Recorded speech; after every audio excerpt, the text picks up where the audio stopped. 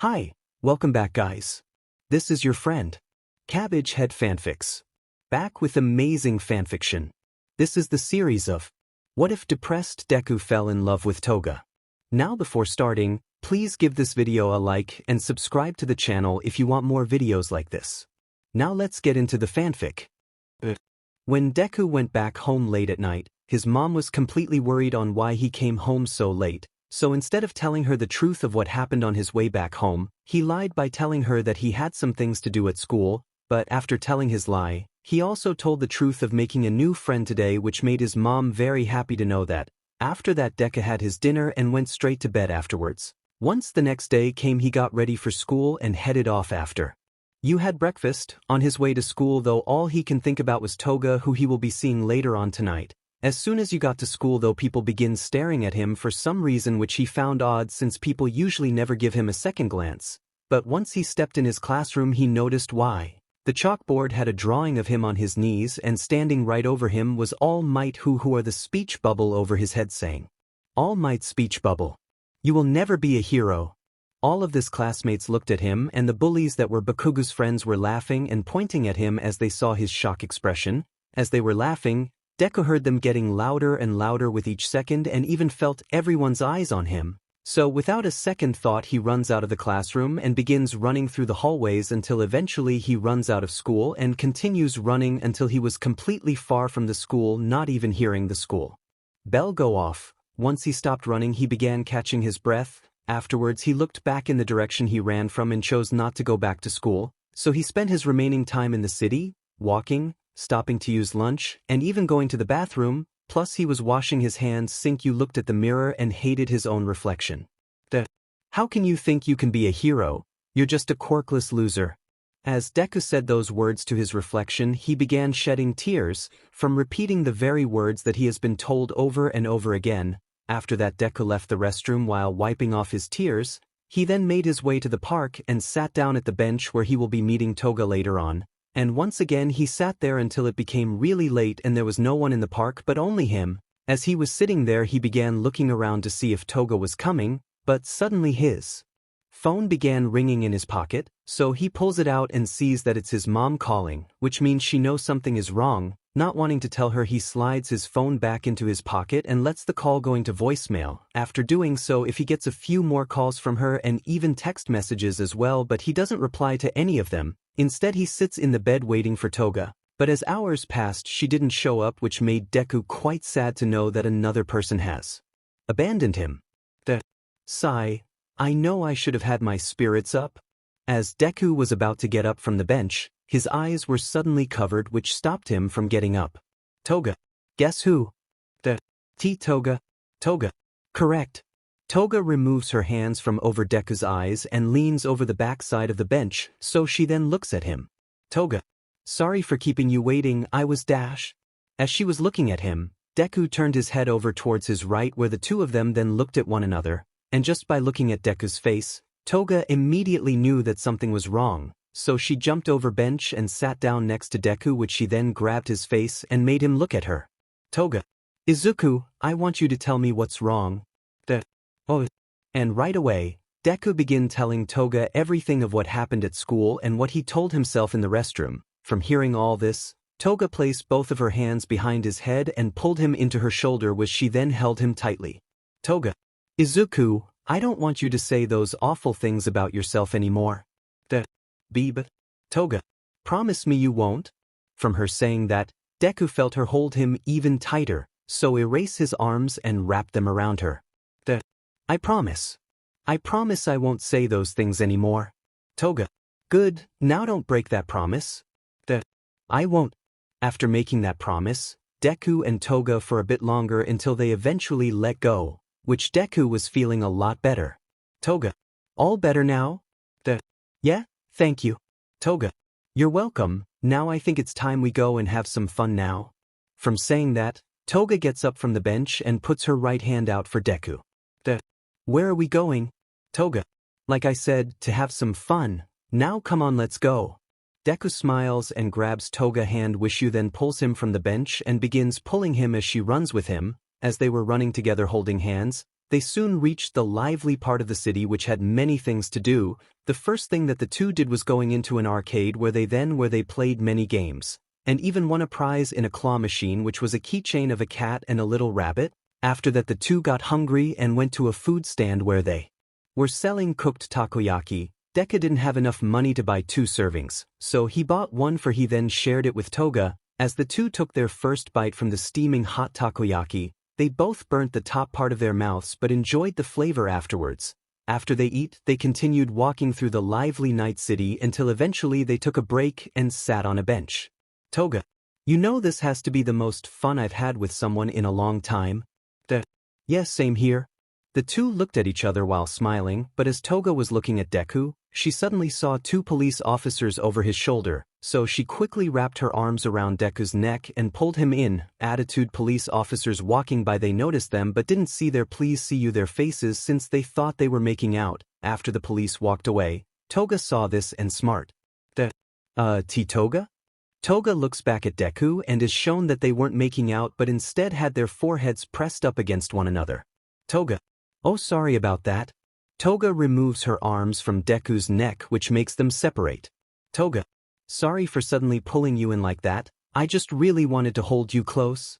It's okay. As Toga was looking at him, she noticed that Deku wasn't looking at her due to trying to hide his blushing face, which Toga found very cute. Toga. You know I never mentioned this before, but you're really cute, Izuku. Hearing that, Deku looks over at Toga and blushes even more. Toga. Seeing him act all embarrassed made Toga giggle from knowing how cute he was. Toga. I had a really great time today with you. I did too. Toga gets up from the bench and stand in front of Deku where she then puts her right hand into the pocket of her sweater and pulls out her phone. Toga. Let's exchange numbers, so we can always talk to each other. Oh right. Goes ahead and pulls out his phone from his pocket, but as soon as he looked at the screen he saw all the missed calls and messages from his mom, but he just ignores them for now and begins to exchange numbers with Toga. After that was done, Deku also got up from the bench. Toga. Well, now that that's done, I think it's time for me to go now. Thanks for today, Izuku. I should be thanking you, Toga. Toga. Don't worry about it, I'll see you soon. Likewise. The two then hug each other one last time and begin walking to different directions, but as Toga was walking away she then walked into an alleyway where 3 boys suddenly followed her in. As she reached the dead end she saw the 3 boys. I knew that they had impure motives, so they began getting closer and closer to until they were right in front of her. Toga. So you boys want to have fun, huh? Well, today's your lucky day. Right after she said that, 2 knives slid out from her sleeves and into her hands where she then gripped the handles tightly, and in the blink of an eye the 2 boys that were standing on the sides suddenly had their throats slit. As soon as they noticed it was too late and they fell to the ground. The last boy saw this and noticed the 2 bloody knives in Toga's hands which scared him so badly that he fell to the ground. But from doing so he looked up at Toga and was completely consumed with fear. Toga. Hee, when I said you boys want to have some fun, I actually meant myself. Toga held her right hand up with her knife and then plunged it down into the boy's chest which kills him instantly. After killing that boy she then wets the blood from her knife and begins to walk out of the alleyway leaving the 3 bodies there for someone to find.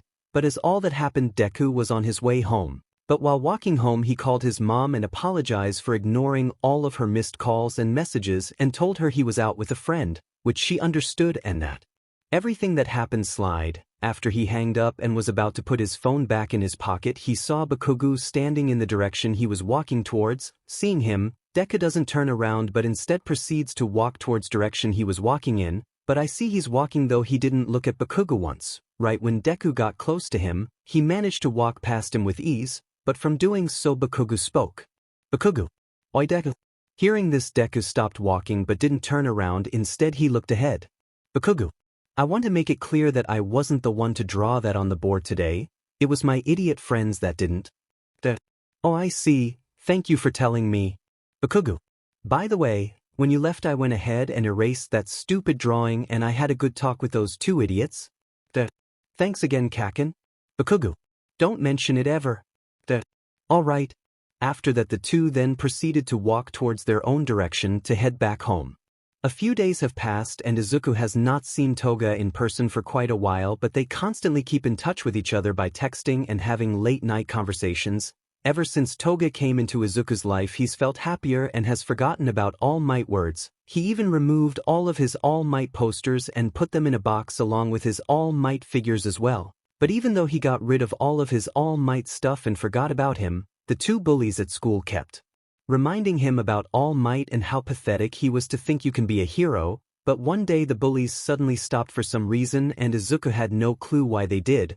But now knowing that they weren't going to bother him anymore, he was fine without knowing why they stopped. So now that he wasn't getting bullied on a daily basis, Izuku was pretty happy to go to school. But a problem soon came to him, which was deciding of a high school that he will be attending next year. So as Izuku was in his room sitting at his desk where he stared at the sheet of paper that he had to write down his choice of school, he began wondering what school should even choose.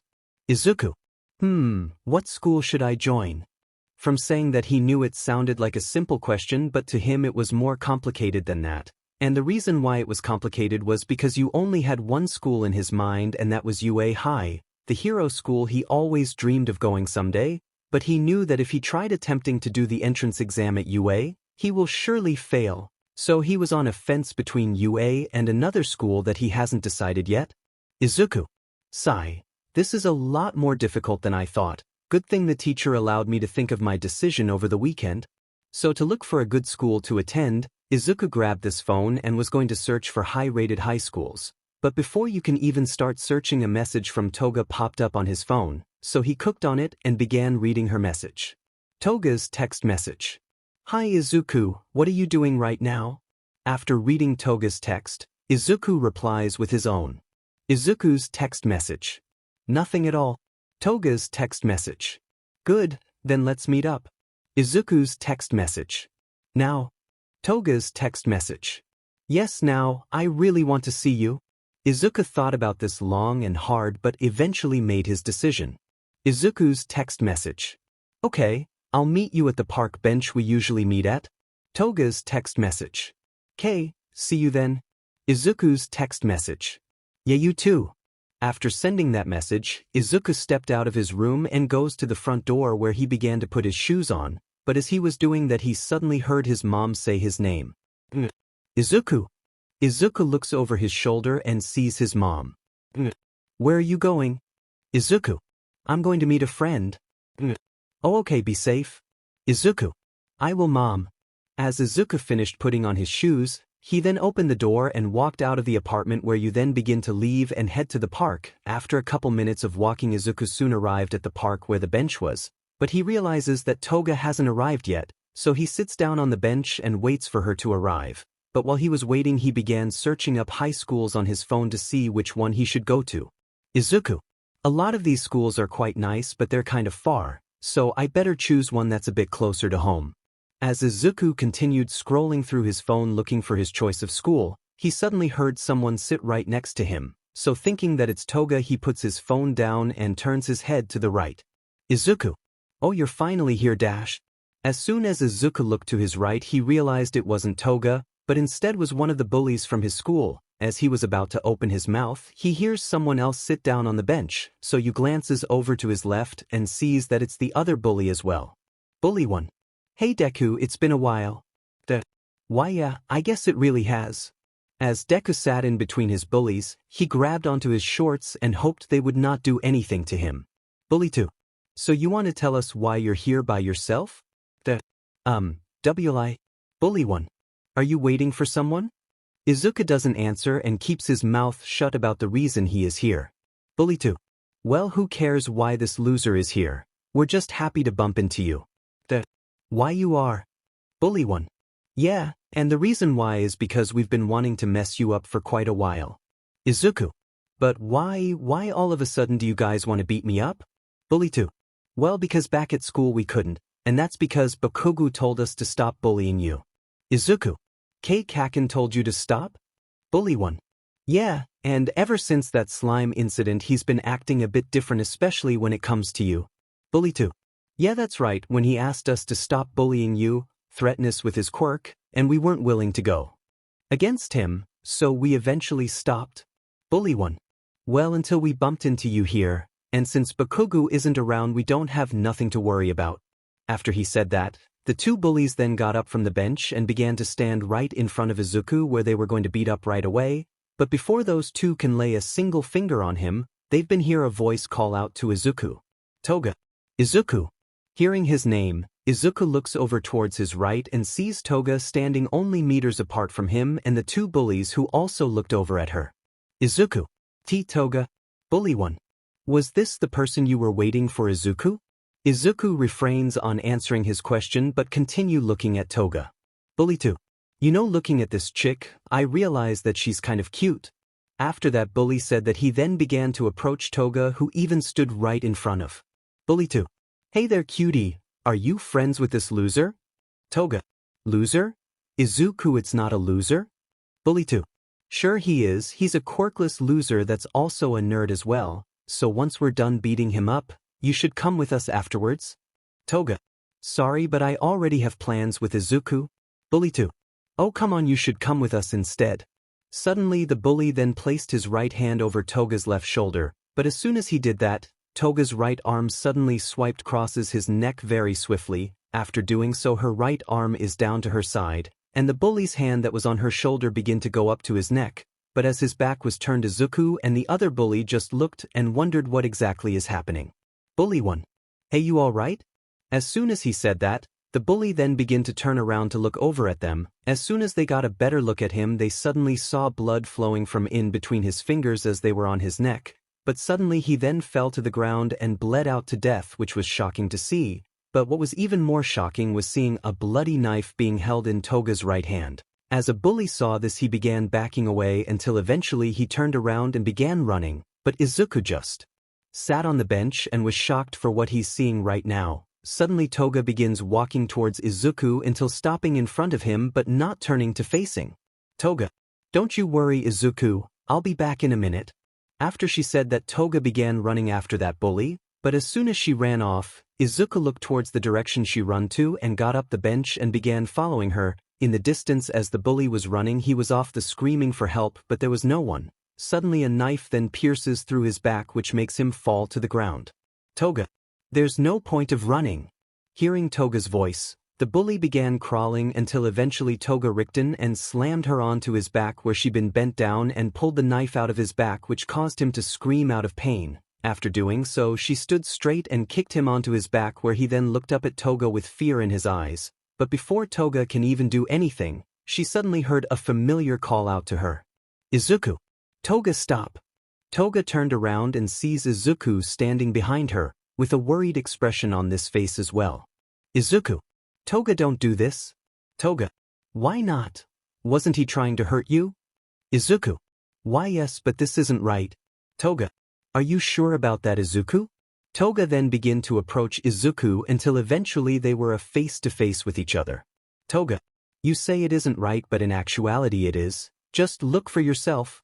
Toga steps out of Izuku's sight, which makes him see the person who bullied him on the ground. Toga. This boy hurt you physically and emotionally, so he deserves this? Izuku. And no, he doesn't. Toga. He does. Toga then grabbed Izuku by his hand and brought him closer to his bully, where he then looked at him. Toga. You look at him, Izuku, this is his punishment and I think you should be the one to punish him. As Toga said that, she slipped her knife into Izuku's right hand and had him clench it tightly. As he looked down at the bloody knife he was holding, he began shaking out of fear. Bully 1. Izuku, I'm sorry for bullying you for so long, please help me. As Izuku heard that, his fingers begin to loosen themselves around the handle knife. Bully 1. Come on, Izuku, help me just like old friends help each other. As soon as he heard those words, Izuku's fingers begin to tighten around the handle of the knife again, but this time his hand wasn't shaking. Izuku. Old friends? Bully 1. That's right, me and you could be like old friends again, just like how we used to, so come on, help me. As Izuku heard him speak, he began to get angry from every word he told. Suddenly Toga leaned in from behind and whispered into his ear. Toga. He's not your friend Izuku, not anymore. From hearing her say that, Izuku began to approach his bully until eventually he stood right over him. Bully 1. Izuku. Izuku. Sorry, but this is what you deserve. Without any hesitation Izuku plunged the knife down into his chest, but that wasn't enough to satisfy Izuku, so as he was on his knees he pulled the knife out of his chest and begins stabbing him in the chest over and over again. From doing so the blood begins to splatter on his hands, face, and close as well. After short mint he eventually stopped and looked at the bully who he just killed right now, but as he was looking at him, Izuku's suddenly began tearing up for what he just did, but as he was on his knees still shedding tears Toga suddenly came up from behind him and wrapped her arms around his body. Toga. It's okay Izuku, you did good, now let me take care of this. After what Izuku did he was traumatized from what he did so Toga set him down on the bench while she began cleaning up their traces and moving the bodies to a tree that is surrounded by bushes. Once all that was done Toga grabbed Izuku by the hand and began taking him to a nearby neighborhood where they then reached a house. Toga goes ahead and opens the door and brings Izuku inside where then he looks around. Izuku. Is this your house? Toga. Don't worry about that, just keep on going. Toga shut the door behind them and begins taking Izuku up the stairs until they reach the top and head into a room where Toga then sits Izuku onto the bed. After that she placed her hands under his chin and raised his head up to look at him. Toga. Stay right here Izuku, I'll be back to get some stuff to clean you off. Oh. As he said that very quietly Toga can tell that he's still traumatized, so she puts her right hand on his left cheek to give him some comfort. Toga. It's okay Izuku, I'm here so you don't have to worry about a thing. Izuku doesn't say a word back to her, so she goes ahead and remove her hands from his face and leave the room. After she left, Izuku looked down at his hands and saw that they were completely covered with dry blood. As he kept staring at his hands, he began remembering how he kept stabbing his bully over and over again. Izuku. Why did I do that?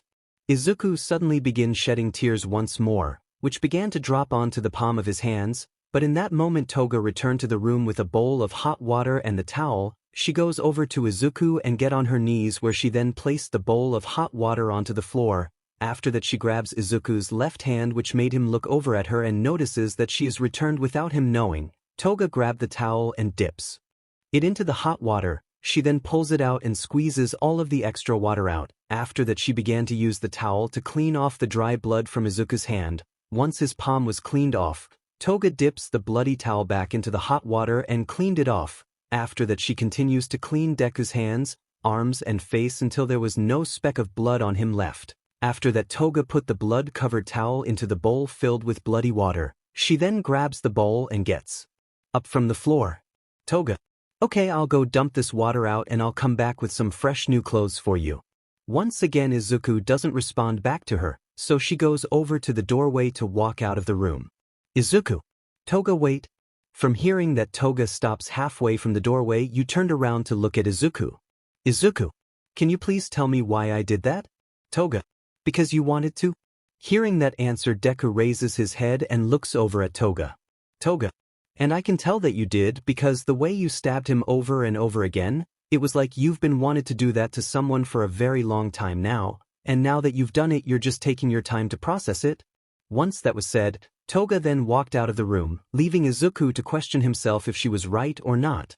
Minutes later Toga returned with some clean clothes that she placed next to Izuku. After that she then stepped out of the room once more to allow Izuku to change. Once he was changed Toga went back into the room and sat on the bed next time.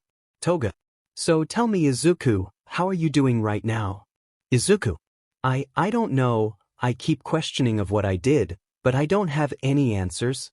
Toga goes ahead and places her hands on Izuku's head, where she then pulls him into her chest. From her doing so Izuku blushes from having his head on her chest. Izuku. Toga what are you dash? Toga. Do you hear that Izuku? It's my heart and it's pounding so hard right now. Hearing her say that, Izuku begins to hear Toga's heart pounding like it was a drum, but as he was hearing her heart, he suddenly felt a hand rest on the center of his chest. He collects us down and see that it's Toga's. Toga. And just like mine, your heart was also pounding like this when I held you from behind back at the park, and that's when I noticed that you and I are the same. We do what we want because we wanted to, like how I wanted to become friends with you and like how you killed your bully. So don't worry your little head Izuku, you have someone that understands you and will never ever abandon you. After that was said, Izuku began to feel his worries fading away just like how All Might's words did, so he goes ahead and closes his eyes and rests his head on Toga's chest. After a minute or so Izuku fell asleep, which made Toga lay him on the bed. From doing so she also leaves onto the bed with him. As she looks at him sleeping she began running her fingers through his soft green hair. But in that moment she began to explain herself to a sleeping Izuku. Toga. You want to know something, Izuku? When I texted you to meet up with me I was actually planning to kill you, but seeing what you did reminded me of myself when I killed someone, so I decided not to kill you but to have you with me, so we can kill people together and get even closer to one another until... Toga then moves closer to Izuku and begins to close her eyes that she has her hand on his head. Toga's mind. You fall in love with me. As morning came, the sunlight pierced from in between the curtains and shined on Izuku's closed eyes, which he then began opening. He raises his left hand up to his face so he could block the sunlight shining on his eyes. After doing so he was able to see clearly, and what he saw next to him was Toga, who was sleeping real close to him. Seeing this startled him, but he doesn't make a noise since he doesn't want to wake her, so he remains quiet and just looks at her as she sleeps. But while looking at her, he could admit that she looked very pretty. Izuku went ahead and leaned in so he can get a better look at her, but as he got so close to her face, he noticed that his lips were only inches apart from hers, and had a thought of kissing her. But before you can make a decision he quickly noticed that Toga was beginning to wake up, so he quickly pulled away from her and turned his body around so it's back with me facing her. As soon as Toga awoke, she sat up and began to rub her eyes. After doing that she looked over at Deku, who is pretending to still be asleep. Not knowing that he's pretending, she went ahead and grabbed his right arm and began gently moving him back and forth. Toga. Hey Izuku, it's time to get up. As she was gently moving him, Izuku went ahead and opened his eyes slowly as he turned his head towards her. Izuku. Morning, Toga. From looking at Izuku's face, Toga notices a slight blush on his cheeks, but she pays it no mind and proceeds to climb over Izuku, where she then gets off the bed. Toga. Come on Izuku, let's go get some breakfast. Izuku. Alright. Izuku went ahead and got off the bed as well, and began following Toga out of the room and down the stairs. But once downstairs Izuku notices that Toga passes the kitchen and heads to the front door instead, so he continues following her until they both walked out of the house and begin walking through the neighborhood. While walking through it Izuku looked over at Toga and went ahead and asked a question. Izuku. Hey Toga, was that your house we stayed in? Toga. No it wasn't. Izuku. Then whose is it? Toga. It's no one's. Izuku. What? Toga. That house is actually on the market to be sold, so it's not mine or no one else's, it's just an empty house that is well furnished, so don't worry your little head about it, we didn't break into someone's house. Izuku. I see, but still you shouldn't be breaking into houses. If you need to stay somewhere then why don't you go home? Toga. Well, because I don't have a home to go back to. From hearing that Izuku stops walking and looks at Toga, who is still walking ahead, but she soon stops and turns around to look at Izuku. Toga. You may have questions of why I said that, but believe me when I say that it's best that you don't know. Izuku. Oh. After Izuku said that he looked down at his feet from feeling bad for bringing up something he didn't know about. As Toga sees this she goes ahead and walks over to him. Once she got close she grabbed his cheeks and raised his head, where he was then able to look at her. Toga. Don't feel bad Izuku, you just didn't know that about me, so don't look all gloomy, instead let me see that cute smile of yours. Hearing that Izuku does a small smile which wasn't the smile Toga wanted to see. Toga. Come on, let me see a real smile. Seeing how eager she is to see his smile, actually made Izuku quite happy, so you smiles widely, which then smiles from seeing. Toga. There's that cute smile of yours. After seeing Izuku's smile Toga then lets go of his cheeks and grabs him by his left hand. Toga. Come on, I'm starving, let's go get something to eat. Izuku. Alright, let's go then. So after that was said, Izuku and Toga continued walking together hand to hand, until they eventually reached a convenience store and entered inside and began getting enough food for the both of them. After getting their food Toga went ahead and paid for it since Izuku forgot his wallet back at home. Once they left the convenience store they soon stopped at a park and sat down on a bench where they then began eating together. After they finished eating they continued sitting at the bench and looked at the clouds passed by. Toga. Today looks like a nice day, don't you think so Izuku? Izuku. Yeah, it does. By hearing the tone of his voice, Toga notices that something is bothering him. Toga. Hey, is something bothering you? Hearing her say that, Izuku looked over at her and saw that she was quite concerned. Izuku. You noticed, huh? Toga. Yeah, I did. So is the thing that's bothering you about what happened last night? Izuku. No, that's not what's bothering me. Toga. It's not, then what is? Izuku. Well, you see, I'll be graduating from junior high soon, which means I'll be attending high school real soon. Toga. And what's the problem in that? Izuku. Well, I'm sort of on the fence of what high school I should be joining. Toga. I see. Hearing this, Toga knew if Izuku went off to high school, then he wouldn't have much time to spend with her and wouldn't be able to do the things she wants to do with him, so she quickly comes up with a plan to keep him with her. Toga. You know what I think? Izuku. What? Toga. Don't go to any school at all and just be with me instead. Izuku. But I need to attend the school, it's what my mom will like me to do. Toga. But is it something that you want to do? Hearing that, Izuku began to think long and hard about what she said. Izuku. To be honest with you, I don't know what I want to do, since I only had one dream in mind. I never thought of what else I wanted to do. Toga then placed her left hand over Izuku's right hand, which made him look over at her. Toga. Then how about we work together and figure out what you truly want to do? And she said those words to him. Izuku then turned his hand around and locked his hand with Toga. Izuku. All right, Toga, let's work together, just me and you. Toga. Hee. Okay, just the two of us, and don't worry about the application for the school you want to attend, I'll take care of it. Izuku. If you say so. Once Izuku said that, Toga smiled, not only from him accepting the proposal she gave him, but from her plan to convince him to stay with her. After Izuku parted ways with Toga from the park, he returned home, but from doing so his mom soon confronted him and started questioning where he was out of worry. Instead of telling her the truth of what happens and what he did, he decided to lie and tell her that he spent the night at a friend's house without asking her. From hearing that, she believed him but was a little upset with him for not telling her sooner. After that, he apologized to his mom and went to his room. Once in there, he immediately laid on his bed and stared up at the ceiling. While doing so, he suddenly found his phone vibrating in his pocket, so pulled it out and sees that Toga has sent him Toga's text message. Hi Izuku, sorry for bothering you so soon, but I have to tell you that we won't be seeing each other for quite a while. Well, not until you graduate from junior high. Izuku's text message. Oh, okay, but can I ask why? Toga's text message. Well, because I'll be very busy with something very important, so don't you worry, we'll see each other real soon, bye-bye. Izuku's text message. Okay, bye. After that, Izuku placed his phone down and continued looking up at the ceiling and began to wonder what exactly Toga is going to do. A few weeks.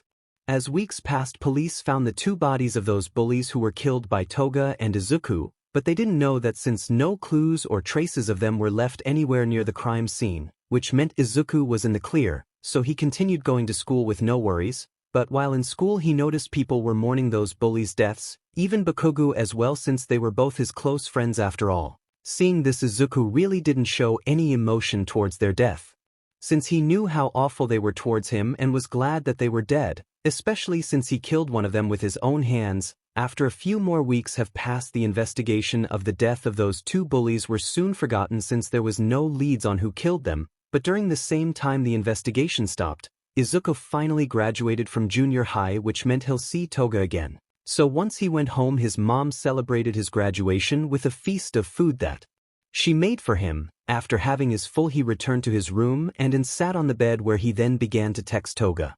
Izuku.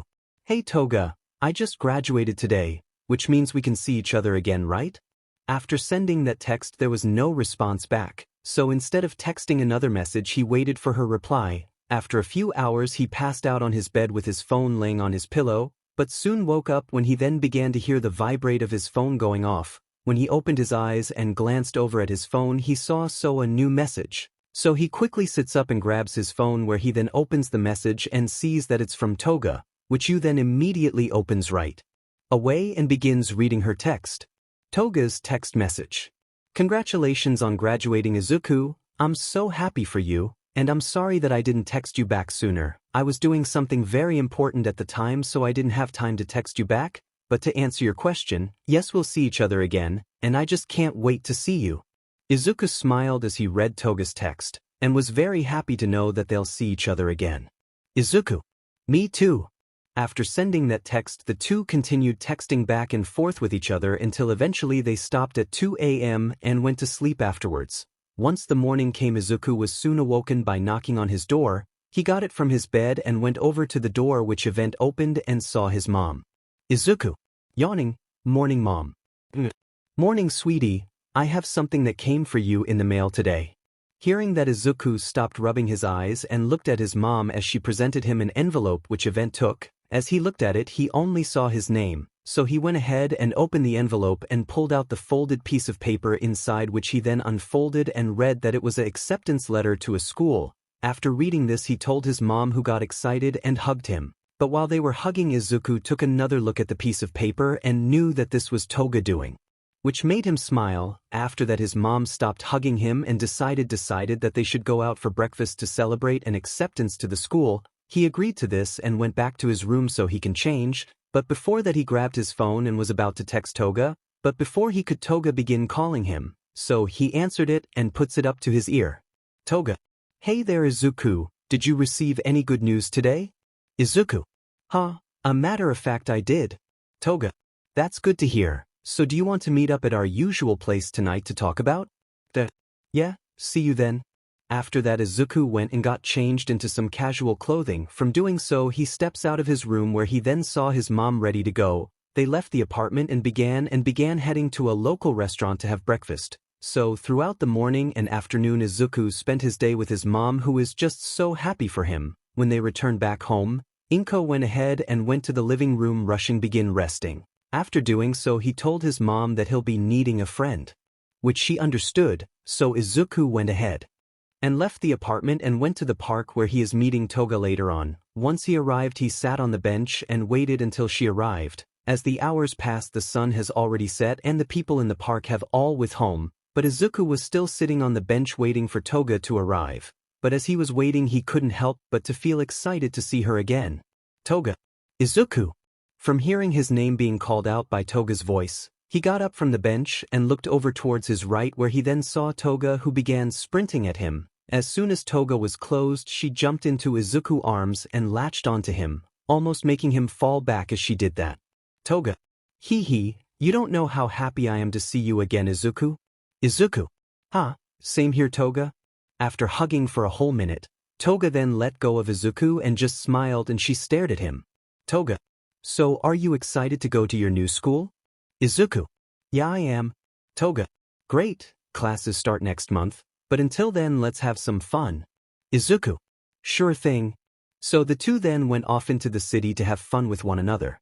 Once the next month came, Izuku began changing into his fake school uniform that Toga had sent to his house much earlier on. Once he was fully changed, he went to the kitchen and had breakfast with his mom. Afterwards, he then went to the front door and began putting on his shoes. From doing so, his mom came up from behind him to talk to him before he goes. Izuku, make sure to be careful on your way to school. Izuku. I will, Mom. Oh, and make sure you have everything you need for your first day. Izuku. I already did. Oh, okay. As Izuku finished putting on his shoes, he went up to the door and opened it. But before you can step out, his mom had one more thing to tell him. Izuku. Izuku. Sigh. What? From saying that, he turned around, but once he did, his mom hugged him tightly. Have a great day, sweetie. From hearing his mom say that, he smiled and hugged her back as well. Izuku. I will, Mom. After that hug, Izuku left to the train station. While on his way there, he saw Bakugo ahead of him. Seeing him from a distance, Izuku notices that he's wearing a UA uniform. Izuku's mind. It looks like Kaken was actually accepted into UA after all. As Izuku looked at Bakugo, he couldn't help but to feel envious of him, since he was following the same dream that Izuku once had, but he quickly cheers himself up knowing that today will be one of the first days he spends with Toga. So he continued walking behind Bakugo without him noticing the entire way to the train station. Once there, Izuku stopped walking behind Bakugo and went over to the opposite stairway, where he then headed up. From doing so, he was on the opposite platform across from the one that Bakugou's on. Once their trains arrived, they both got on and began heading their opposite ways from each other. After 30 minutes later, the train that Izuku was on then arrives at his destination. When he got off the train, he pulled out his phone and looked at an early text message he received from Toga in the morning. Toga's text message. Good morning, Izuku. I hope you're excited today like I am. From reading that text again, Izuku smiled. I'm doing so. He then moved on to the other text she also sent him. Toga's text message. Oh, by the way, we won't be meeting at our usual place, but don't you worry, there is another place we can meet up, so see you there.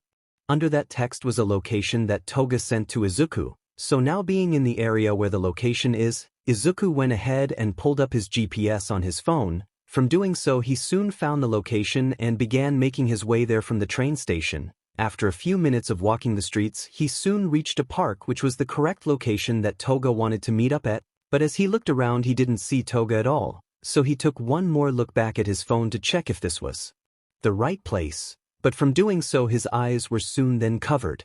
Toga. Guess who? Izuku. Huh? It's Toga, of course. Toga. Ding ding ding, you're correct. Toga removed her hands from over Izuku's eyes, which allows him to turn around and face her. From seeing her, he smiles. Toga. So, Izuku, are you ready to have some fun today? Izuku.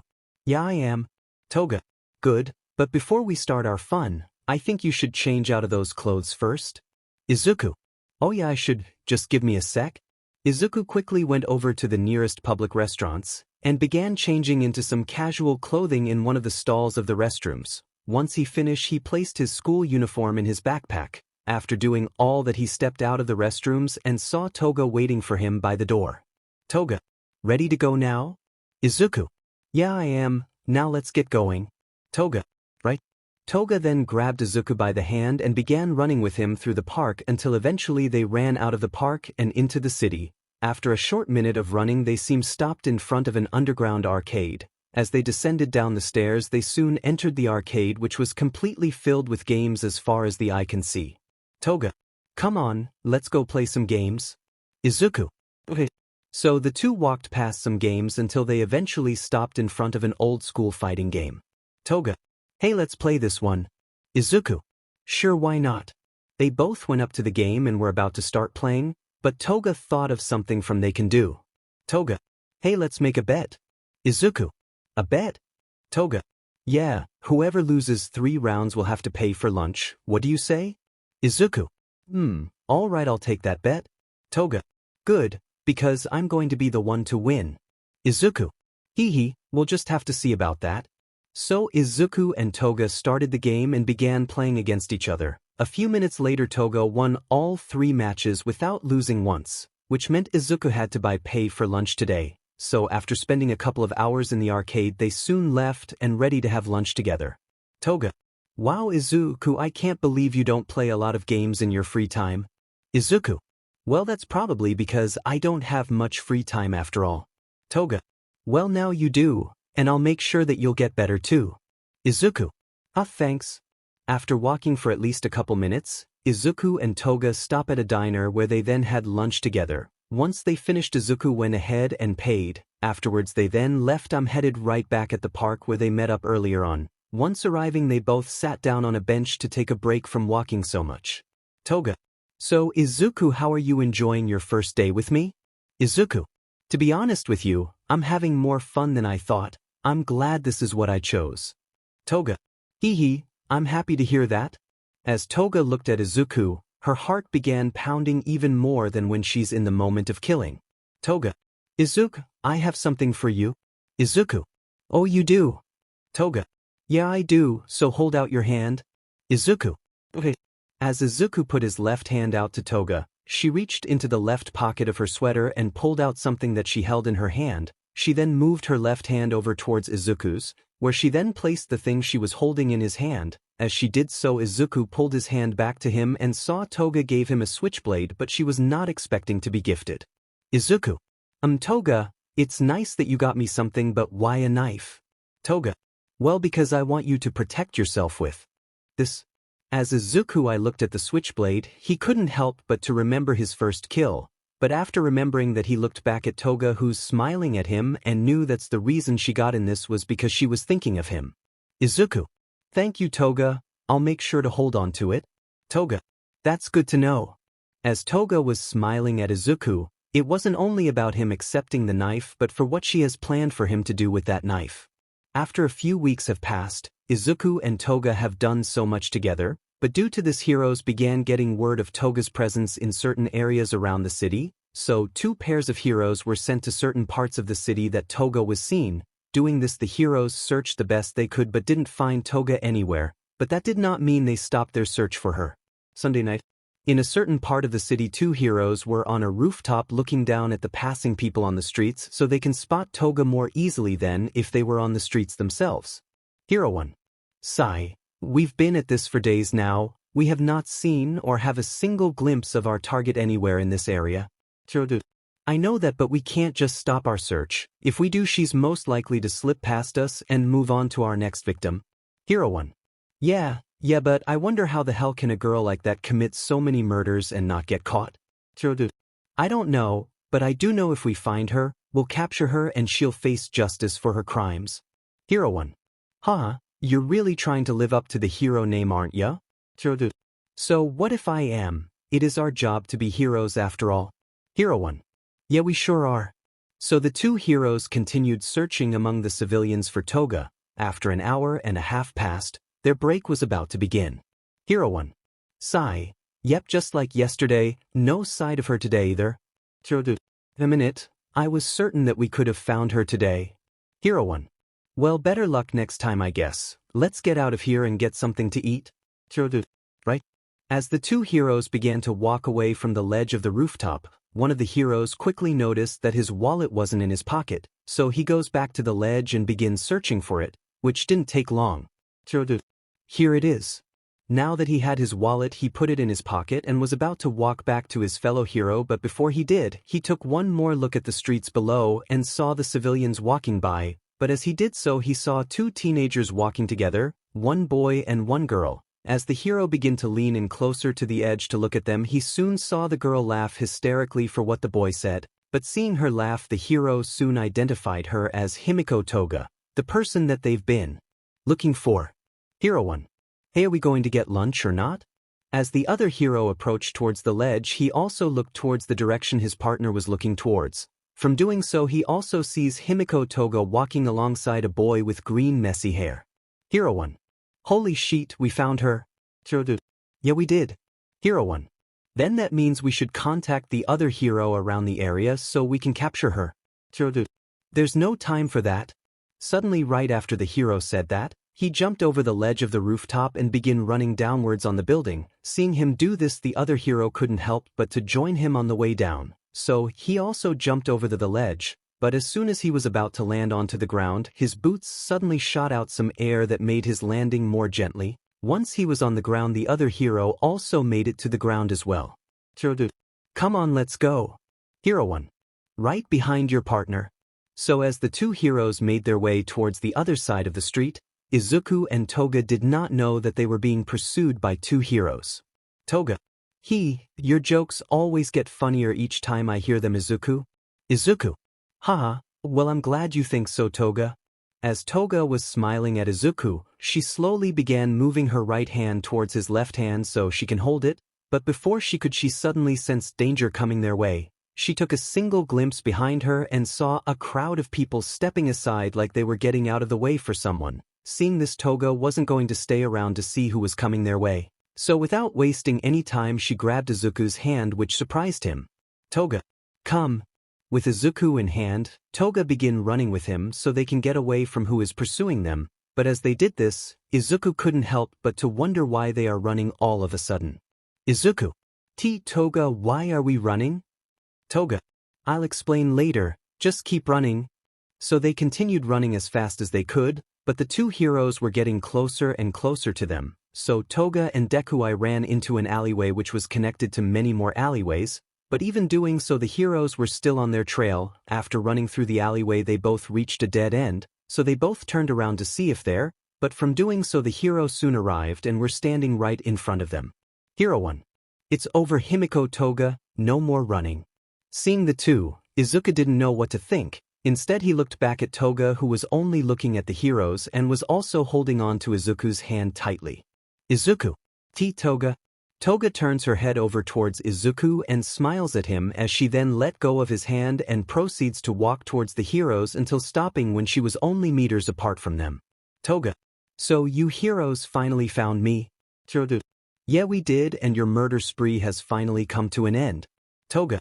Hee, I beg to differ. With that said, a knife suddenly came out of Toga's left, which she then threw at one of the heroes, but as soon as the knife got close to either of them they managed to dodge it and get out of its way. After doing so they look towards Toga and sees her rushing straight towards them with a knife in hand. Before they can react, Toga was already close enough to begin attacking. As she attempted to cut or stab one of the heroes, they managed to dodge each attack she threw at them, but they couldn't get close since she kept closing the distance. So as she continued doing this, Izuku just stood there watching Toga fight against two heroes, a part of him wanting to help her but the other part wanted him to stay out of her way. Izuku's mind. Toga. Suddenly, while Toga was holding her on against the heroes, they suddenly went two different ways, making Toga wonder which one she should attack first. Hero 1. I got you now. As the hero moved in to grab Toga, she lunged forward with her knife, ready to stab him. All right, before her knife could get anywhere, he was suddenly launched into the air by air from his boots. Seeing what he just did, Toga that she fell for his trip, and before she knew it, she was grabbed behind the neck and was then slammed onto the ground. Now we got you. Izuku. Toga. Seeing her pinned down to the ground, Izuku began running towards her but was then stopped by the hero, who jumped in fear. Hero 1. Stop right there, kid, you don't want to get close to her, she's dangerous. Izuku. No, she's not, she's my friend. Hero 1. Well, your friend here is a psychotic murderer who has killed too many to count, and hell, you could have been one of them today. Hearing that, Izuku looks over at Toga and sees her struggling to get back up. Seeing her in such a way couldn't bear it anymore. Izuku. If she's a murderer, then so am I. Hero 1. Huh. Suddenly, right in that moment, the hero suddenly felt something pierce through his stomach. He goes ahead and looks down and sees a knife lodge deeply into his stomach. He looks back at Deku and see that his eye have suddenly turned very menacingly. Hero 1. You little. Right before the hero was about to finish what he was about to say, Izuku turned the knife sideways, which he then sliced open the hero's stomach. After doing so, he pulls out his knife, making the hero fall to his knees, but as soon as his knees hit the ground, the other hero heard it and looked ahead to see his friend fall to the ground dead. As the hero was looking at his now dead friend, he also looked at Izuku, who is gripping on to a blood-covered knife in his right hand. Izuku. You DMNBSTRD. As hero yelled that out, Izuku raised the knife and pointed it straight at the hero. Izuku. Let go of Toga.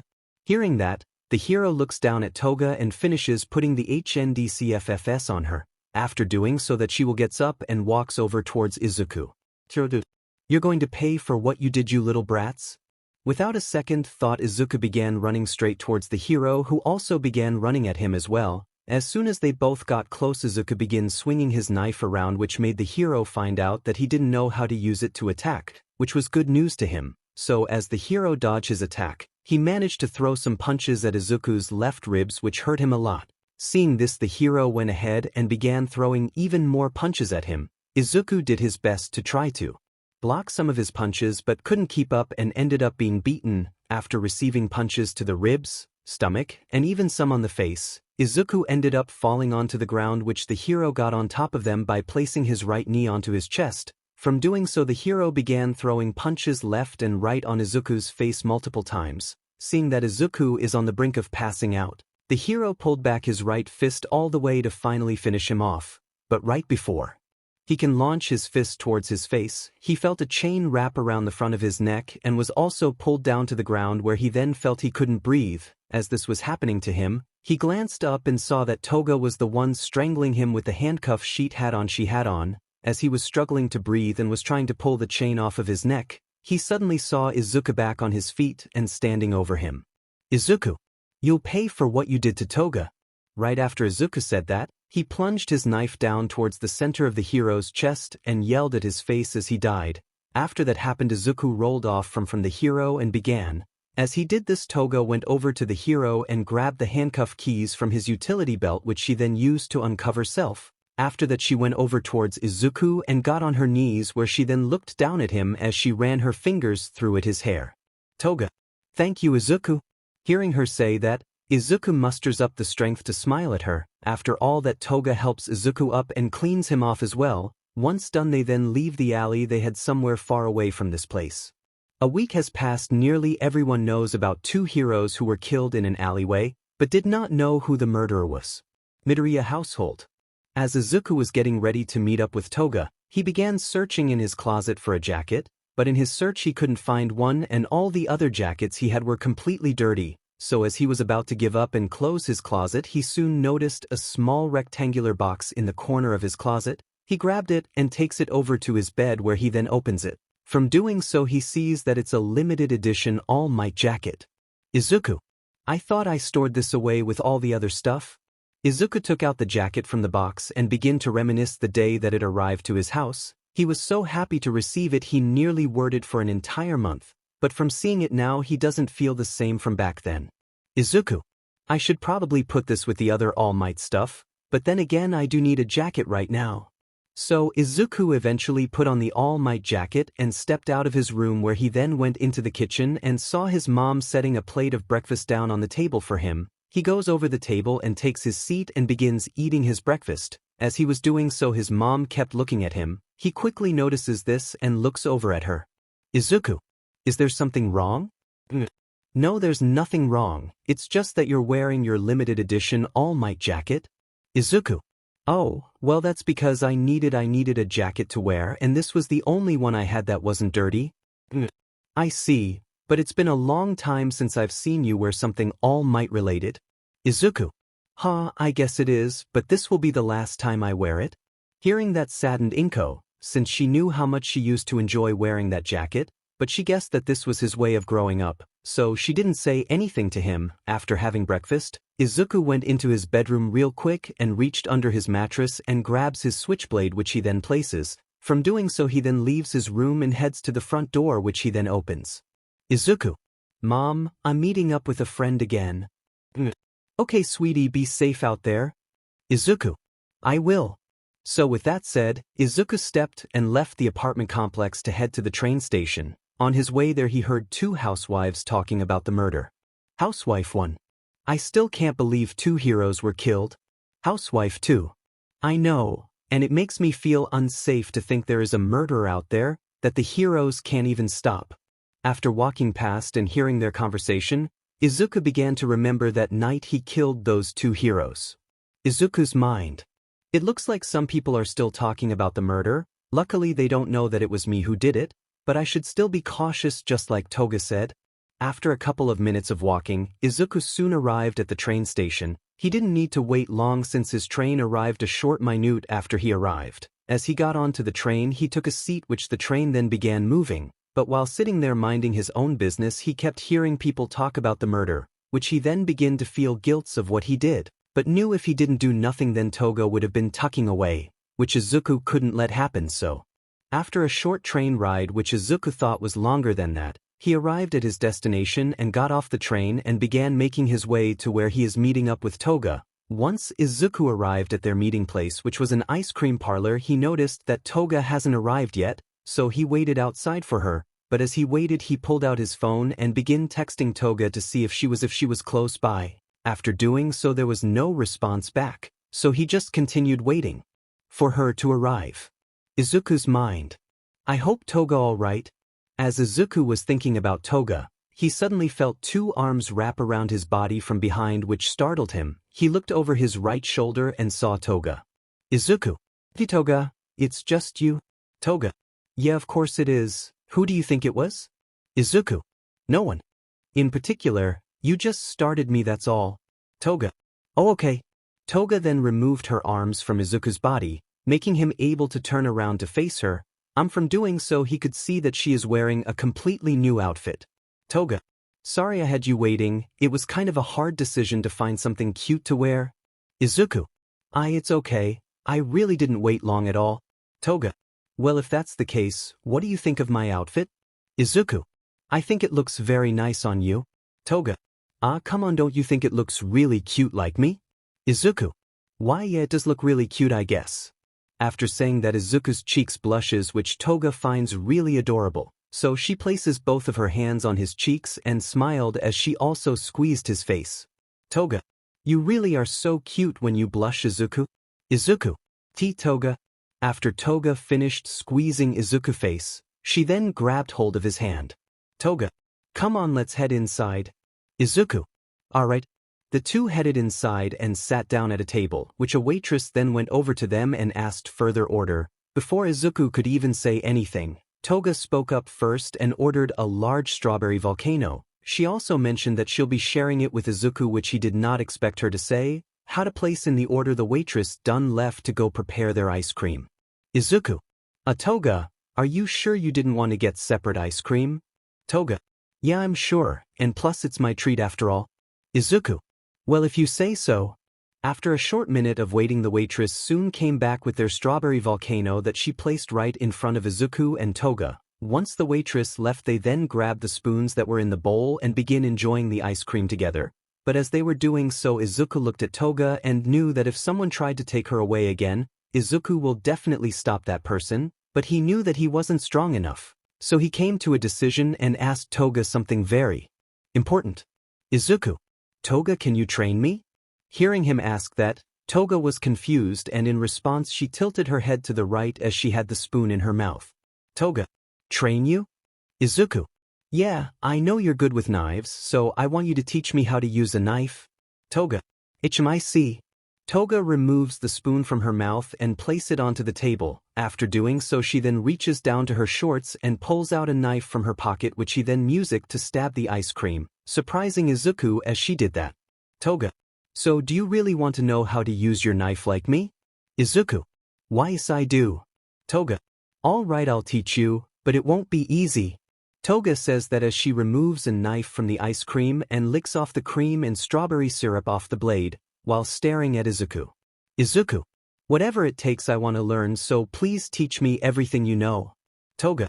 Hee, I like your eagerness to learn, so starting tomorrow I'll teach you the basics. For now, let's just enjoy this day while we still. Izuku. Okay. Knowing that Izuku wants to learn to use a knife made Toga very happy, so she couldn't wait to start his training tomorrow. Since that day Izuku asked Toga to train him using a knife, she has been teaching him everything that she knows in an empty warehouse when no one ever comes to. In the past few days Izuku's knife training has improved quite a bit, but Toga knew that he was lacking a bit in agility, which was something that improved her knife skills greatly, so she came up with a good idea that will help him. Toga. Izuku, could you come over here real quick? Izuku. Yeah, sure. Izuku runs over towards her. Once he was face to face with her, she began walking around him in a circle, until eventually stopping in front of him. Toga. Okay, Izuku, I want you to focus on me and not look away. Izuku. Okay. So Izuku then begins staring right at Toga and didn't look away from her one bit. Toga. You're doing good, but now here's the real challenge. Right after Toga said that, a knife soon slid out of her right sleeve, which she then to slash straight at Izuku, but as she did that he notices the knife heading right towards him, so he leans back and dodges it by hair. After doing so he then backs away, but as he did this he took his eyes off of Toga, so once he was a good enough distance he looked back towards where Toga was and didn't see her there anymore. Before he could look around to see where she's gone, he then hears a footstep behind him, but before he could turn, he was then tackled to the ground, which made him let go of his knife that he held in his right. As he was pinned down to the ground, he suddenly felt sharp and cold press against the right side of his neck. Izuku. Toga. Toga. Hee yup, and it looks like I got you? Izuku. You got me? Toga. That's right, I was testing you, and it seems that you failed. Izuku. Oh, that's why you attacked me all of a sudden? Toga. That's right, and if I was a real threat I would have killed you right now. Hearing what she said, Izuku slowly turns his head over towards his left and looks over his shoulder to see Toga smiling widely at him. Toga. But lucky for you I'm not. As she said that, she then took the knife away from his neck and got off of his back. After doing so Izuku rolled over onto his back, where he then looked up at Toga, who had her left hand out to him. Seeing this he grabs her hand, which she then helps him up. Toga. Izuku, you're improving quite a lot, but you need more agility if you don't want to end up in that situation you were in earlier. Izuku. I see. Toga. So starting today I'll be helping you with your agility, by attacking you over and over again until eventually you're faster than me and are able to pin me to the ground like how I did to you. Izuku. Oh, alright then, I'll do my best. Toga. Hee good, now let's continue. So throughout the rest of the training, Toga constantly attacked Izuku over and over again until he was too tired to keep on going. So as he sat on the ground catching his breath, Toga handed him a water bottle which you then took and began drinking right away. Toga sat next to him and also began drinking her water bottle. Izuku. Breathing. Toga, can I ask you something? Toga. Sure thing. Izuku. How are you so fast and agile? Toga. Well, because when I was going to school, I was part of the gymnastic club, which taught me all my movements. Izuku. Oh, I see. Then how did you learn how to use a knife? Toga. The internet, of course. Izuku. That's interesting to know. Toga. Yeah, I guess it is. I learned a lot of things off the internet, like picking locks and how to keep my hair nice and pretty. Izuku. I see. So is there anything else you learned? Toga. Well, I did learn about some recipes, but never really had the chance to try them out. Izuku. Well, perhaps one day if you choose to cook those recipes, I wouldn't mind trying them out. Toga. Really? Izuku. Yeah. Hearing that makes Toga very happy as she blushes and smiles on how kind Izuku really is. Toga. Well, if that's the case, I'll hold you up to those words. Izuku. Huh? Okay then. So after a couple minutes of resting they soon returned to training which lasted for at least 3 hours. Once they finished today's training they went ahead and left the warehouse so they could both get to eat. But while Izuku and Toga went off to spend the remaining hours of their day, heroes were still investigating the death of those two heroes, so as a couple heroes were at a mortuary where the dead bodies of the heroes were being stored, a mortician began explaining to them of how they die. Mortician. Well, as you see here, ladies and gentlemen, this man here was cut open across the stomach, and judging by the cuts I'm guessing the knife a person used must have been very brand new, and as we move over to this young gentleman, it is clear to see that he was stabbed through the chest where his heart was pierced. But what I found strange when I began to examine his body is that he has chain marks on the front part of his neck, which meant he was also being strangled, which could only mean one thing. It was two killers. Mortician. Yes, that's right. Who's the one that said that? I did. The hero that just said that walked to the front of all the other heroes and stood in front of the mortician who immediately recognized him since they've seen him before. Mortician. You're the hero Eraserhead. Izawa. Yeah, I am, and I'm the one in charge of this investigation now, so any information that you have I want to know about it. Mortician. Yes, sir. With Aizawa now in charge of this investigation, he was not planning to stop until he finds the two killers responsible of this. After a few days of training with Toga, Izuku has improved a lot, so Toga decided to cut their training short for today so they could spend the rest of the day together. Doing so they left that warehouse and went into the city so they can have fun together. But as they were walking through the city, Izuku's entire body was feeling sore due to the training he's gone through. Toga notices this but just find it funny, so she grabs onto his left arm tightly which he reacts with a little of pain. After doing that she lets out a giggle which Izuku hears and looks over towards her. Izuku. Toga, could you not hold on to my arms so tightly? Toga. Hee. Sorry Izuku, no can do. I need to hold on to you tightly so we don't get separated. Izuku. I understand, but my body is a bit sore from all that training we do, so if you don't mind could you please ease up on how tightly you hold me? Toga. Hee. Oh Izuku, you really are so cute, but I think you are even more cuter when I see you in a bit of pain. Hearing that Izuku brushes, but as he did, Toga poked his stomach which was the part of his body that was the most sore. Izuku. Oh wow Toga? As Izuku looks at Toga, he sees her giggling from his reaction of pain, so she continued poking sensitive parts of his sore body until eventually he had enough. He ends up grabbing her cheeks and pinching them, but not too tightly since he didn't really want to hurt her. But even after doing this, Toga wasn't going to stop her poking, and Izuku wasn't going to stop his pinching either. Izuku. Are you going to stop now, or am I going to keep on pinching your cheeks? Toga. You can pinch all you want, I'll never stop my poking. As they both continued this, they had no clue that someone poached them both and called out Izuku's name. Izuku! Hearing that voice, Izuku and Toga paused what they were doing and turned their heads over towards Inko. Izuku! Mom? As soon as Deku said that, he let go of Toga's checks and turned his body to face Inko, who then approached him. Izuku, why aren't you here and not in school? Izuku. WL. Bye. With no explanation in mind, Izuku had no clue how he can get out of this situation, but suddenly Toga then get yourself involved into the conversation by getting in between them both. Toga. Hi there, Mrs. Midoriya, it's so nice to finally meet you in person. Oh, hello there, and you are? Toga. I'm Himiko Toga, a classmate of your son and his best friend too. Oh, then you must be the friend that my son meets every weekend? Toga. Yep, I sure am, and the reason why we aren't in school at this time is because we were let out early, so we decided to go into the city to spend some time together, and Izuku had a change of clothes in his bag, which also explains why he's not wearing his uniform. I see now, well, I guess there's nothing wrong here after all. Toga. Yep, that's right, nothing wrong here at all, just two really good friends hanging out. As Toga said that, she also hugged Izuku tightly, which he finds painful due to his sores, but does his best not to show it by just smiling. Izuku. If that's right. After saying that, Izuku glanced down and sees Toga glancing up at him with the devilish smile on her face, saying that he know exactly what she was doing. Well, if that's the case, how about you come over for dinner, Toga? Before Toga could respond to Inko's invite, Izuku speaks up and tries to make an excuse. Izuku. Oh, well, me and Toga we're deciding to go dash. Before he can finish his sentence, Toga squeezed him tightly once more. Toga. I would love to come over for dinner, Mrs. Midoriya. Wonderful, then come along you too. Toga. Right, come on Izuku. So Toga and Izuku followed Inko back to the apartment complex. Once they arrived at their apartment, they all went inside and took off their shoes. Toga. Thank you for having me, Mrs. Midoriya. You're quite welcome, dear, and you can just call me Inko instead. Toga.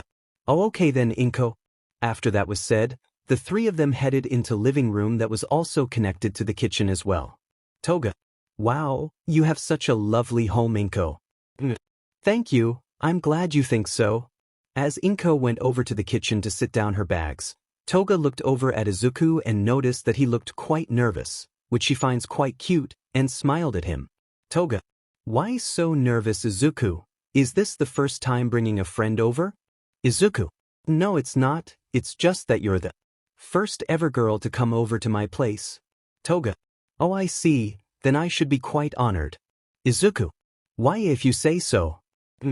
Toga, would you like to help me prepare dinner? Toga. Sure thing, Inko.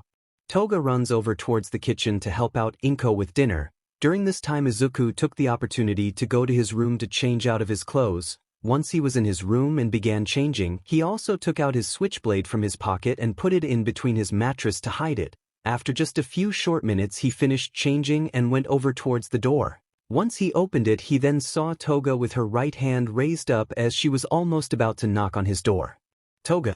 Hey Izuku, your mom wanted me to tell you if you could set up the table? Izuku. Oh, sure thing. After that was said, Izuku steps out of his room and goes over to the kitchen. Toga. Once there, he began setting up the table as Toga and Inko began to put the finishing touches on dinner. Once all that was done, the three of them sat down at the dining table with freshly cooked food right in front of them. Izuku/Toga/Inko. Thank you for the meal, /thank you for the meal, /thank you for the meal.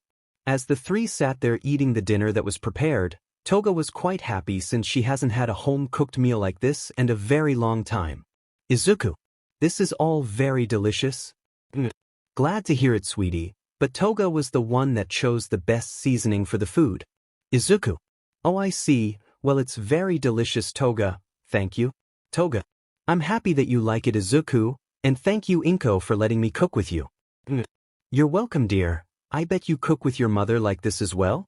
As Inko said that, Izuku looked over at Toga to see how she reacted since his mom didn't know that she didn't live with her parents at all, but as Izuku looked at Toga, he didn't see her look upset or sad at all. Instead she kept her smile and looked at Inko. Toga. Well, you see, I don't really live with my parents at all, which means I never cooked with my mother at all. Oh, I see, I had no idea. Toga. It's okay, I'm just glad that I got to cook with someone. That's good to hear, and if you ever want to come and cook again, you're welcome to do so. Toga. Thank you, Inko. After thanking Inko, Toga just couldn't get those kind words out of her head. After dinner ended, they all begin cleaning up. Once that was done, Izuku and Toga spent a bit of time together in the living room until it got really late. Toga. Looks like it's gotten really late. Izuku. Yeah, I guess it has. Well, I'll walk you to the train station. Wait, you two. By the time you get to the train station we'll be close, so I think it's best that Toga stays the night. Toga. Are you sure about that? Yes, I'm sure. A young girl like you shouldn't be out in the streets this late at night anyways. Toga. Okay, but where would I sleep? You'll sleep in Izuku's room if he doesn't mind. Izuku. Yeah, I don't at all, so I'll just sleep on the couch in the living room. Okay, it's been decided. I'll go get you some of my old PJs for you to wear. Toga. Thank you. Once Inko returned with the PJs in hand, she handed them over to Toga. Toga. Thank you, Inko. You're quite welcome, Toga. I even prepared a bath for you as well. Toga. All right, thanks again. Toga goes to the bathroom and takes a warm bath which she hasn't had in a long time. After her bath she then changes into the PJs. As soon as she is fully clothed she headed over towards Izuku's room. She approached the door, she then saw it open and saw Izuku step out with a pillow and a blanket. Izuku. Oh hey Toga.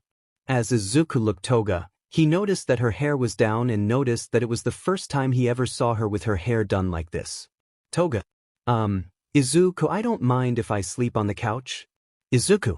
No, it's fine, you can sleep in my room for tonight, I'll be fine on the couch. Toga. Okay then. Izuku steps aside as Toga goes over towards the door and opens it, but before she steps inside, she looks back at Izuku who then smiles at her. Izuku. Good night, Toga. Toga. Night, Izuku. After that was said, Toga goes into the room as Izuku ghost in the living room. As Toga was in Izuku's room, goes over to the bed and lays on it. As she covers herself up with the sheet and begins to close her eyes, she couldn't help but to notice the Izuku's scent on the bed, which she found very pleasing. After a few short minutes she ended up falling asleep on his bed. But after an hour passed she began to experience a nightmare which she really has sometimes. In her nightmare she was in an all-black room wearing her old-school uniform, and around her were smiley faces similar that were saying cruel things to her. Smiley faces. Murderer, /psychopath, /killer, /freak. Many more words like this were repeated towards Toga. She tried back in the mouth by covering her ears, but they kept getting louder and louder until eventually they begin shouting at her. Toga. Please stop it. Even if she asks politely, the smiley faces didn't stop their violent words. Instead they grew louder and louder in each second. Toga. Stop it. After yelling that out, she then awoke from her nightmare, and was clenching onto the sheets of the bed and was breathing heavily as well. Once her breathing begins to slow down she took the sheets off of her and sat up on the bed. Toga. Not again. Gets up from the bed and goes over towards the door, where she then steps out of the room and into the hallway. After doing so she then went over to the bathroom. Once there she turned on the water to the sink and got a handful of water, where she then splashed onto her face. Afterwards she then looked in the mirror for a couple minutes until she turned off the water and grabbed a small towel that she used to wipe off of water from her. But she looked back at the mirror, she went ahead and began to tie her hair in buns. Afterwards she then stepped out of the bathroom and knew that she couldn't go to sleep after having that dream. Toga. Sigh. Why do I keep having that dream? After saying that she looks down the hall and sees the door that leads into the living room. So she makes her way towards the door to the living room. As she pushes the door open she then steps inside and makes her way over to the couch. Doing so she stands in front of it and looks down at Izuku, who is asleep. Seeing this she decides to lift the blanket off of him and snuggle up against his body. Doing so she wraps her arms around his entire body. But actually did this, Izuku wakes up. As he looks down he sees Toga holding on to him. Izuku. Toga, what are you doing here? As Toga's face was buried against his chest, she looks up at him. I'm from doing so. Izuku could immediately see that something is wrong. Toga. I had a nightmare, and I don't think I'll be able to go back to sleep on my own. Izuku. Oh, I understand. So is that why you came here? Toga. Yeah, so if you don't mind, could I sleep with you tonight? Having Toga hold on to him so tightly, Izuku felt very embarrassed at this moment, but knew that this might help Toga fall asleep. Izuku. Yeah, you can. Toga. Thank you, Izuku. Izuku. Anytime, Toga. So as Toga kept holding on to Izuku, her eyes suddenly began to get heavy until eventually they closed completely and she fell asleep with their face pressed against his chest. Thing that she is falling asleep already, Izuku goes ahead and try to sleep as well. After a short minute he eventually falls asleep holding Toga. Crocodile. As the sun barely began to rise up, Toga awoke. As she raised her head up she saw Izuku's sleeping face. Seeing this makes you so happy that she hold on to Izuku very tightly. After a minute or so she decides to get up and wake Izuku up as well. After doing so he sits up and rubs his eyes. Once you stop rubbing his eyes she looked over at Toga. Toga. Good morning. Izuku. Morning. Toga. Do you think you can take me to the train station? Izuku. Sure thing, just let me go get change real quick. Toga. Okay, I'll do the same as well. So Izuku went back to his room and Toga went back to the bathroom where her clothes were folded up in the basket. After they both got changed into their clothes they then met at the front door and put their shoes on. Once the shoes are on they then stepped out and began to leave the apartment complex. While walking to the train station Izuku looked over at Toga. Izuku. Hey Toga, why did you want to go to the train station so early? Toga. Well, I think I overstayed my visit last night, so I decided to go, but I wanted you to take me so I can say goodbye to you. Izuku. Oh, all right. If you ever want to stay over again don't be afraid to ask. Toga. Hee hee. Okay, I'll keep that in mind. So after walking quite a while, they soon arrived outside the train station which was opening at the time. Izuku. Well, guess I'll see you tomorrow. Toga. Yeah, you will. As Izuku just stood there, he put his right hand towards her to shake her hand as a goodbye, but she instead leans in and gives him a kiss on the cheek what she was not expecting. Afterwards she then ran over to the train station while waving goodbye to Izuku. Once she was out of sight Izuku's entire face turned completely red, and also had steam coming off from the top of his head. Izuku's mind. I just got kissed by a girl. Police station. Inside of an evidence room of a police station, the pro-hero Eraserhead was doing his research about Himiko, but during the middle of his research a familiar face stepped in. Naomasa Tsukachi. Hey there Eraserhead, I thought you needed some coffee due to your all-nighter of research? Zayawa. Thanks, I appreciate it. Just place someone to the table, I'll get to it in a minute. Naomasa. You got it. While he places the cup of coffee onto the table, he couldn't help but to look at the papers scattered around the table, and noticed that it was all about Himiko Toga. Naomasa. So you think that girl was the one responsible for killing those heroes? Izawa. Yeah, I do, but I'm having trouble so you're not who her partner is? Naomasa. Partner? Izawa. Yeah, all the evidence here says that she did her killings alone. Naomasa. Then why do you think she has a partner? Izawa. Because I do and the evidence clearly right there, but I don't know anything about this partner of hers. But as soon as I find anything I'll find that person and find Himiko Toga as well. As weeks passed Aizawa did not give up his search for Toga accomplice, so he searched through the footage of the cameras that were in the areas that people claimed to see her at. Doing so he didn't find a single thing, not even a single part of her in the corner of the footage, so he decided to talk to the people who claimed to see her on the streets. Once he got the names of all the people he did not waste any time. He got into a car and proceeded to drive to each the locations where the people he needed to talk to were located. His first location was a diner. Once he stepped foot inside a waitress mistaken as a customer, but he immediately corrected her by saying that he's here to talk to individual person about that claim to see Himiko Toga. Once he said that the waitress eyes widen as she then says that she is the person who saw her. Now knowing this he told her that he needed to talk to her in private. So she took him to the back room where all the staff usually hang out during their breaks. Izawa. Tell me, does this room have any surveillance at all? Awesome, interesting, good? Waitress. And no sir, it isn't. Izawa. Good, then we can talk freely. Once that was said Aizawa walked over towards the table and sat down on the chair next to it. Doing so, the waitress nervously went over to the other chair and sat down. As the waitress sat there, she looked at Aizawa and couldn't help but to feel a bit nervous from this cold glance. Aizawa. All right, I want to know everything you know about your sighting of Himiko Toga. Don't leave any details out. Waitress. Why yes sir, a month ago is when I saw her. I just clocked into work and began doing my daily tasks, which was picking up the dirty dishes from the tables. Aizawa. Okay, continue. Waitress.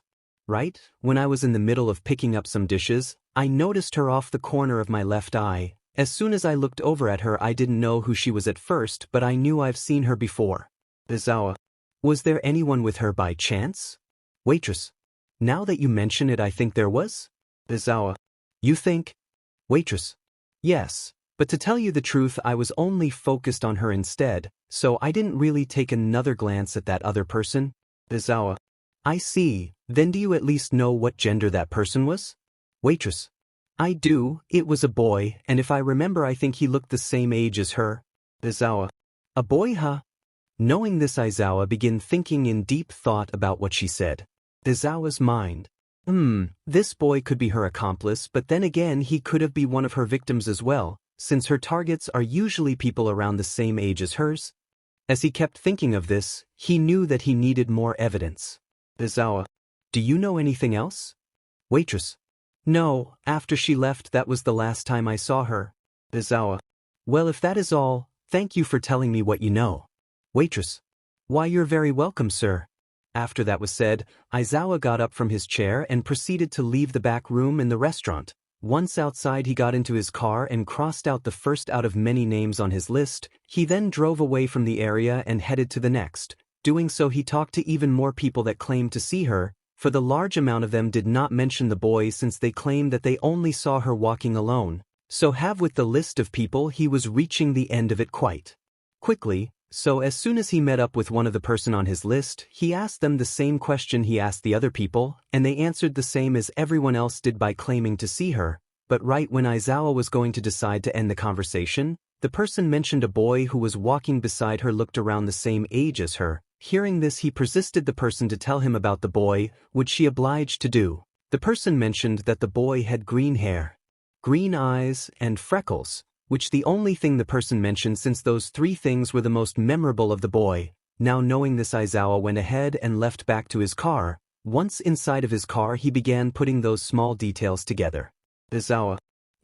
Same color hair and eyes, and also freckles as well. There isn't much to go with about this information, but it's all I got. So for now I'll continue on my search until I get enough information I need.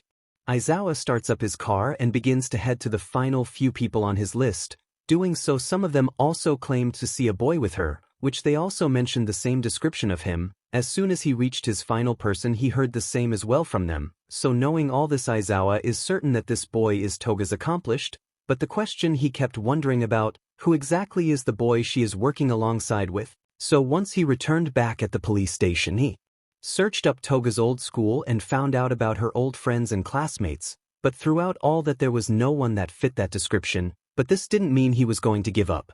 Aizawa. I will find out who you are, and once I do, the two of you will be facing the justice. After receiving that small information about Toga's accomplice, Aizawa searched through criminal records to see who could have had that appearance, but as hours passed there was nothing, so he temporarily gave up his search for her accomplice and focused on finding Toga on his own instead.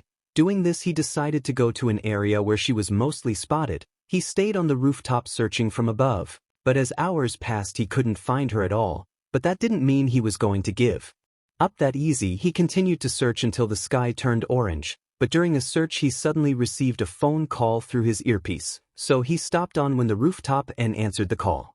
Aizawa. Eraserhead here. Naomi's. Eraserhead, it's me, Officer Tsukachi. We recently got a call about a sighting of Himiko Toga. Aizawa. If that is so, give me the location now. Naomasa. Will do. So Naomasa telling Aizawa the location and the quickest way there. Aizawa. All right, I'll head towards that right away. Naomasa. All right, but wait, there's also something else. Aizawa. What is it? Naomasa. The person who called also mentioned that there was a boy with her. Aizawa. Did they mention any descriptions? Naomasa.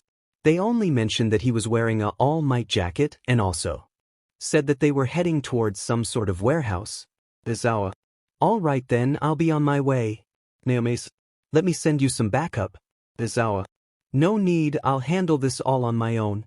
Aizawa then hanged up the call and began making his way the location where Toga was spotted. 20 minutes later Aizawa soon arrived at the area and began searching for the warehouse he was told that they were heading towards. After a minute or so he soon spotted it from a distance and began making his way towards there. Once he arrived in front of the warehouse, but he let out a single breath and stepped inside through the open doors. Once Aizawa was inside he noticed that he was quite dark, and the remaining sunlight protruding from the open doors was the only thing that was helping him see. As he stood in the light he knew that he wasn't alone in this place.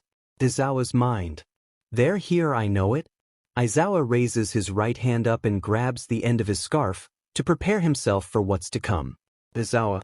I know that you are in here, so show yourself. A few minutes after saying that he heard approaching him, so he clenched the end of the scarf tightly as he saw a figure stepping into the light.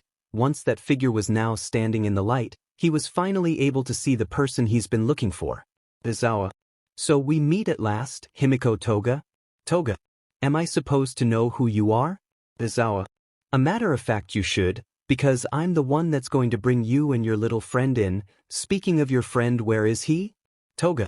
He, I have lots of friends, you're going to have to be more specific than that. Aizawa.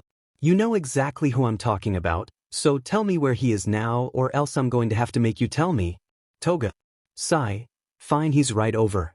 As Toga said that she raised her right hand and began to point at the direction she came from, for while she did this, a knife came out of her sleep which she then began to turn around to face Aizawa. Toga. Here. She throws the knife straight at Aizawa, which he sees right away and moves his head towards his left. Doing this the knife flies past his face and through his hair. After that happened he unraveled his scarf from his neck and threw the end of it straight towards Toga. She tries backing away but the scarf was already so close to her that it then wrapped around her arms and body, preventing her from using any knives she had in her sleeves. After doing this Aizawa was about to pull her towards him. But before he could a knife suddenly came out of the darkness and cut his scarf in half, make the remaining scarf around Toga loosen, which she then took this opportunity to jump back into the darkness before Aizawa could try to capture her again with his scarf. After she retreated back into the darkness, Aizawa pulled in the remaining part of his scarf and saw the part that was cut. Afterwards he then left towards his right, the same direction where the knife came from. Aizawa's mind. It seems that her friend is also good with knives, which means I should be a bit more careful. Now knowing this, he gripped on to the end of his scarf and waited for either of them to attack. As a whole minute passed he then to hear footsteps running towards him from the right, so he turned towards that direction and threw the end of his scarf. As soon as the end of the scarf reached the darkness he felt someone grab it and toss it aside. After that happened the person that came out the darkness was the boy wearing the all-might jacket. Seeing him run towards him, Aizawa couldn't get it.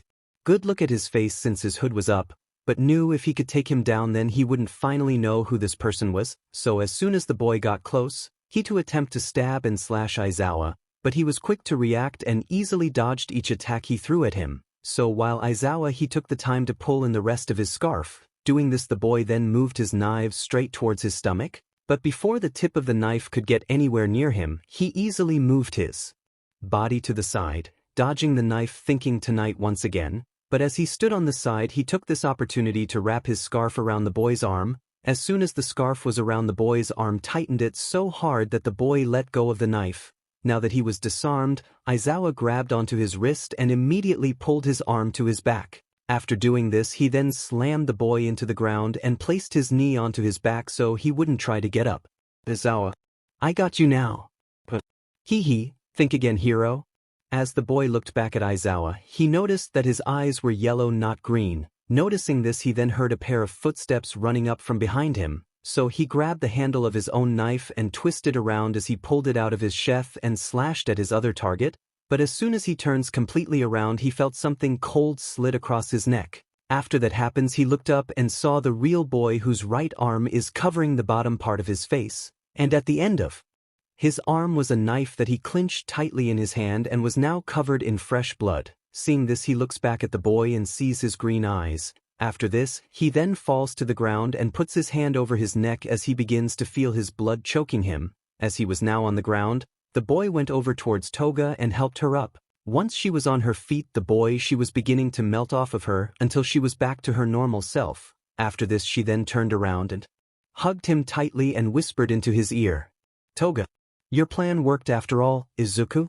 From saying that, she pulls away from Izuku's ear and smiles at him as he blushes. "Izuku, thanks, but we don't have time to celebrate, you need to get out of here now." "Toga, right, let's go." So Izuku and Toga ran out of there as quickly as possible, but as soon as they left, Aizawa still have enough strength in him to press a button on his earpiece which contacted the nearest police officer.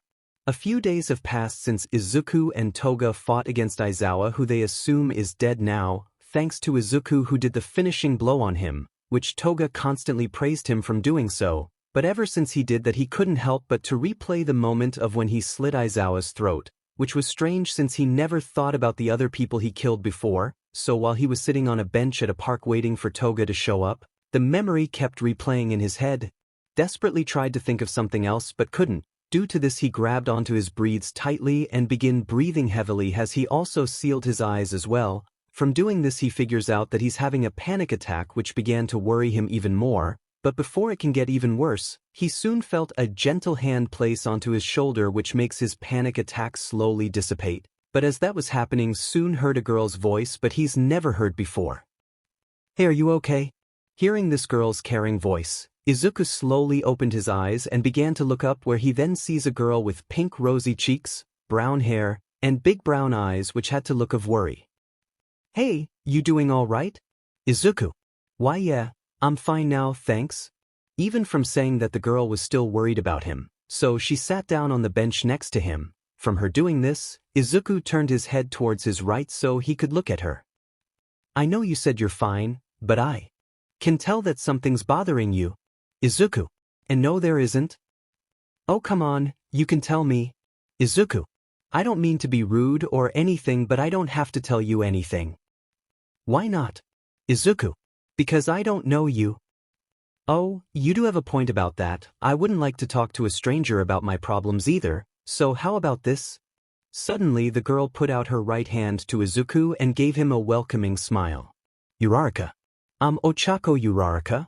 Hearing her introduce herself, Izuku grabbed hold of her hand with his right. "Izuku. I'm Izuku Midoriya." "Uraraka.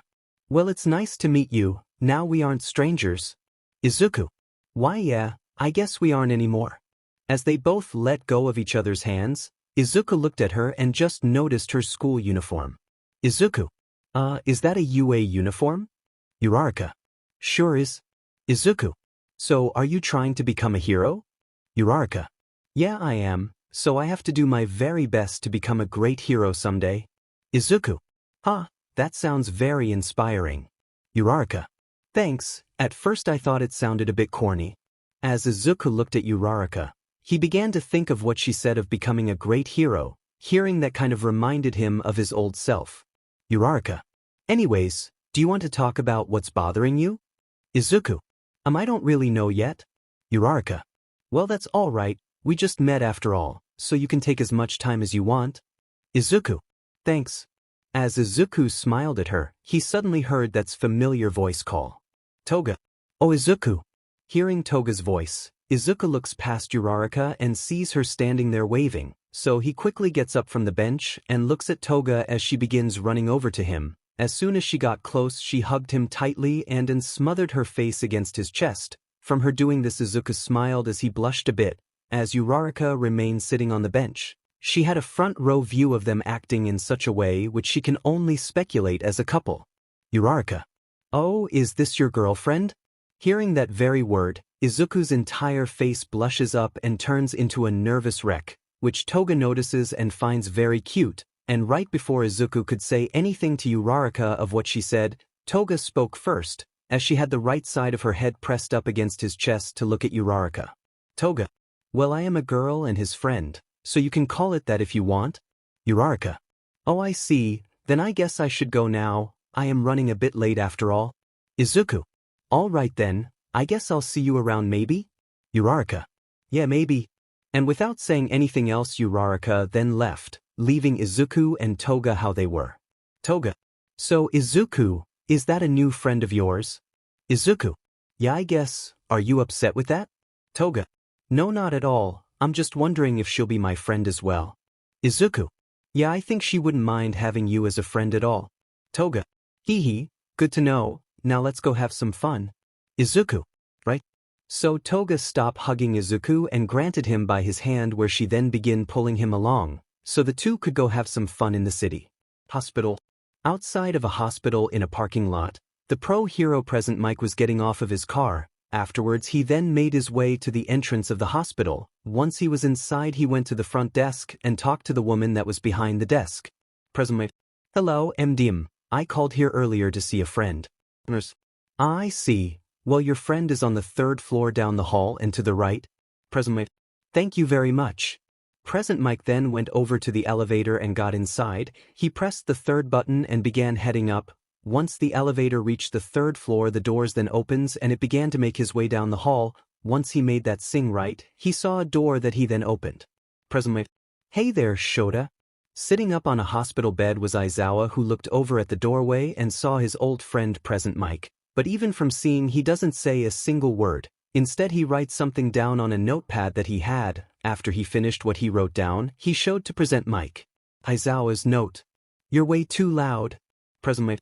Huh, sorry about that, buddy. Present Mike goes over to Aizawa and stands right next to his hospital bed with his hands in his pockets. Present Mike. So how've you been holding up? Aizawa flips through the next paper on his notepad and begins writing. Once he finished writing, he showed it to Present Mike. Aizawa's note. I've been doing all right, I guess, but having my vocal cords cut, it's gotten things a bit difficult for me. Present Mike.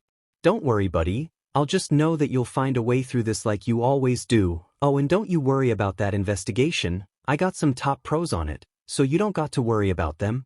Aizawa then writes down in his notepad once more. After you finish writing, he then sold it to Present Mike. Aizawa's note. Tell them to be careful, because these kids are like anything you've seen before. Present Mike. I'll pass the message along. All right, now rest. You still need to recover after all.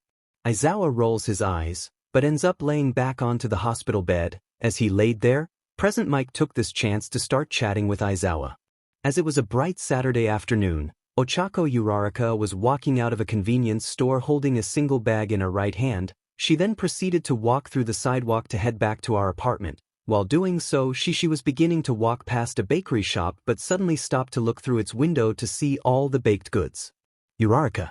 Wow, those cakes look delicious. Uraraka stood there staring at the cakes from behind the window and couldn't help but to drool, so she quickly made a decision and wiped off the drawer from the left side of her lips. Uraraka.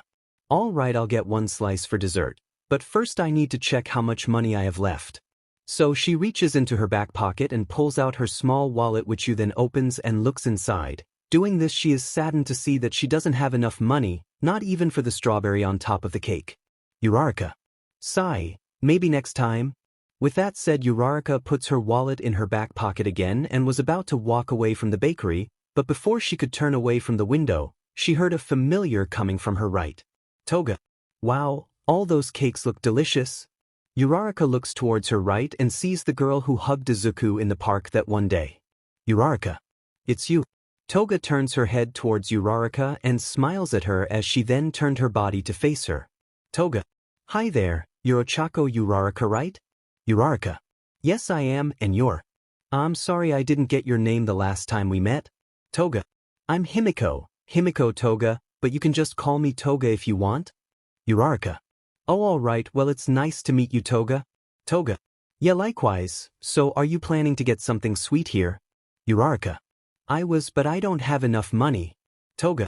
Oh, then how about I buy you something? Uraraka. What? You really buy me something? Toga. Of course, and plus I came here to get some sweets too. When Toga said that, Uraraka guessed that she must have come here to get something for herself and Izuku. Uraraka. Okay then, thank you. Toga. Hee, no worries. So with that said, they both put inside the bakery. Once inside, they went up to the glass display case where a man then asked what they would like. Toga went ahead and asked for 3 red velvet cupcakes, and for Uraraka, She asked for a single piece of the strawberry shortcake. With that said, the man went ahead and began packing the cupcakes and cake in separate boxes. Once he finished, he handed the boxes over to them. After that, Toga reached into the pocket of her sweater and pulled out a fancy leather wallet, which Uraraka immediately noticed at first sight and can tell that wallet must cost more than these cakes, but doesn't say anything about it. So Toga reaches inside the wallet and pulls out some money, which she then uses to pay the man. Afterwards, they stepped out of the bakery with the boxes of their baked goods. Uraraka. Thank you, Toga, for doing this. Now I think I should head back home. Toga. Oh, then if you're heading home, how about I walk you there? Uraraka. I wouldn't mind, but I thought you were supposed to be meeting with Midoriya? Toga. No, not today, he's busy, so it's just me, or should I say us? He. Uraraka. Oh, if that's the case, then I guess it's fine. Toga. Great, then let's go. Toga goes over to Uraraka and locks her right arm around Uraraka, which she sees as a friendly gesture. Uraraka. Yeah, let's go. So Uraraka and Toga walk on the arm together. After a few minutes of walking, Toga decided to open her box to reach inside and grab a cupcake, which she holds in front of Uraraka. Toga. Here, take it. Seeing this, Uraraka looks over at Toga and sees a smile on her face, so from seeing that she knew, she couldn't refuse her offer. Toga. Thank you, Toga. Uraraka said that as she takes the cupcake from her hand and begins eating it. As she did so, Toga went ahead and reached into the box again to pull out another cupcake for herself to eat. The two ate their red velvet cupcake on the way to Uraraka's apartment, which they soon enough arrived and finished their cupcake as well. Uraraka. Well, this is my stop. After hearing that, Toga let go of Uraraka's arms and faced her. Toga. All right, then I guess this is where we parked. Uraraka. Yeah, but I promise that I'll repay you for everything that you did for me today. Toga. Oh, repay me, huh? Uraraka. That's right. Toga. Then if that's the case, are you busy tomorrow afternoon? Uraraka. No, not at all. Toga. Good, then how about you come with me and Izuku to the amusement park? Hearing that, Uraraka didn't know what to say, since it was kind of strange to go to an amusement park with people that she didn't really know that well. Uraraka. I don't know. Toga.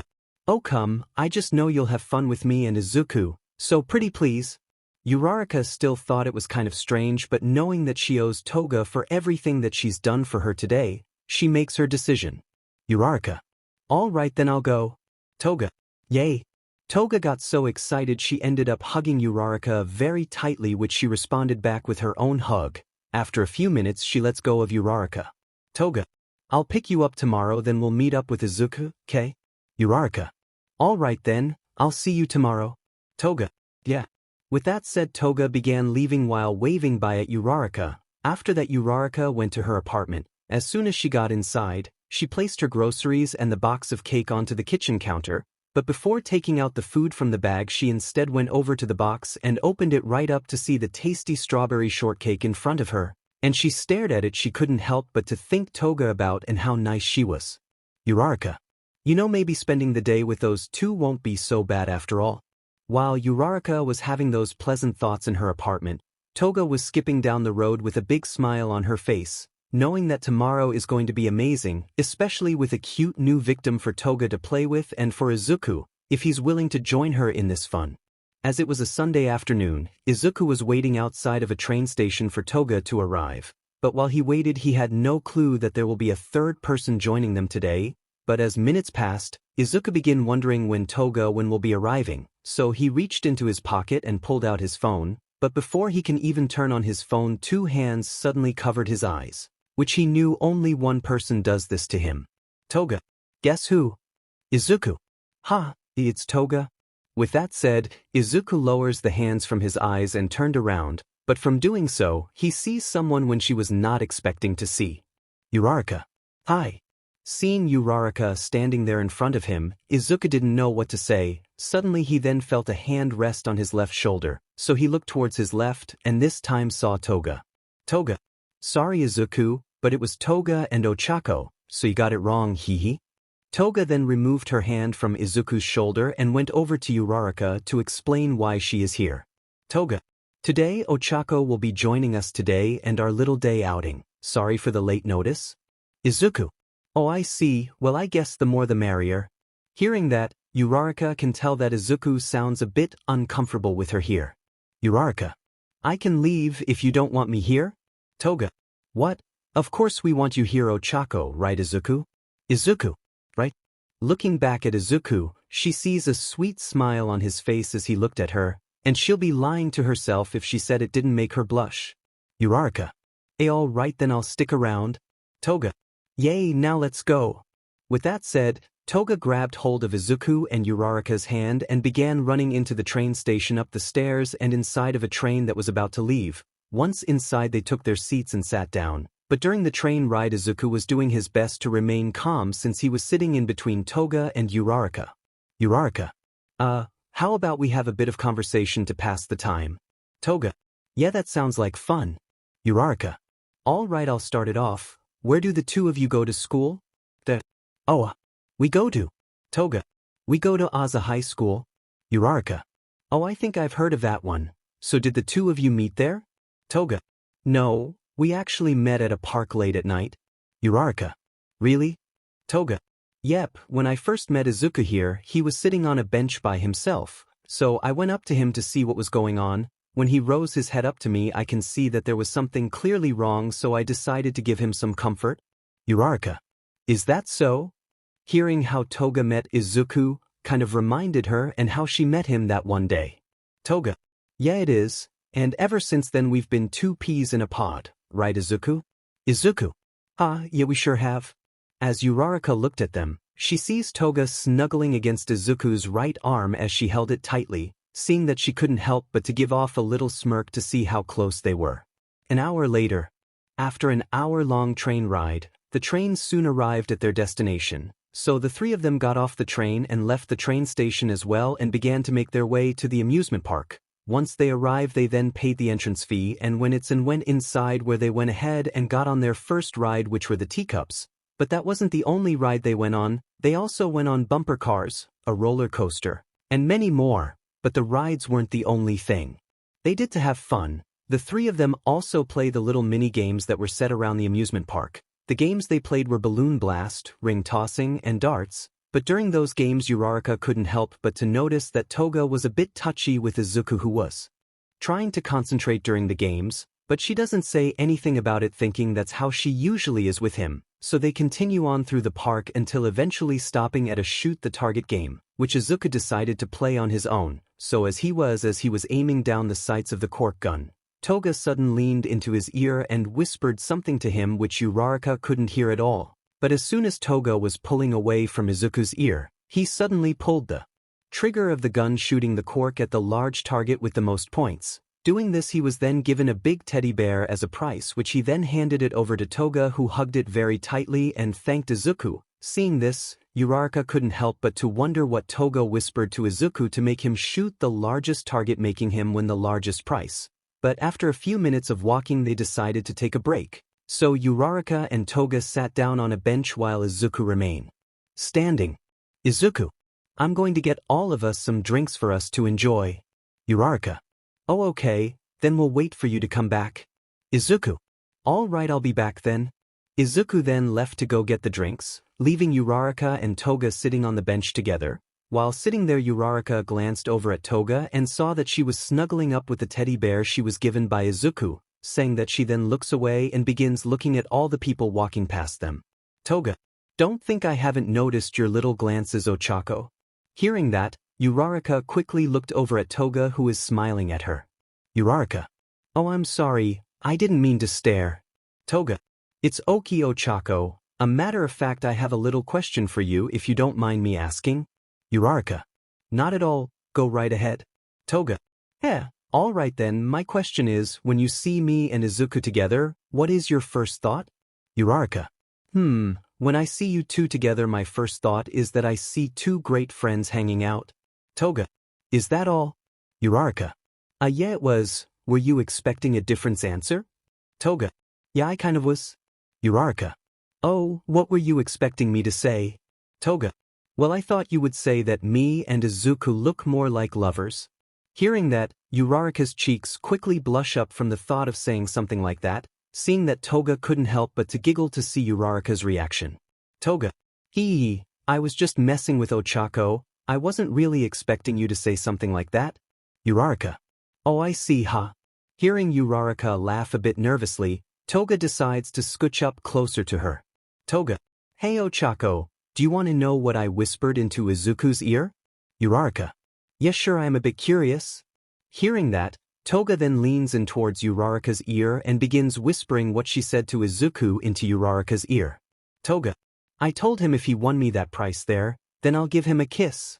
Hearing that, all the blush that was on her cheeks suddenly turned her entire face completely red, which made Toga begin giggling at her once more. After a short time passed, Izuku returned with the drinks. Izuku. I'm back. From his return he sees that Toga is giggling a bit under her breath and even notices that Uraraka was looking away. So without asking what was wrong, Izuku and did everyone their own drinks. After doing so he then sat down in between them, but was still a bit curious on what happened, so he leaned Toga to ask what happened during his absence. Izuku. Hey Toga, what happened while I was gone? Toga. Oh, it's nothing for you to worry your cute little head about. Izuku. Well, if you saw so. With that said, the three of them sat there enjoying their drinks. A few minutes later, after they finished, they continued having fun at the amusement park, even taking a group picture on Uraraka's phone, but after some time has passed, they decided to leave the amusement park and head back to the train station. Once they arrived back at the train station, they got onto a train which was taking them back to the first train station League were at. An hour later they soon arrived, but as soon as the three stepped out of the train station, Uraraka decided to head back home on her own. So right before she said her goodbyes, she then gave her number to Izuku and Toga, who are happy to receive it. After that she then left to head back to her apartment. After a few minutes have passed during her walk, so she pulled out her flip phone from her pocket and looked at the group photo that they were in, saying that she then smiles. But while she was looking at the picture on her phone, she didn't know that she walked past a missing person flyer which had a young girl holding the exact same leather wallet that Toga had it yesterday. Once Monday morning came, Uraraka got up from bed and began getting ready for school. As soon as she finished putting on her uniform, she grabbed her phone from her bedside counter and stepped out of her room, where she then entered the kitchen and made herself some toast with a bit of jam on top. After having her breakfast, she grabbed her pink backpack and went over to the front door, where she then put on her shoes and stepped out of her apartment afterwards while locking the door behind her. She then made her way to the train station. While doing so, she pulled out her flip phone from the pocket of her jacket to see the time. So as she opened her phone, she saw the picture she took yesterday with Izuku and Toga in the amusement park. Seeing it, Uraraka smiles and decides to put it up as her phone's wallpaper. After doing so, she then began thinking about the two of them. Uraraka. I wonder what those two are doing. Probably heading to school like I am. And I bet they're together as well. I hope I see those two again real soon. After saying that, she closes her phone and puts it back into the pocket of her jacket and continues her way to the train station. A few minutes later, she soon arrived at the train station and got on the first train. After a short train ride, she got off at her stop and began making her way to UA High. Once Uraraka arrived, she went inside and made her way to her classroom, where so all of her classmates being lively as usual. She went over to her desk and sat down. Right away her fellow classmate and friends Tsuyu Azui came up to her. Tsuyu. Good morning Ochako. Ribbit. Uraraka. Oh, good morning Tsu, how are you doing today? Tsuyu. I'm doing good. So how was your weekend? Uraraka. It was pretty fun. I got to go to the amusement park yesterday. Tsuyu. Oh, did you go there with some old friends of yours? Uraraka. Actually, I went there with some new friends I met. Tsuyu.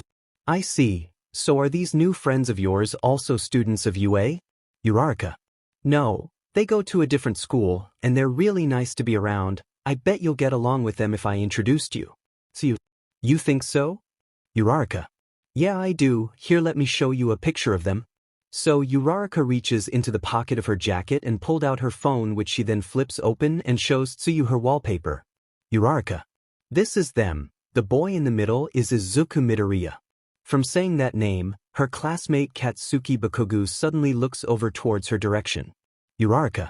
And the girl clinging onto his arm is Himiko Toga. Tsuyu.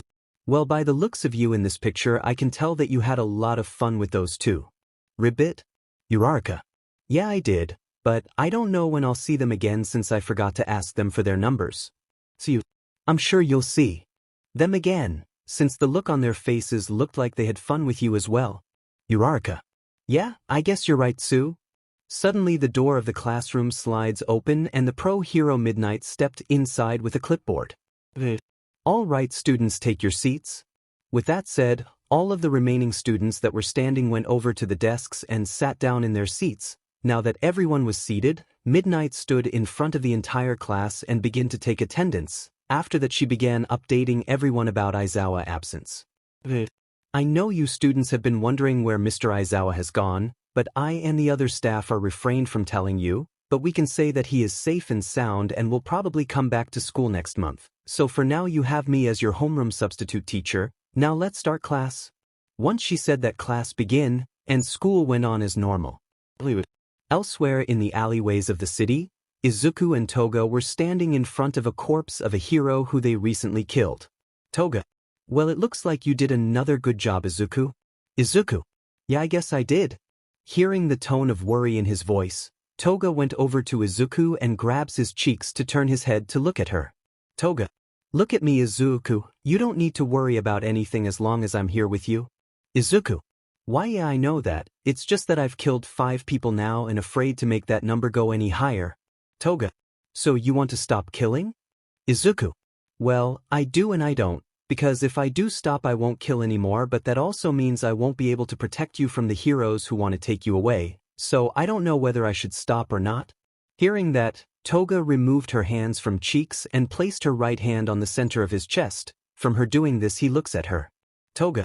Izuku, I know killing people is a bit hard for you, and deep down you don't like it, but the reason you do is because of me, right? Izuku. Why, it is. Toga. Then that's not bad, you're just trying to protect someone that you really care about, just like how I'm doing. Hearing her say that, Izuku looks at her as she removes her hand from his chest and embraces him in a hug. Toga. You may be the one protecting me, Izuku, but remember I'm also protecting you as well. As she held him tightly, Izuku then began to hug her tightly as well. Izuku. Toga, I never want anyone to split us apart. Toga. Neither do I, Izuku, neither do I. During the middle of school, Uraraka was about to head to lunch with Tsuyu and the other girls, but before she can get up from her seat, a shadow loomed over her which made her look up to see Bakugo standing right in front of her desk and looking down at her with a serious look in his eyes, which made Uraraka a bit nervous since she knew how mean of a person he was. Uraraka. Hey Bakugo, can I help you with something? Bakugo. Your phone, let me see it. Uraraka. Okay. Uraraka reaches inside the pocket of her jacket and pulls out her phone, which she nervously hands over to Bakugo, even snatches it out of her hand and flipped the phone open. Doing so, he sees the picture of Uraraka, Izuku, and Toga grouped up together. Seeing that, he shuts the phone and places it onto her desk and begins to walk away without saying a single word. As he did that, it left Uraraka utterly confused on why Bakugo did something like that. She wanted to stand up from her desk and ask him directly while he did that, but before she could, she felt a hand grab onto her left shoulder, so she turned to her left and saw Tsuyu. Tsuyu. Hey, are you okay, Ochako? Uraraka. Yeah, I'm fine. Tsuyu. Good, so what did he want? Uraraka. He just wanted to look at my phone, I guess, but I wonder why. He just looked at the screen of my phone and placed it on my desk afterwards. Tsuyu.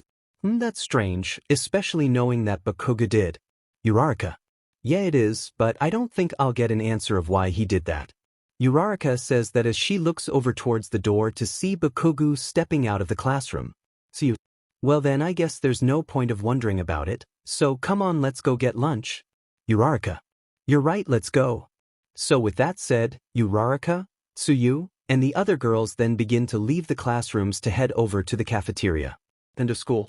Once the end of school came, Uraraka and the rest of the girls begin to leave the campus, but as they were walking one by one went to a different direction to at home. Eventually Uraraka was then on her own. Eventually she arrived at the train station, but the train that she takes to head back home hasn't arrived yet, so she went over to a bench and sat down to wait for a train to arrive. But while Uraraka waited, she saw Bakugo sitting on a bench a few feet away from the bank she was sitting on. She was a bit surprised that she didn't notice him sitting there earlier on, but she bet it was the same for him as well since he didn't take knowledge of her presence being there as well. So as she sat there looking over at Bakugo, she couldn't help but to think about what happened in class. So with curiosity she got up from the bench and began walking over to Bakugo to ask him about what he did back in class. Once she stood right next to the bench he was sitting on, she was beginning to have second thoughts of asking him, due to thinking that he might tell her to go away or piss us off in a rude manner that he usually talks to people with,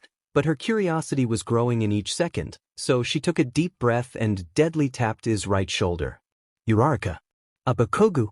Saying his name, he then began to turn his head over towards Uraraka, who nervously smiled at him. Bakugo. Oh, it's you, what do you want? Uraraka. Oh, well, I wanted to ask you about what you did in class. Bakugo.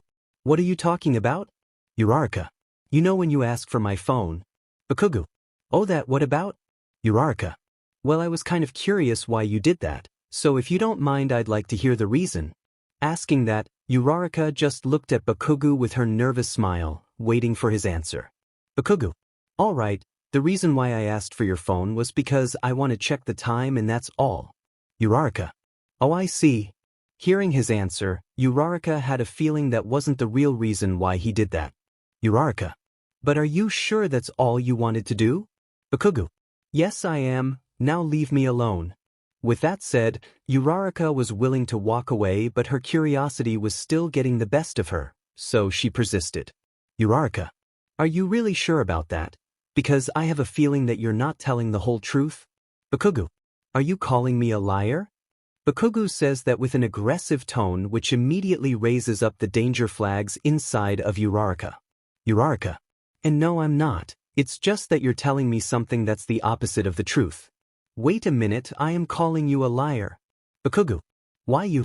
Bakugo gets up from the bench and takes his hands out of his pockets, which begins to spark up in little explosions, seeing that Uraraka tried to calm the situation.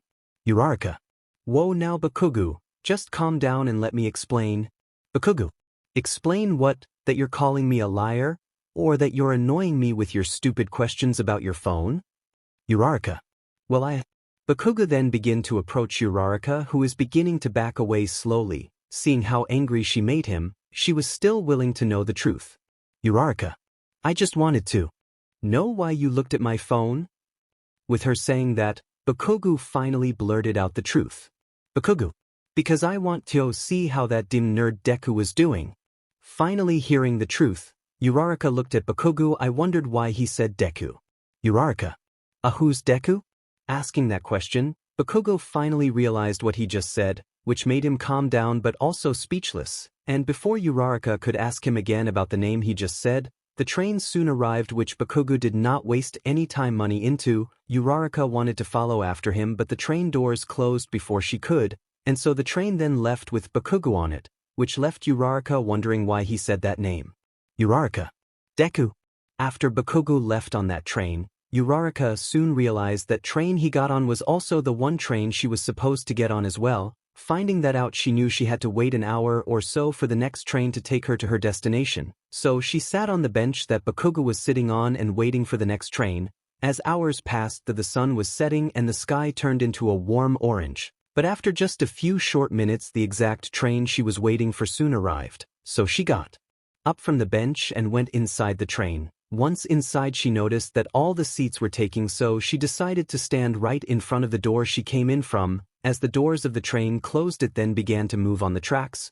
But while Uraraka was on the train, she kept thinking about the name that Bakugo said. She couldn't get it out of her mind since she heard and kept thinking about the photo she had as a wallpaper. Uraraka. Deku? Could that be a nickname? As Uraraka was too busy thinking about the name, she didn't notice a thief unzipping her bag and reaching inside to grab her wallet. Once the thief grabbed hold of her wallet, then took it out of her bag and was about to put it into his jacket until he was then firmly grabbed by his wrist. Looking down and seeing the hand that grabs his right wrist, the thief began to look over toward his right to see Izuku looking at him with menacing eyes. Izuku, that doesn't belong to you.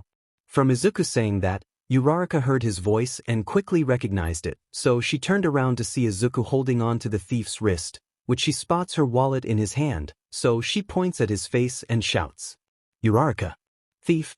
Shouting that out loud, everyone on the train looks over towards them. The thief sees that all eyes are on him, so he drops the wall to the ground and breaks free from Izuku's grip. Afterwards, he then begins to make you run for it to the next cart.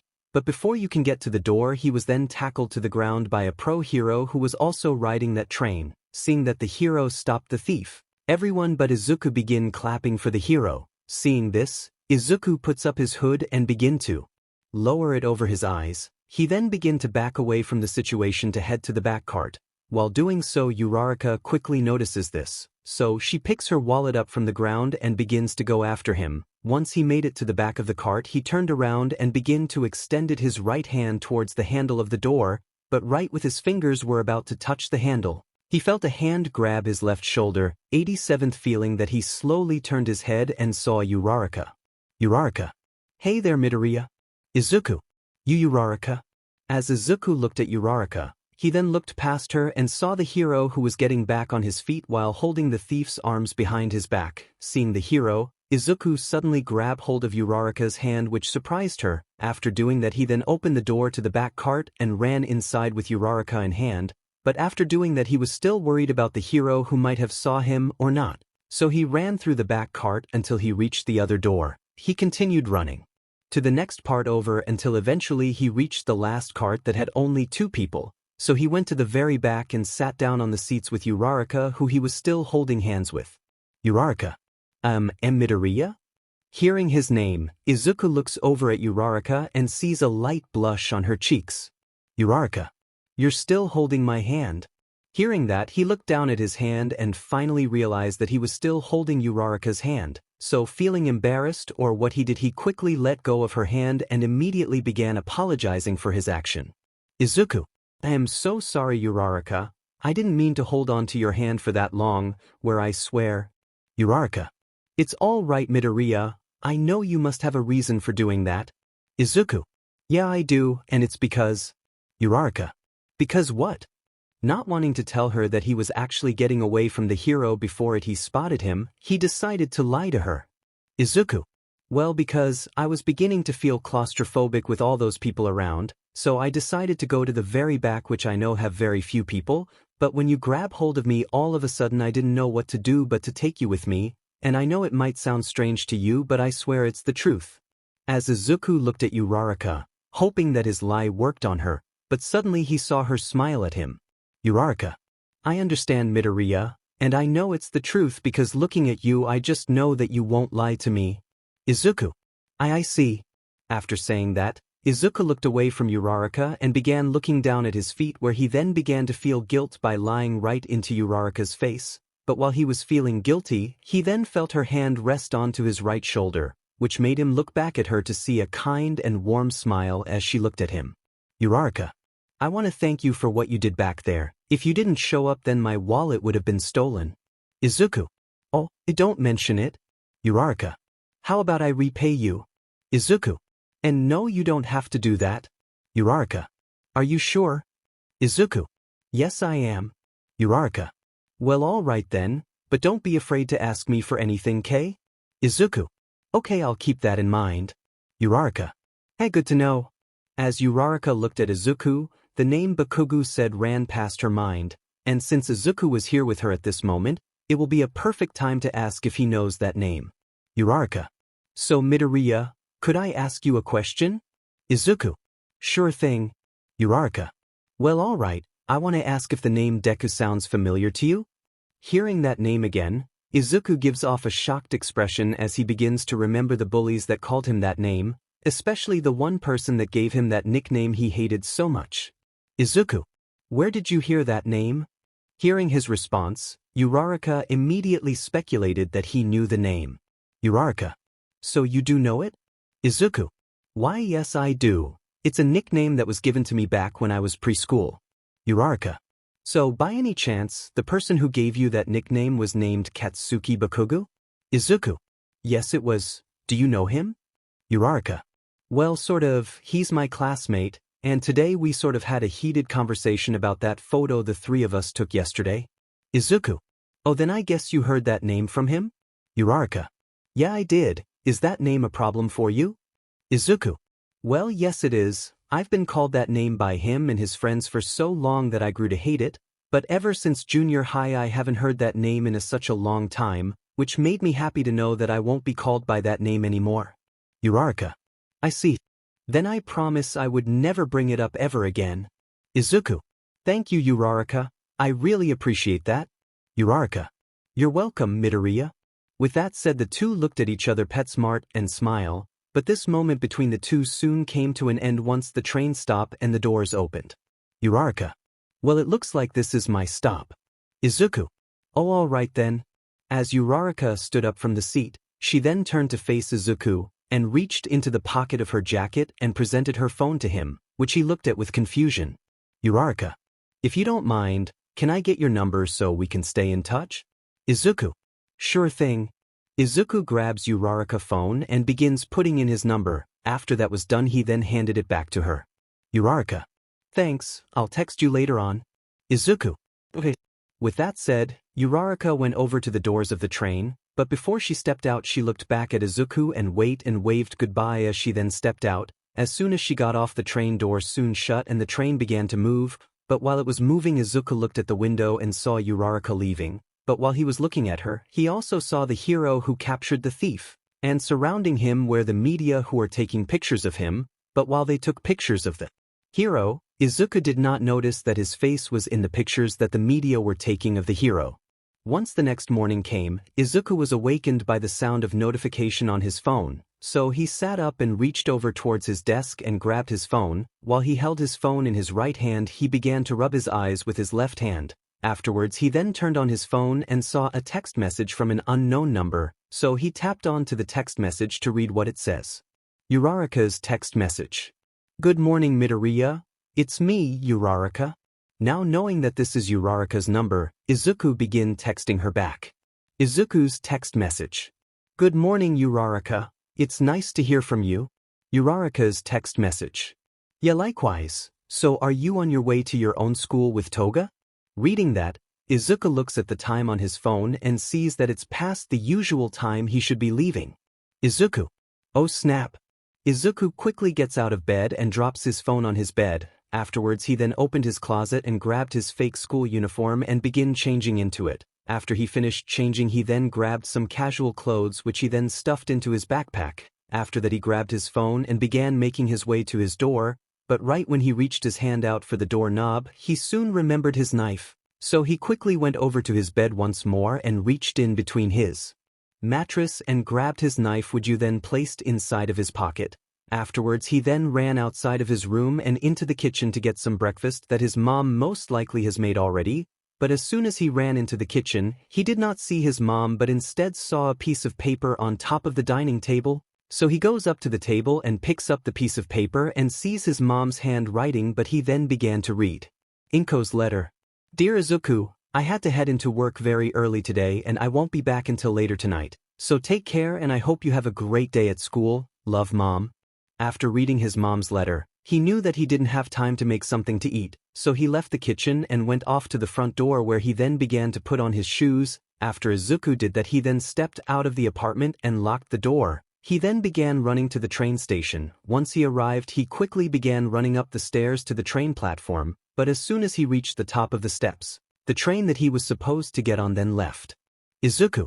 Oh no, I'm definitely going to be late meeting up with Toga. With that said, Izuku went over to a bench and sat down to wait for the next train, but while he sat there he pulled out his phone and began texting Toga. Izuku's text message. Sorry to tell you this, Toga, but I'm going to be late meeting with you. I hope you can understand. Izuku sent the text to Toga, who doesn't reply back just yet, so while he waited for her reply in the train, he went ahead and began texting Uraraka back. Izuku's text messages. Sorry for the late reply. I realized that I slept in, so I had to get changed and head to the train station as quickly as possible, but it seems that I missed my train. Uraraka's text message. Oh, sorry to hear that. Izuku's text messages. Don't worry about it, I'm sure the next train will come real soon. Uraraka's text message. I hope so, it is to be late for school. Izuku's text message. Yeah, it really does, especially when you're the one in charge of morning cleanup. Uraraka's text messages. I know exactly what you mean. With that said, the two of them continued texting each other back and forth, even when the train arrived and Izuku hopped on board. After at least a 40-minute train ride, Izuku finally arrived at his location and got off the train while he was still texting Uraraka. Izuku's text message. Well, I've arrived at my stop, so I'll be going. Uraraka's text message. Alright then, I'll text you later on then. Izuku. Okay then, bye. Uraraka's text messages. Bye bye, have a great day at school. After sending that message, Uraraka also sends a waving emoji, which Izuku smiled at and sent us his own waving emoji along with another text message. Izuku's text message. You too. Once that message was sent, he then put his phone back in his pocket and began making his way to the nearby park where he is supposed to be meeting Toga. After a short run there, he soon arrived at the certain spot he is supposed to meet her at, but as he stood there looking around he did not see her at all, so he reached into his pocket to grab his phone and text her again, but before he can pull out his phone from his pocket, he then felt a finger tapping his right shoulder, so he quickly turned around and saw Toga, which he was happy to see, but the expression on her face was not the same as his, as she had her arms crossed and was looking at him with a serious look. Izuku. Toga. Toga. You're late, Izuku? Izuku. I know, I overslept and missed my train, so if you're angry with me then I understand. As Izuku looks down at his feet, Toga lets out a sigh and begins to go over to him. She extends her arms out to him and wrapped them around his neck. After doing so, she then pulled him in and held on to him tightly. Toga. I'm not mad, Izuku. Izuku. Why you're not? Toga. Of course not, I could never be mad at you. Feeling Toga's warm embrace, Izuku went ahead and hugged her back. After a few short minutes of that, they then let go of each other. Toga. Alright, how about you get out of that little outfit of yours and get changed into something a bit comfortable? Izuku. Alright, I will. So with that said, Izuku went to the closest public restroom and began changing in one of the stars inside. Once he finished changing, he then stepped out of the public restroom and went off with Toga to have their usual fun together. Hospital. As Aizawa laid in his hospital bed, he finished his morning breakfast and started reading the morning newspaper to see what's been going on. While flipping through the pages of the newspaper, he soon spotted an article of a young hero stopping a thief on a train yesterday. After reading what was printed down, he looked at the picture that the hero was in, but while he looked at that picture he soon spotted familiar eyes. As Izuku and Toga were spending their day together in the city, they noticed more patrols of heroes on the streets, which had them hiding from them through alleyways and buildings, but even after hiding from one group there will always be another around the corner. Seeing this, they knew they couldn't spend the remaining hours of their day in this part of the city, so they decided to head to the train station together. After avoiding the groups of heroes, they managed to get to the train station. But once there they saw some heroes standing in front of the entrance, but luckily there was a crowd heading to the train station which they then ran into and started blending into the crowd. Once Izuku and Toga successfully managed to get past the heroes, they quickly made their way to the train which was about to leave. Once inside the train they noticed that it was completely crowded, so they both had to stand right against the door they came in from. As Toga had her back against the door, Izuku was standing right in front of her, allowing her to look up at him as he began to shift his eyes left and right to see if there are any heroes around them. Toga. Hey Izuku. Hearing Toga say his name, Izuku stops shifting his eyes and looks right at her. Izuku. Yeah, Toga?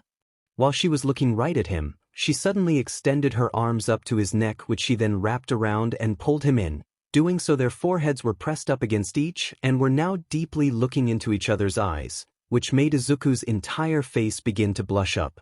Izuku. Toga. What are you doing? Toga. Izuku, I need you to lower the tone of your voice. Izuku. Oh.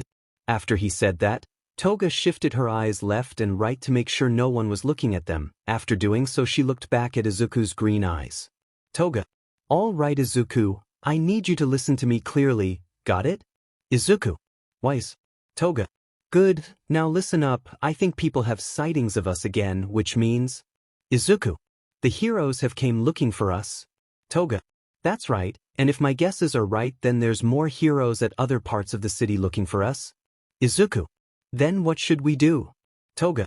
Our best option is to hide somewhere where the heroes won't find us, somewhere where the two of us could hide out for the rest of the day.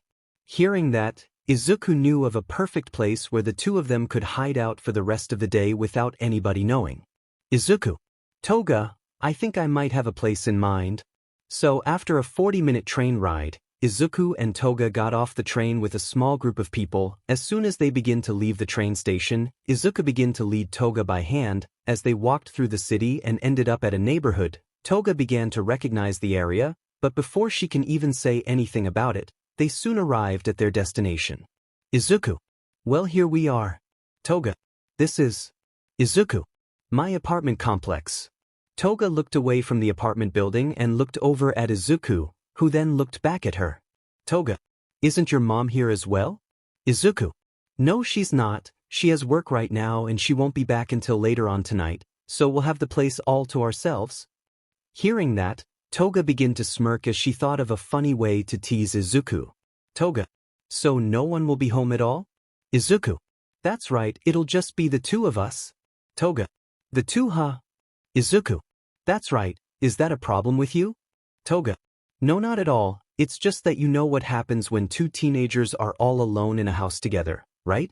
Hearing all that, Izuku finally figured out what she was talking about by being alone together, which made his entire face turn completely red out of pure embarrassment. Izuku.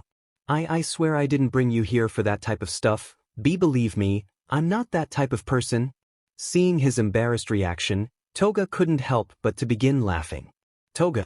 Pff, your reaction is so funny, Izuku. You should see it yourself, ha. Izuku. W it. Toga. I was just messing with you. Izuku. Oh, I see, ha. As Izuku awkwardly laughed, he put his left hand on the back of his head in which he rubbed, but from doing so he was still feeling a little bit embarrassed from having those thoughts of him and Toga being alone together in that way, but he stopped thinking of those thoughts once he felt Toga grab him by the hand. Toga. Come on, let's head inside. Izuku. Alright. The two of them then ran straight to the apartment complex where they then began to make their way up the stairs and to the floor where Izuku's apartment was. Once they made it to the front door, Izuku took his keys out of his pocket and unlocked the door, letting himself and Toga inside. Once inside, Izuku shut the door behind him. Afterwards he took his shoes off along with Toga as well. They then went straight to the living room where they then began to spend time together, by chatting, watching TV, and even playing some card games together, but after an hour passed by, they both began to feel a bit hungry, so Izuku decided to make something for the both of them to eat. Toga wanted to help him but he refused, and the reason why was because he wanted to cook for her this time. So while Izuku was in the kitchen preparing lunch, Toga laid back onto the couch watching funny cat videos on her phone, but while she laid there she suddenly heard something vibrating, so she looked over towards her right and saw Izuku's phone on the coffee table which was vibrating a bit. So she sat up from the couch and grabbed Izuku's phone and was about to tell him about his phone vibrating, but before she could, her curiosity got the better of her, so she made sure that Izuku wasn't looking at her and began to turn on his phone. From doing so she then sees a new message from Uraraka which was surprising to see. Toga. Uraraka. She taps her finger down on the message and opens up his text messages which reveals all of the messages that Izuku and Uraraka sent each other today. As she read their conversation she couldn't help but to have a sense of resentment, which she hasn't slept until now. As she continued reading through their friendly conversation, the resentment in her grew even more, until she finally realized that this resentment was jealousy towards Uraraka, which makes Toga think that she is trying to steal Izuku away from her. After reading through their conversation she then got to the new text that she sent. Uraraka's text messages. Hi Midoriya, I hope I'm not bothering you at the moment. I was just wondering if you wanted to hang out after school together. You know, just the two of us. Reading that last part Toga couldn't help but to get angry at Uraraka for asking Izuku out, so she took matters into her own hands and sent a text to her. Toga's text messages. Sorry can't, I'm spending the entire day with Toga and a matter of fact I'm spending the entire week as well with her, so sorry, I can't hang out with you. Uraraka's text messages. Oh alright, then maybe next time. Toga's text messages. Yeah maybe, well got to go now, bye. After sending that last text, Toga turns off the phone and placed it onto the coffee table not wanting to see Uraraka's reply. Izuku. Toga, lunch is ready. As Izuku said that, Toga turned her head back at him with a smile on her face. Toga. Okay, coming Izuku? After saying that she then got up from the couch and began making her way over to the table, but while heading there she began to have murderous thoughts towards Uraraka. Hospital. After discovering those familiar eyes from that newspaper, Aizawa had the nurse call Present Mike, who soon arrived under an hour, so as he barged into Aizawa's room, he ran over to his bedside to see why he was called to the hospital all of a sudden. Present Mike, "Hey Eraser, what's wrong? Did the doctor give you bad news or something? Come on, tell me." Expecting him to act this way, Aizawa held up his notepad right in front of Present Mike's face. Aizawa's note. "Shut up and read what I'm about to show you." Present Mike, "Got it?" Aizawa flips to the next piece of paper and shows Present Mike why he had them called here. Aizawa note. "I had you called here because I have found the person who made me permanently mute." After Present Mike read that, Aizawa then held up the newspaper and pointed at the boy with familiar eyes. Doing so, Present Mike leaned in and squinted at the picture and also saw the eyes. After showing him, Aizawa puts down the newspaper and flipped to the next piece of paper on his notepad. Aizawa's note. "The picture on this newspaper is not that good, but if you find the reporter who took this picture, I want you to look through it and find out who those eyes belong to." Present Mike, "You got it." With that said, Present Mike stepped away from Aizawa's bedside and began making his way over to the door, which he then began to leave. After that, Aizawa put down his notepad and grabbed the newspaper once more to look at the familiar eyes. Aizawa's mind. "Whoever you are, you're about to be discovered." After school ended, Uraraka began leaving the campus to head over to the train station. On her way there, Tsuyu and two of her female classmates begin joining her on her way there. Tsuyu. "So, Ochako, do you have any plans today?" Uraraka. "Well, I did wanted to make plans with a friend, but it seems that they're busy today, so I'm totally free today." As she said that, a girl with small horns and pink hair and skin who was named Mina Ishido then grabbed hold of Uraraka's shoulders from behind. Mina. "Great, then that means you can come hang out with us today." After Mina said that, an invisible girl who is named Toru Hagakure came up to Uraraka on her right. Toru. "Yeah, let's all have an all-girls outing." Uraraka. "All right then, sounds like fun." Toru. "Yay, then let's go." With that said, all four girls begin to go to another direction away from the train station. Doing so, they soon arrived at the nearby city, where they then begin to walk around until eventually stopping at a clothing store where they then begin shopping. While Mina and Toru were looking at the more flashier clothing, Uraraka was looking at the half-price clothing with Tsuyu. Uraraka. I wonder what I should get. How about you, Tsu? What are you getting?" Tsuyu. "I don't really know, but I might not get anything at all since I don't need anything new to wear." Uraraka. "Oh, all right. Then if you don't mind, could you help me look for something nice?" Tsuyu. "Sure thing." Ribbit. So Tsuyu went over to Uraraka and began helping her look through the hanged clothes. Tsuyu. "So, Ochako, did something happen between you and Bakugo, besides what happened in class yesterday?" Uraraka. "Well, actually something did happen. Yesterday after school we were at the same train station waiting for the next train, so I took the opportunity to ask him why he really wanted to see my phone, and surprisingly I got an answer out of him." Tsuyu. "Really? How did you convince him to tell you?" Uraraka. "Well, I didn't really convince him, he just sort of blurted it out." Uraraka. "Ah, that sounds like something he might do, so what did he blur out to you?" Uraraka. "He said he wanted to check on his old friend named Deku." Tsuyu. "Deku? Who's that?" Uraraka. "It's Izuku Midoriya." Tsuyu. "Oh, you mean that boy you went to the amusement park with that other girl as well?" Uraraka. "Yeah, who would have known that'll bump into it one of Bakugo's old friends?" Tsuyu. "Especially one that looks so innocent. I actually expected his old friends to have that delinquent look on them." Ribbit. Uraraka. Yeah, I sort of thought the same as well, but it seems that we are wrong." Tsuyu. "Yeah, I guess so." Right after Tsuyu said that, she found a nice-looking shirt that she thought Uraraka will look good in, so she presented it to her, which she immediately liked right away. So she went ahead, took it up to the cashier and bought it right away. After she did that, Mina and Tsuyu went up to the cash register and purchased some clothes that they picked out. Afterwards they all left the store and continued walking the streets. But while they were walking they began noticing some groups of heroes walking the streets, which was a bit odd to see since not a lot of heroes not serious usually patrol this area. But while they were walking their feet began to get tired, so they decided to go to a cafe to rest up for a bit. As they reseated, a waitress came up to them and gave them a menu, which they all ordered a drink of their choice. After doing so, the waitress takes the menus and begins to go back to the kitchen to get their drinks. Is it me, or have you guys noticed that there's been a bit more heroes patrolling the streets today? Uraraka. Yeah, I've noticed that too. So usually a single hero or two are patrolling the streets, but seeing a whole group is a bit odd. Mina. Maybe it has to do with those murders and missing people? Hearing that, the girls look right over at Mina. Uraraka. Murders and missing people? Mina. You guys haven't heard about it? Sir. Definitely not. So yeah, me neither. I haven't seen anything like that on the news at all. Mina. Well, because they're not showing it on the news for some reason. Uraraka. Then how do you know about this stuff? Mina.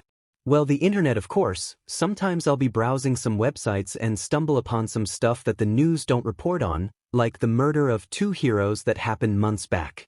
So if 2 heroes were murdered, then why wouldn't they report that? Mina. I don't know. Maybe they're trying not to worry the public about this? Uraraka. If that's so, what about the missing people? Aren't they at least showing pictures of the missing people on TV? Mina. Well, not all of them, but there are just a minor few. Here, let me show you the pictures of the missing people. Mina reaches inside the pocket of her jacket and pulls out her phone, which then begins pulling up the pictures of the missing people. Mina. Here we go. These are the missing people. As Mina said that, she showed the screen of her phone to Uraraka, but while she was looking at the pictures of the missing people, she suddenly saw a girl holding up the exact same wallet that she saw Toga have during the time they were at the bakery that one time. Uraraka. That girl with the wallet? As Uraraka said that, Mina pulled back her phone to look at the screen of her phone to see the girl that she was talking about. Mina. Oh, that girl. She's one of the people that have been recently missing. Do you perhaps know her? Uraraka. No, I don't, but her wallet is very familiar. Someone I met had the exact same one. Mina.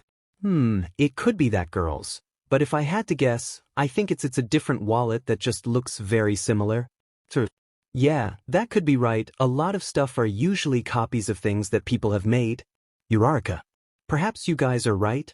After she said that, the waitress came back with their drinks and began placing them right in front of them. After that, the waitress then left to leave the 4 of them to enjoy their drinks. But as Uraraka was sipping her drink through the straw, she couldn't help but to think about the wallet and how similar it looked like the one Toga. Reporter's office. After receiving that information from Aizawa, President Mike went to many offices that had many reporters, but none of them were the one that took the exact photo. After searching and searching, he finally found the reporter he was looking for. So as he was driving over towards the reporter's office, he went ahead and called them ahead of time that he was dropping by to see that picture. Once he arrived at the office that the reporter was in, he was then greeted by the reporter and was taken to a black room where they developed the photos that they've taken. Once in there, the reporter showed hanged up pictures that was taken yesterday. So as you scanning through the many pictures, he soon stumbled upon the one he was looking for, and immediately took it off the hanging wire and began observing it closely with a magnifying glass that was on the table. Doing so, he finally got a clear image of Izuku's eyes. Presently. Gotcha. As a few days went by, Uraraka couldn't help but to think of that wallet that the missing girl and Toga had, even though she was told by Mina and Toru that it could be a duplicate, but to her there was no doubt about it. She knew that they were the same wallet since she never forgot the way it looked. So to see if she was right, she began to go to the nearby library after school and use their computers to search up that missing girl. Doing so, Uraraka managed to find out about her name in her social media, which she clicked on and began looking through all of her posts until eventually she stopped at a picture of the girl who was holding the wallet, and under that picture was a caption that read, "Girls Captain. Just got this one-of-a-kind wallet today." Reading that it was one of a kind, Uraraka began searching up the wallet and found out that only a handful were made, but what was most interesting to read was that one wallet each was sent to a single country, and to the side of that was a row of countries, and one of them was Japan. Now knowing about the wallet, Uraraka just needed to know how Toga got her hands on it, so she began to search up her name, but doing so there was completely nothing about her, which was quite odd. So she began searching up the school that her and Izuku went to. Doing so, she found the school's website and clicked on it, but as soon as the website pumped up on the screen, she immediately noticed that something was off. The website looked like it was made months ago. What partly programming? Not even some of the links off to the side did not work when she clicked on them, but that's not what she was here for anyways. So she went to the search bar on the website and typed in the first years of the school. Once she hit enter, she was then taken to a blank screen that just said loading on it. So she waited until it loaded in, but after a couple minutes, Uraraka soon found out that the loading screen was actually just a picture that just said loading on it. Uraraka. All right, something's literally going on.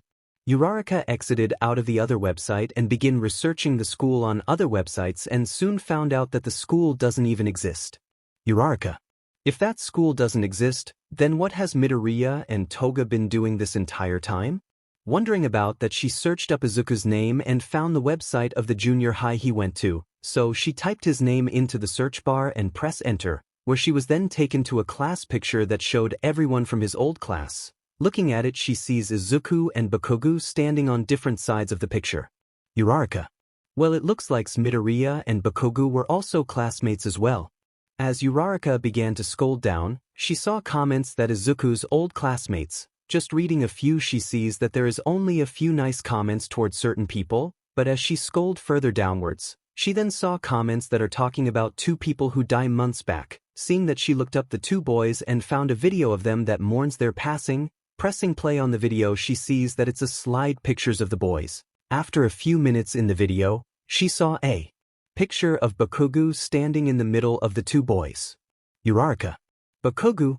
As the video played on, Uraraka saw more pictures of Bakugo with those boys and soon realized that they were friends of his. A few more minutes into the video, Uraraka noticed that it was about to end, so as she was about to click off the video before it ended, she soon saw the last picture pop up, which was the boys in their childhood, and standing next to him were a young Izuku and Bakugo. Uraraka. So the four of them were childhood friends? Saying that, the video completely ends and she clicks off. Afterwards, she exits the school's website and begins looking up the two boys. Doing so, she found a news report about their deaths and begin reading it. News report. The two boys who were declared missing were soon found in the park behind some bushes, and sadly they were both killed by an unknown assailant, who slit one of the boys' neck open and stabbed the other in the chest countless times. No evidence was found about the person who was responsible about this crime, but whoever they could be, let's hope that the police and the heroes will bring them to justice. After reading that, Uraraka saw a above-view picture of the park and the surrounding areas. While looking at it, she spotted the school that Izuku and Bakugo attended. Seeing that it was in the same area, Uraraka began to think that this wasn't just a coincidence that they died there. So as she sat there thinking about this, Toga's words suddenly run past her mind about how she met Izuku. Uraraka's mind. Toga. No. We actually met at a park late at night. Remembering that, Uraraka began to consider that Toga was at the park during the boys' deaths and meet Izuku around that time. Uraraka. Could Toga be the one responsible of these people's deaths, and is Midoriya a witness or perhaps her next victim? Thinking of this, she didn't know what was wrong or right, but she knew that she needed to talk to Izuku about this and see if he knows something about this. So she logs off the computer and grabs her backpack, which she then begins to leave library to make her way over to the train station. She pulled out her phone and began to send a message to Izuku. Uraraka's message. Midoriya, when you get this message, text me back. I want to talk to you about something in person. After that, she placed her phone back in the pocket of her jacket and continued her way to the train station. After spending the day with Toga, Izuku returned home, which his mom greeted him and told him that dinner will be ready soon. Afterwards, he then went to his room, what he then changed into something more comfortable. Afterwards, he laid back on his bed, began texting Toga. Izuku's message. Hey there, Toga, I just got home. Have you found a place to sleep yet? Toga's message. Yeah, I did. I'm staying at that internet cafe we went to today. Izuku's message. Oh, that's good, but if you need somewhere to spend the night, you can always spend the night at my place again. I'm sure my mom wouldn't mind at all. Toga's message. Thanks for the offer, Izuku. I'll keep it in mind. Izuku's message. So what should we do tomorrow? Toga's message. Oh, I forgot to tell you, I have something to take care of tomorrow. Izuku's message. Oh, I see. Toga's message. Don't you worry, Izuku. Once I take care of it, I swear that we'll be hanging out like usual, just the two of us. Izuku's message. All right then, be safe tomorrow. Toga's message. Yeah, you too, Izuku.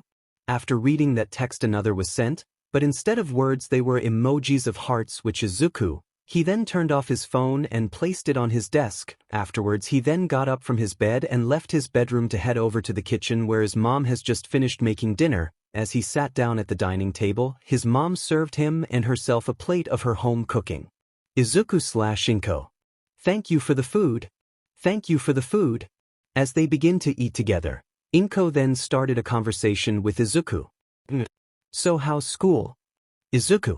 It's going well, I guess. Well, that's good to hear. So is Toga doing? Izuku. She's doing great. From hearing Izuku say that, Inko sees a small smile on his face, which makes her happy to know that there is someone that makes him smile. Izuku, do you mind answering me this one question? Izuku. No, I don't. What is it? Well, I just wanted to know that if you like Toga? Izuku. Well, of course I like Toga. She's my friend after all. Not as a friend, sweetie. I'm talking about if you like her romantically. As she said that, Izuku was in the middle of eating something and suddenly started choking. He quickly reached over to his cup of water and began drinking it right away. Afterwards he placed his glass down and caught his breath. Doing so he began thinking of what his mom just said. Izuku. Are romantically? That's right. So do you like Toga in that way? Izuku. And no, she's just my friend. Are you sure about that? Because I think the two of you will be quite nice together. Izuku. Mom. Alright, I'll stop now. I just wanted to know if my son got himself a girlfriend already, hehe. Feeling embarrassed, Izuku just began to stuff his mouth with food. Go off doing so he began thinking of Toga. Izuku's mind. Me and Toga in a romantic relationship? Saying that in his head, memories of Toga begin popping up in his head left and right, which group his embarrassment. After dinner Izuku went back to his room and laid onto his bed. We still begin thinking of Toga. While laying there with those thoughts, he grabbed his phone to text Toga again, but before he could even tap onto her contact, he sees that he has a message from Uraraka who he hasn't spoken in quite a while. So he taps onto her contact and opens up the message which he then began reading. Uraraka's message. Midoriya, when you get this message, text me back. I want to talk to you about something in person. Reading her message, Izuku knew that she sounded quite serious, so he began texting her back right away. Izuku's message. Hey Uraraka, I just read your text, what's wrong? As he sent that message to Uraraka, he waited for her response, until eventually she responded back. Uraraka's message. Finally you text back? Izuku. Yes, sorry, I was with Toga all day today. Sending that message, Uraraka didn't respond back for a whole 2 minutes, until eventually she did. Uraraka's message. Tell me Midoriya, do you have plans with her tomorrow? Izuku's message. No, she said she had something to take care of tomorrow. Uraraka's message. Alright, then could you meet me at a cafe tomorrow afternoon? Izuku's message. Sure thing, but what's so important that you want to talk about? Uraraka's message. It's best that I tell you in person. Izuku's message. Oh alright then, I'll see you tomorrow. Uraraka's message. Yeah, you too, I'll send you the address of the cafe we should be meeting at. Izuku's message. K, well good night. Uraraka's message. Night Midoriya. After reading that text, Uraraka sent him the address of the cafe they'll be meeting tomorrow. Afterwards Izuku then put down his phone and began falling asleep. Uraraka's apartment. As soon as the next day came, Uraraka started her money by getting up, having breakfast, and cleaning up around her apartment. Once she did all those things she then began to start doing some schoolwork that she was given by her teachers. After she finally finished her schoolwork, she then noticed the time on her and saw that it was almost time to meet up with Izuku, so she went to her room and began changing into some casual clothes. Once she finished changing she then went to a front door and put on some sneakers. Afterwards Uraraka stepped out of her apartment and locked the door. Doing so she then began to leave the apartment and head to the train station, but while she was heading there, she heard her phone ringing in her pocket, so she reasons for pocket and pulled it up. Doing so she then flipped it open and saw that Izuku is calling, so she immediately answered. Uraraka. Hey Midoriya, what's up? Izuku. Hey Uraraka, I just arrived at the cafe. Uraraka. Oh good, I'll be there in a couple minutes. Izuku. Okay, see you then. Uraraka. Yeah, you too. As Uraraka then hanged up her phone, she suddenly had a feeling that someone was behind her, so she quickly turned her head around but didn't see anyone. From not seeing anyone she looked ahead and continued walking over to the train station. After a short minute of walking she then arrived at the train station and hopped onto the first train that arrived. The train ride was at least 20 minutes until eventually it arrived at the station that Uraraka getting off at. Once she got off the train, she began to make her way over to the cafe she'll be meeting Izuku at. After a short walk from the train station she's going to ride at the cafe which she then entered. From stepping inside she looks around the room and quickly spots Izuku sitting at a table by himself, who then saw her and waved at her as well. She smiles at this and begins to make her way over to the table. Once she reached the table she took the seat across the Izuku. Uraraka. Thanks for waiting Midoriya. Izuku. Yeah, no problem. So what do you want to talk about? Uraraka. Well, it's about something I recently discovered. Izuku. Which is? Uraraka. I know that you and Toga don't go to school because the school that you supposedly attend doesn't exist. Hearing that, Izuku's eyes widen from hearing that Uraraka has discovered the truth of their fake school, but her worries of her exposing the truth about this suddenly faded away when she said something else. Uraraka. But that's not why I had you come here to talk to you about. Izuku. It's not? Uraraka. No, it's actually about Toga. As you said that, Izuku's worries came back but even greater than before. Izuku. What about Toga? Uraraka. Well, you see, I was doing some research on a missing person and found out that Toga could be responsible for a disappearance. Izuku. What evidence do you have of this? Uraraka. Well, the girl who went missing had a one-of-a-kind wallet but Toga now has in her possession. I don't know if I'm 100% right if she either found it or took it, but I also know that she could be responsible in another crime that I think you might know. Izuku. What crime are you talking about? Uraraka. Well, it's about two boys you knew back in junior high school. Hearing her say that, Izuku immediately knew who exactly she was talking about. Izuku. Yeah, I know exactly what you're talking about. Uraraka. Well, when the three of us went to the amusement park together, Toga said that the two of you met in a park late at night, the same park that the body of those boys were found, so I don't know if I'm wrong or right, but I think Toga could have Izuku. Killed them? As Uraraka looked at Izuku, she saw that he was looking down at the table. Uraraka. I wasn't going to say that. Izuku. Then what were you going to say? From saying that, Uraraka hears a different tone in his voice which sounds quite serious. Uraraka. I was going to say, Izuku. Sigh. Who cares if they're dead, it's best that they're no longer here anyways. Uraraka. Why would you say that? I thought those two your friends? Izuku. Wherever you heard that from you're wrong, those two weren't my friends, they were never my friends, they were nothing but cruel people that made my life into a living hell. And you want to know something, Uraraka? Uraraka. What? Izuku raises his head back up, which lets Uraraka see an angry expression on his face. Izuku. I'm glad they're dead. Uraraka was shocked to hear him say that, and as she was about to tell him something about what he said, Izuku suddenly stood up from his seat and looked at Uraraka. Izuku. Listen, Uraraka, I value our friendship, but don't you ever accuse Toga of anything, because she is the one person that makes me happy for the very first time in my life, and I'll be dead if anyone tells me otherwise. Uraraka. Izuku. Izuku. If you don't want to be friends with me for what I just said today, I understand, but if you still do, just know that if you accuse Toga for these crimes again, then our friendship will be over. With that said, Izuku began to step away from the table and walk over to the door, where he then left the cafe, leaving Uraraka sitting at the table by herself, knowing that she has endangered her friendship with Izuku, which she didn't want to stop being friends with. Police station.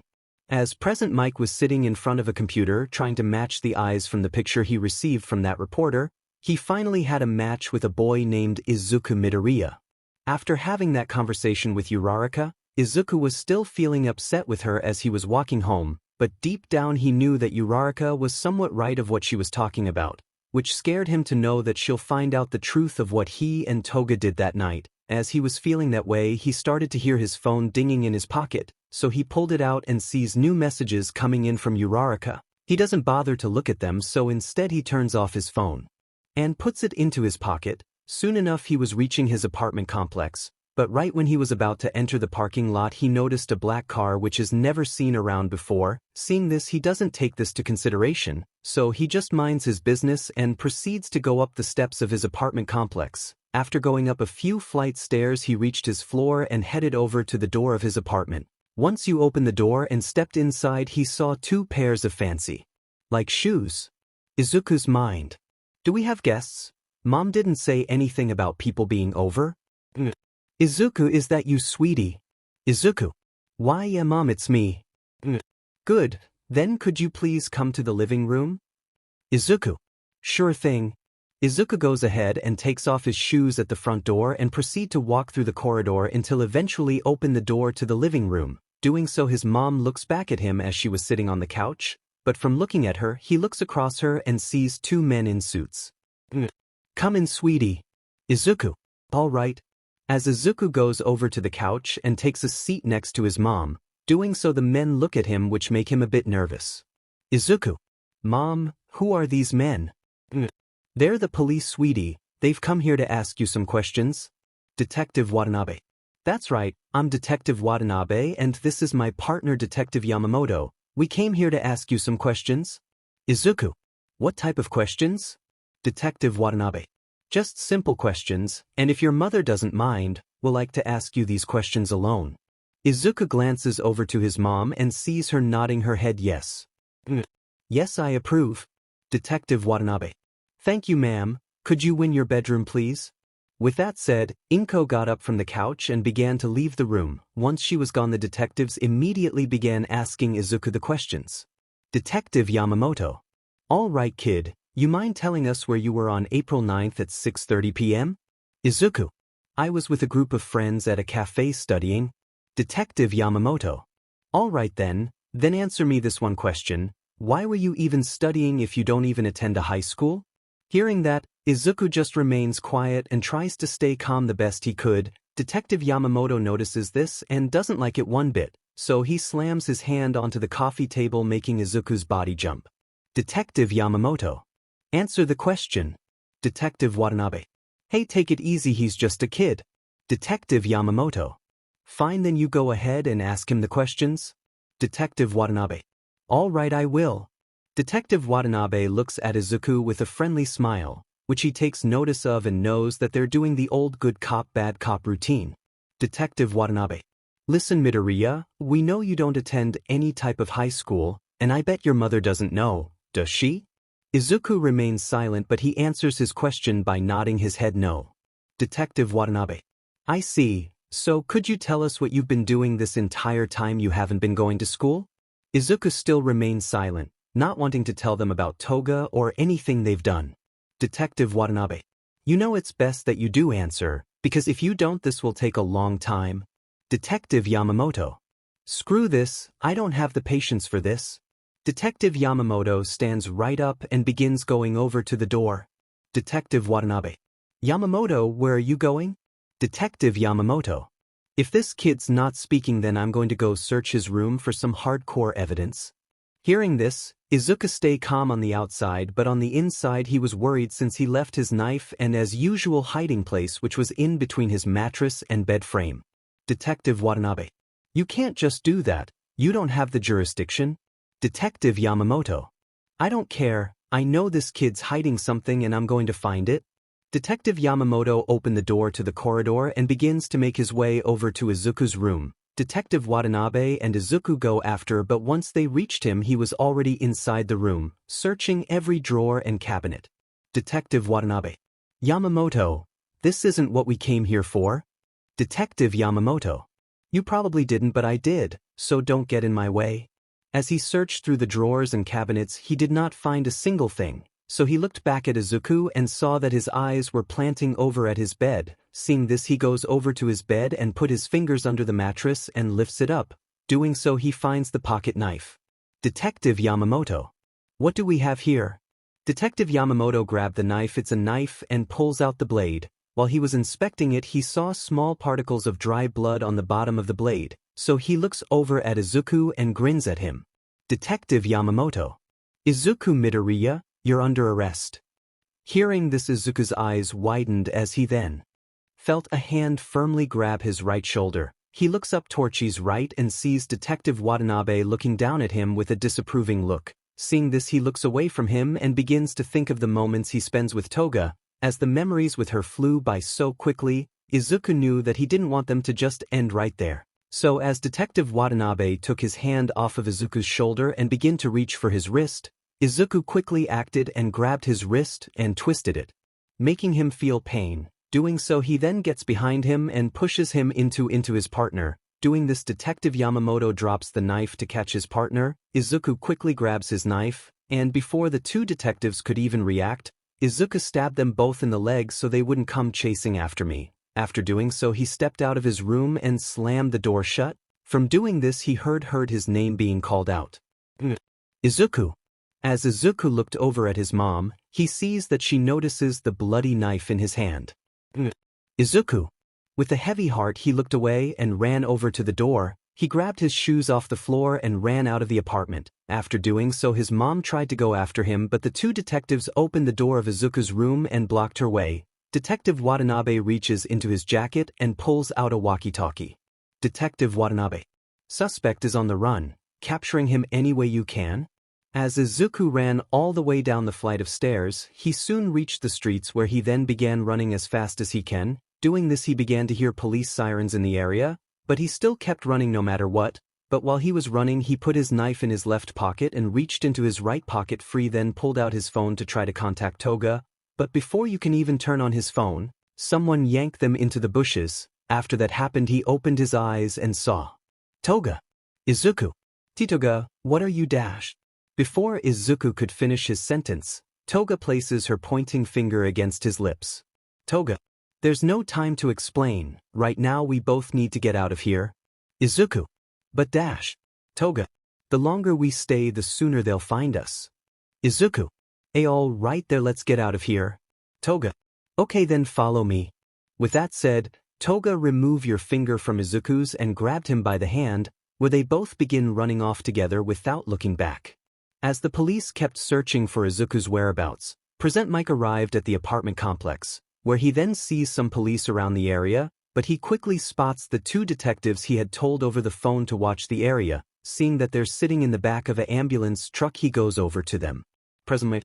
Hey you guys mind telling me what the hell happened to you? Detective Watanabe. Why didn't you ask Yamamoto here? Hearing that, Present Mike looks over at Yamamoto, who's trying to avoid eye contact. Seeing this, Present Mike goes ahead and gets right up in his face. Present Mike. Yamamoto, what happened?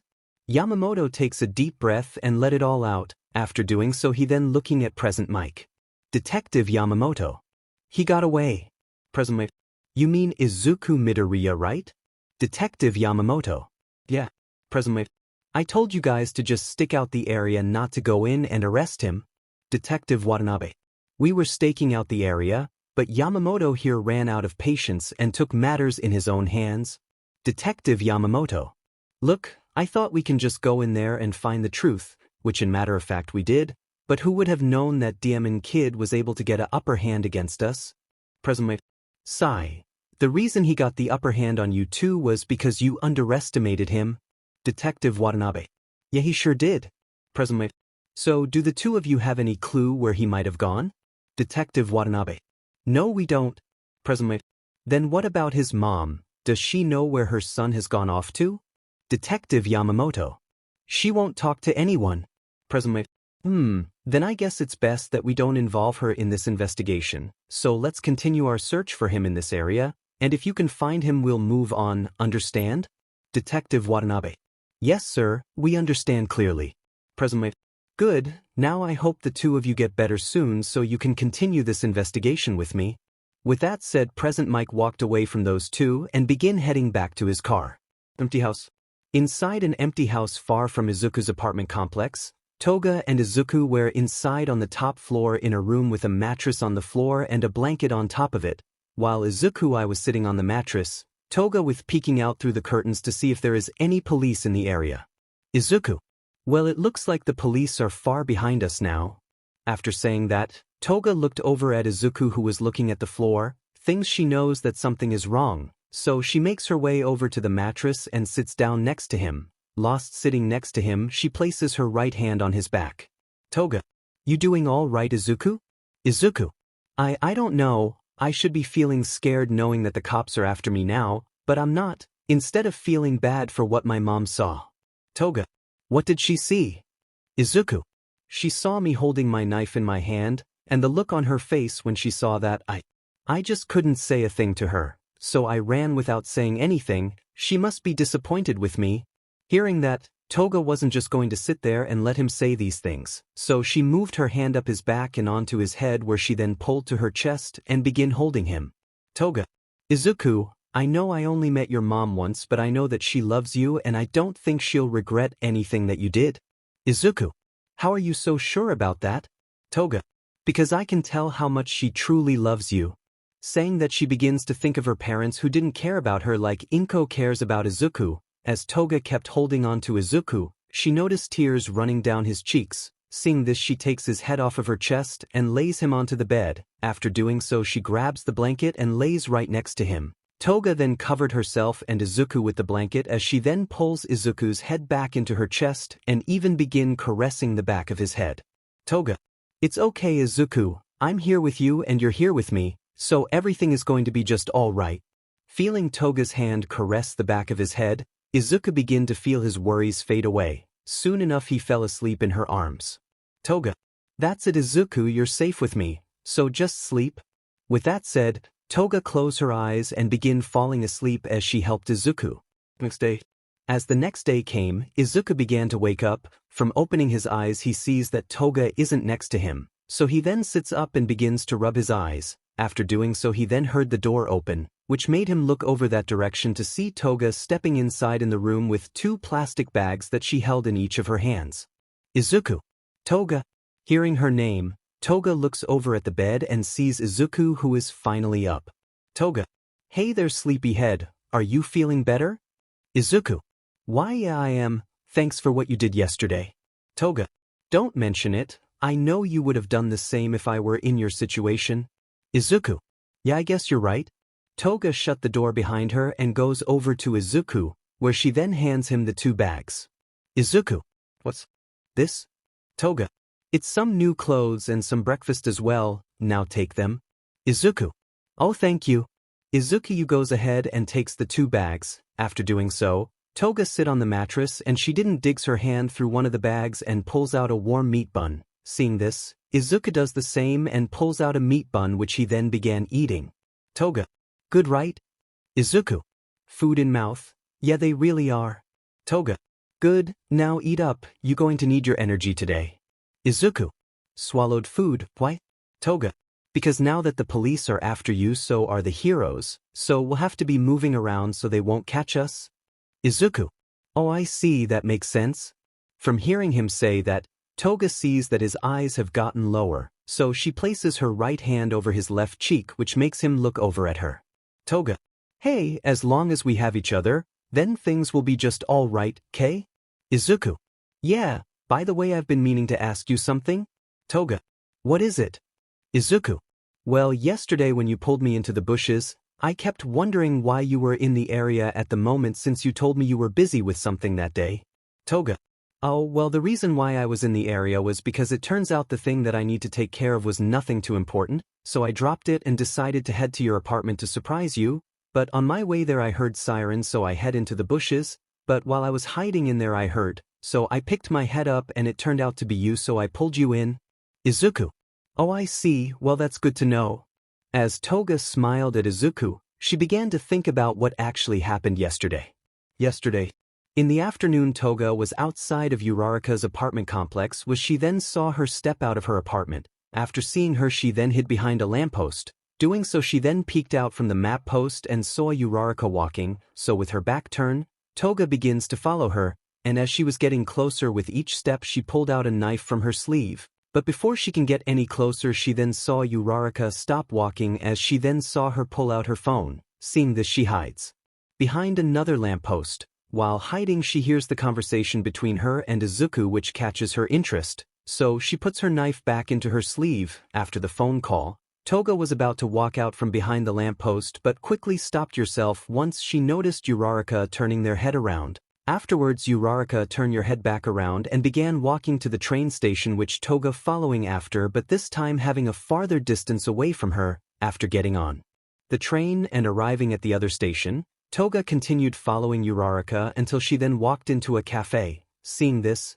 Toga goes into an alleyway and goes to the back door, where she then knocks out an employee who is taking a break. After doing so, she takes their blood just and ingest it, which turns her into that person. Afterwards she goes to the back door and begins to make her way over to the front, where she then begins to overhear Izuku and Uraraka's conversation. Doing this, she hears Uraraka telling Izuku everything she might have done. Hearing this, she was deciding to kill her here now, but before she could, Toga heard Izuku defending her about everything that Uraraka said. After he did this, Toga saw him leave, which he also did, going through the back door. Afterwards she then began to follow Izuku back home. After following him all the way back home, she then saw the car and immediately knew that the car belonged to the detectives, so instead of going to his apartment, she decides go into the bushes, where she then waits to attack the detectives who might bring Izuku with HNTFFS on. But while she waited and waited, she then saw Izuku run out of the apartments and continued running down the streets. Seeing this, she decides to run through the bushes until eventually getting ahead of him and pulling him right into the bushes, where she then took away from the area. Today, as the two continued eating together, Toga also remembered that she got something else for Izuku. Toga, oh yeah, I got you this too. Toga reaches into the pocket of her sweater and pulls out a phone, which she then hands to Izuku. Izuku, oh thanks, but I already have a phone. Toga, yeah, I know that, but it's best that you destroy it. If you don't, then the police and heroes will be able to track us. Izuku, you're right about that. So Izuku reaches into his pocket and pulls out his old phone and places it onto the ground, where Tai reaches into his left pocket and pulls out his knife and steps right through it. After doing so, he then takes the new phone and puts it into his pocket. As some time passed, they then begin to leave Empty House together to head to a new place before the police and heroes could find them. After a few days passed by, Uraraka still tried contacting Izuku to apologize to him for what she said back at the cafe. She left him so many texts that she couldn't even keep counting. She even called him many times, but none of the calls will go through at all. Seeing this, she begins to think that Izuku might have blocked your number. So since she thought her number was blocked, she thought of one way she could apologize to Izuku. While she was at school, she knew only one person that could help her contact Izuku, and that was Bakugo himself. So once lunch break began, Bakugo began walking to the lunchroom alongside with some of his new friends named Kirishima and Denki. Kirishima, man, I'm starving, I can't wait to get to the cafeteria. Then, yeah, me neither, I hope they're serving some hamburgers today. Kirishima, well, I hope they're serving some delicious steak. How about you, Bakugo, what are you hoping for at the cafeteria? From saying that, Kirishima began to nudge Bakugo's right arm, which grabs his attention but annoys him as well. Bakugo, I could care less on what the hell they are serving, now stop nudging my arm. Kirishima, alright, I will, you need to cool it with that temper, dude. Bakugo, shut up, sheedy hair, I do not have a temper. Then, haha, yes, sure you don't, and I don't shoot electricity out of my fingertips. From Denki say that sarcastically, Bakugo gets really mad and grabs him by his collar of his shirt and pinch him against the wall. Doing so, he begins to let out little explosions from his right hand, which Denki could see. Bakugo, how dare you speak to me like that, you demon being? Then, hey, just come down, it was just a little joke. Kirishima, yeah, you need to come down, dude, it was just a joke. Bakugo, shut up, or else you're next. While Bakugo had Denki pinned against the wall, he then heard his name being called out by familiar person. Uraraka. Bakugo. Hearing Uraraka's voice shout out his name, Bakugo looks over towards his left and see Uraraka with her hands on her hips and look at him with an intense glare. Seeing this, he lets go Denki and begins to walk to the cafeteria on his own. As he did so, Uraraka ran over to Denki and Kirishima. Uraraka. Hey, are you two alright? Then, yeah, we're fine, it's just Bakugo being himself. Kirishima. Yeah, but he still shouldn't treat his friends like this, that's not manly. Uraraka. Yeah, it really isn't. Saying that, she then begins to walk towards the direction where Bakugo stormed off to. Doing this, she was then stopped when Kirishima, who grabbed her by the wrist. Kirishima. Wait, Uraraka, you don't want to go after him when he's like this? Uraraka. It's all right, I'm not afraid of him, and plus I just need to ask him something. saying that she breaks free from Kirishima's grip and begins to make your way over to Bakugo. Soon enough she was now following him from behind. Uraraka. Bakugo, I need to talk to you. Bakugo ignores Uraraka and begins to increase his walking speed. Seeing this, Uraraka does the same as she follows him. Uraraka. Bakugo, just listen to me. I need to talk to you about Midoriya. Hearing that, Bakugo stops walking and turns around to face Uraraka, who stopped walking as well. Bakugo. What is it? Uraraka. Well, I wanted to know if you had Midoriya's phone number by any chance, so I can call him. Bakugo. I do have his number, but why do you want to call him? Uraraka. Well, a few days ago we sort of got into an argument, and since then I wasn't able to contact him, so you're the only person that I know that personally knows him. Bakugo. Sigh. All right. Bakugo takes his phone out of his pocket and tosses it over to Uraraka, who catches it midair. After doing so, she goes to his contacts and immediately sees Izuku, which she taps on and begins to call him. As Uraraka placed the phone against your ear, she then heard the voice from an AI. I'm sorry, but the number you are trying to call is not available. From hearing that voice, Uraraka ends the call and hands Bakugo his phone back. Bakugo. What happened? Uraraka. I think you might have blocked your number as well. Bakugo. What? Saying that, Bakugo then begins to call Izuku as well. Doing so he hears the same AI that Uraraka. After doing so he hangs up the call. Bakugo. There's no way that nerd could ever block my number. Uraraka. Because that's something he would not do. Hearing the tone of his voice, Uraraka believed him since he knew him much longer than she did. Uraraka. Do you know any other way I can contact him? Bakugo. Yeah, I do. Uraraka. So what is it? Bakugo. You can go to his place. Uraraka. His place? Bakugo. Yeah, and if you don't know the way, I'll take you there myself after school. Uraraka. You would do that? Bakugo. Sure, whatever, just don't tell any of those extras about this. Uraraka. All right, I won't. Bakugo. Good, after school you wait for me at the front gates, got it? Uraraka. Yeah, I got it. Bakugo. All right, see you then. With that said, Bakugo then began to walk off, but while he was leaving, Uraraka couldn't help but to think if he was either being nice to help her or if he was worried about Izuku as well. After school. Once school ended, Uraraka waited outside of the gates of UA. After a few minutes passed by, Bakugo finally arrived and the two of them then began heading to the train station. Once they arrived at the train station, they got onto the first train that arrived, which then took them to their destination. During the arrival they got off the train and began making their way to Izuku's place. During their walk there, Bakugo just began wondering why Uraraka and Izuku got into an argument all of it. Sudden. Bakugo. Hey round face. Uraraka. I do have a name. Bakugo. Yeah, whatever, just answer me this question. Why the hell did you and Deku get into an argument in the first place? Hearing him ask that, Uraraka began to remember that day Izuku got mad at her, which made her quite sad. Uraraka. Well, I told him something that made him really mad at me. Bakugo. And what was that? Uraraka.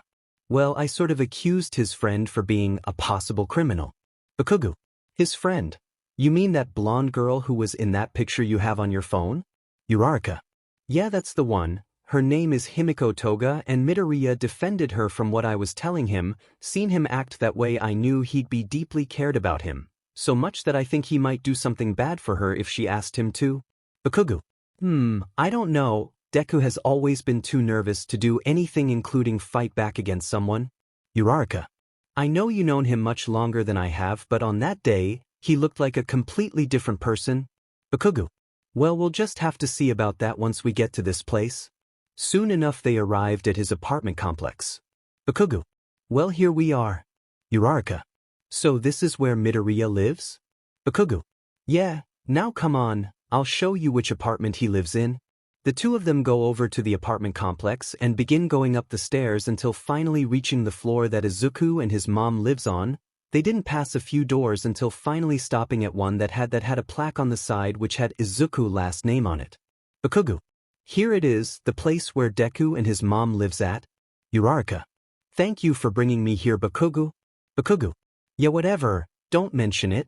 With that said, Bakugo then began to walk away from Uraraka and the door. While he was walking away, Uraraka went ahead and knocked onto the door. Doing so, Uraraka didn't hear anything on the other side, so she went ahead and knocked again. This time, for knocking on the second time, she hears someone coming to the door. Soon enough she then saw the door open halfway. Seeing this, she tries to get a look at the person who opened the door, but it was so dark that she can only see a silhouette, which looked like a woman. See, could I help you with something? Uraraka. Yes, I was wondering if Izuku Midoriya was here? I am sorry dear, but he is not. Uraraka. Oh, then when do you think he'll could be back? I don't know, please just go, I'm very busy right now. Uraraka. But before Uraraka could say anything further, Inko settings begin setting the door, but before she could set it completely, a hand then grabs onto the side of the door which stops her from closing it. Seeing this, Inko looks up and see Bakugo. Kei Katsuki. Bakugo. Hi auntie. After saying that, he lets go over the door, allowing Inko to open the door completely. After doing so, Bakugo and Uraraka see Inko, and from laying eyes on her they noticed that she hasn't been getting sleep and that there's tear streaks coming down from her face. Bakugo. I know this is probably all sudden, but do you know where Izuku has gone to? I'm sorry, but I don't. Bakugo. I see, sorry for disturbing you, I'll tell my mom to call you to see if you want any company. Thank you dear. From hearing her say that's Bakugo about his head, which Uraraka as well. After doing this, they then left without saying another word. As the two of them begin to leave the apartment, they began to wonder what happened. Uraraka. Hey Bakugo, do you think they got into a fight? Bakugo. No, Deku loves his mom and he would never raise his voice to her, but something definitely happened. Seeing her like that, I know something must have happened to Deku. Uraraka. And whatever it is, I suggest we both find it out together. Bakugo. Finn, but just don't get in the way. Uraraka. All right, I won't. So with that, Uraraka and Bakugo decided to find the truth aware and what happened to Izuku. News still hasn't came out about Izuku being a possible murder suspect, which was a good thing for him, but that didn't mean he was able to walk around with his face to expose. So with some of the clothes Toga bought for him, he began wearing a hoodie and a mask that covered his mouth and nose. Wearing these two things, he was able to walk the streets in a day without being noticed by anyone. Toga will sometimes dress the same way to blend into the public as well, but if they see way too many heroes in the streets, they will go into the alleyways and make their way through them to avoid the heroes from detecting them. But once night came, Izuku and Toga were able to walk through the streets freely due to the lack of heroes being out at this time. So Toga will take her hoodie and mask off while Izuku kept his on. Doing so, she put the mask in the pocket of the hoodie and tied the sleeves of the hoodie around her waist. Afterwards, she grabbed hold of Izuku's hand, which she pulled him by as they ran through the nightly city. Running through the city, they shortly arrived at a karaoke place which Toga has been wanting to go with Izuku, so they headed inside, where Toga then rented a karaoke room for 2 hours. After doing so, the two then went to the room. What's inside? Izuku immediately took a seat on the couch while Toga went over to the karaoke machine to browse through the selection of songs. As Toga was doing that, Izuku began thinking if this was a good idea for them to do since they were constantly hiding and running from the police and heroes.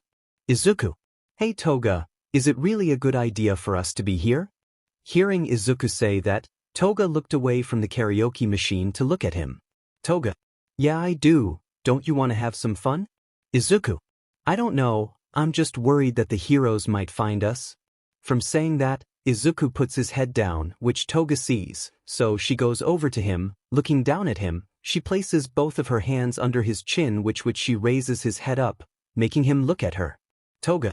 I know you're worried, Izuku, so am I, but I'm not going to let my worries put me down. That's why we're here, so we can make all our worries go away for now and enjoy ourselves while we can. Izuku. You're right, Toga. Toga. Of course I am. Now come on, let's go sing a duet. Saying that, Toga removes her hands from his chin and grabs his right arm. Izuku. I don't know, I'm not much of a singer. Toga. Oh come on Izuku, it'll be fun. Seeing how much she wants to sing a duet, Izuku ends up getting up from the couch and going over to the karaoke machine with Toga. After choosing the song, she grabs the microphones and gives one to Izuku. Doing so, they immediately begin singing together. Toga sings the song with a lot of cheer in her voice while Izuku sang with a nervous tone. But even singing in that way, he kept his eyes on Toga, who was smiling the entire time as she sang. Seeing this, Izuku cut it out but to smile himself. Doing this, he began to feel his worry fading away, which starter improved his singing a bit. After the song ended, Izuku and Toga sang another duet.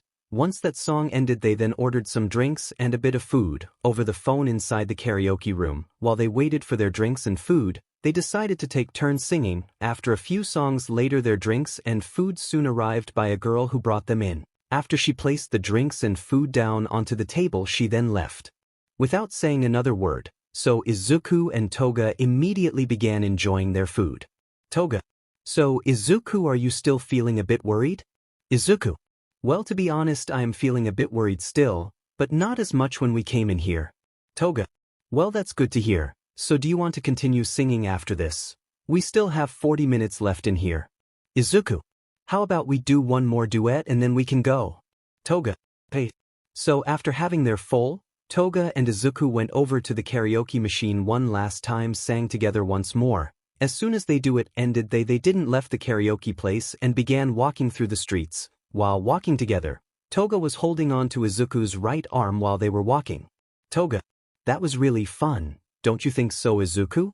Izuku: yeah, it really was fun, thanks for suggesting to go there. Toga: hee, you're welcome. Now where should we go now?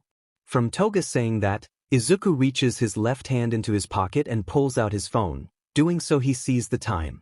Izuku: it's gotten pretty late and I don't think many places are still open.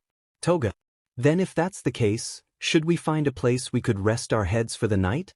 Izuku: yeah, we should, but the closest neighborhood is 3 miles away from here.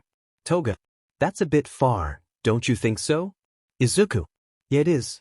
Toga: then how about we stay at a hotel? Izuku: that does sound like a good option, but don't you think I'll be a bit pricey? Toga: don't worry, Izuku, I still have a bit of money to spend. Izuku: well, all right then, let's go see if we can find a hotel. Toga: don't worry, I know it perfect place we could go and find a hotel, especially where it's not so pricey. Izuku: oh, then if that's the case, lead the way. With that said, Toga began taking Izuku through the city until eventually they recent area filled with hotels, but at first glance Izuku immediately notices that they are not normal hotels. Izuku: Toga, are these hotel? Toga: love hotels? Yes, they are. Hearing her say yes made Izuku's face blush up from knowing what these hotels are meant for. Izuku: Toga, are you sure we should be here? Toga: of course, now come on. As Toga pulled Izuku by the arm, they eventually stopped at one of the hotels, which they then stepped inside and went over to the front counter where Toga pays for the room in cash. Doing so, the person in the front counter gives her the keys to the room. After receiving the key, they then went over to the elevator and began heading up to the floor where their room is. Once they arrive at their floor, they immediately went over to the door to their room. After opening the door, they step inside. As they were now inside the room, Toga then let go of Izuku's arm and jumped onto the bed. Toga: wow, this bed is so soft and comfy. As she began rolling around the bed, Izuku still couldn't help but to feel a bit nervous for being inside of a room of a love hotel, but he had to admit that the room was quite nice compared to the rumors he heard about love hotel rooms. So as he was looking at the decor of the room, Toga then laid on her stomach and she then looked at Izuku while kicking her feet up. Toga: so Izuku, do you like this place? Being asked that, Izuku looks back at Toga, who notices his blush on his face. Izuku: why, yeah, it's really nice. Toga: good, then I'll let you get comfortable while I go take a bath. Izuku: oh. Toga then gets off the bed and makes her way over to the bathroom, but before she stepped in she looked back at Izuku, who looked back at her as well. Toga: Izuku, you better not PK. From saying that, it makes Izuku's entire face blush up as he also begins to wave his arms. Izuku: IW would never do something like that, I swear. Toga: hee, I know you won't, I was just joking around with you. Izuku: oh, alright then. Toga then enters the bathroom while shutting the door behind her. Now that Izuku was alone in the room, he took off his hoodie and mask, which he then placed on top of the counter. After doing so, he then went over to the bed and sat down on the edge. While sitting there, he soon laid back onto the bed. Izuku: wow, Toga was right, this bed really is comfy. Laying there, he kicked off his shoes and began crawling up to the pillow, where he then began falling asleep. 30 minutes later Toga came out of the bathroom with a bathroom on and her hair down.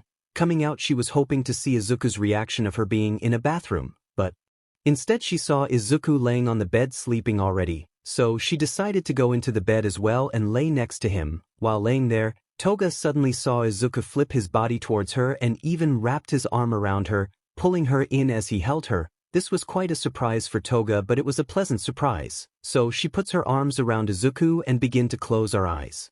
Toga. Good night Izuku.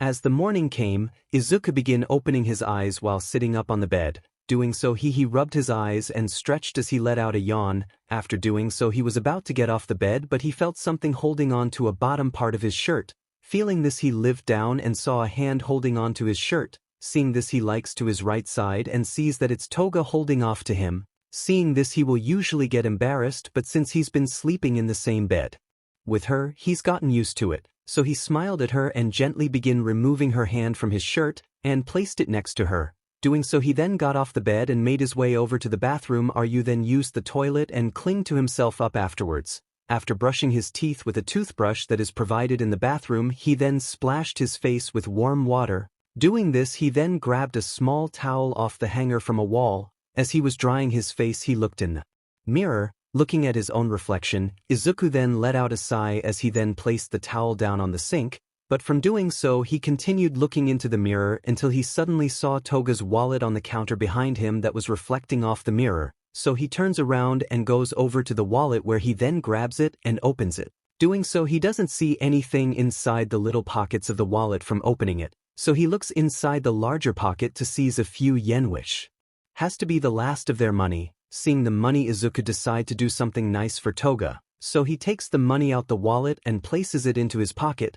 Afterwards he stepped out the restroom and went over to grab his hoodie and mask which he then put on. As Izuku then put on his shoes, he then went over to a counter that had pen and paper which she then wrote something down for Toga. After doing so he then folded up the paper and left it there with Toga's name on top of it. As he went over the door he then put his hoodie over his head and opened the door to step out into the hallway, but I was shutting the door he said 3 little words into the room. Izuku. I'll be back. That said you shut the door behind you and went over to the elevator which he then entered inside and began heading down. Reaching the bottom floor he then stepped out and walked out of the front doors of the hotel. Stepping out into the street, he doesn't see anyone around the hotels at this time, so as then made his way out of the red light district, he then reached the public streets which were already filled with people walking the streets. Seeing this he looked around and didn't see single hero, so he walked into the crowd and began blending in. While walking through the crowd Izuku made sure that his face was concealed with a mask and hoodie, but he carefully listened to the people around him to hear if his identity has been revealed to the public. Luckily he didn't hear a single thing about him. But just in case he kept ear open in case he's hear something, but while doing so even begin to think about his mom. Izuku's mind. I wonder what mom is doing right now. I bet she's probably worried on where I am. I wish I can see her. Thinking about his mom, Izuku couldn't help but to feel worried about her and how she must be feeling since that day he left. Izuku's mind. I think I should probably write her a letter, just to tell her I'm all right. As he said this in his head, Izuku soon smelled a pleasant scent, so as he turned his attention towards the direction of the pleasant smell, he saw a stand that some people were in line for. Seeing this he decided to go over to the stand. Once reaching the stand he saw that an old man was selling freshly baked croquettes. Seeing this he also noticed the prices of them were quite cheap, so he decided to get in line. After a few minutes of waiting Izuku eventually reached the front of the line and purchased a bag filled of croquettes which was quite a reasonable price. Afterwards Izuku began heading back to the hotel with the bag of croquettes in hand, but on his way there Izuku kept smelling freshly baked croquettes lingering from inside the back. Due to this his hunger got the better of him and he ended up removing his mask and reaching inside the bag and grabbing one of the wrapped croquettes. After unwrapping it he gently blew on it as he then bit into the crunchy crust and began eating the tasty croquette, but while he was too focused on enjoying the croquet he suddenly bumped into someone, making him drop the croquettes in his hand. Oh, sorry about that. Hearing that, Izuku looks up and sees that the person he's bumped into was a young hero, as he then slowly began stepping back, which the hero sees him doing so. Hey, you alright kid? Izuku. Why yeah, now if you excuse me I have to go. As Izuku attempted to walk past him, the hero suddenly blocked. Hey kid, you look familiar, have we met somewhere before? Izuku. And no we haven't, you must have a mistake for someone else. Now if you don't mind I really have to go. Izuku attempted to walk past the hero again but was suddenly stopped once again once the hero rubbed on 3 left shoulder. Hold on a sec. Saying that the hero then reaches his right hand in one of his pouches of his belt and pulls out his cell phone. Doing so he turned it on and sees a picture of Izuku. From seeing that picture he then lowered his phone. But from doing so he was then hit by the bag of croquettes which Izuku threw at him. From throwing the bag at the hero's face he let go of his shoulder which allowed Izuku to run to the direction he came from. But while Izuku ran, the hero quickly put his phone away and pulled out 2 discs and jumped into the air. Doing so he placed the discs under his feet and used his quirk to make them spin and hover above the crowd of people. Doing so he began skating in the air as he chases after Izuku. While chasing him, Izuku quickly hears his quirk from above and begins running as fast as he could, but no matter how fast he kept running, the hero kept catching up. So while Izuku was running he saw an alleyway just ahead, so he quickly ran into it and the hero followed after him as well. Running through the alleyway Izuku had the advantage by running on the ground, since the hero who was hovering from above was dodging some pipes and AC units that was sticking out of the buildings,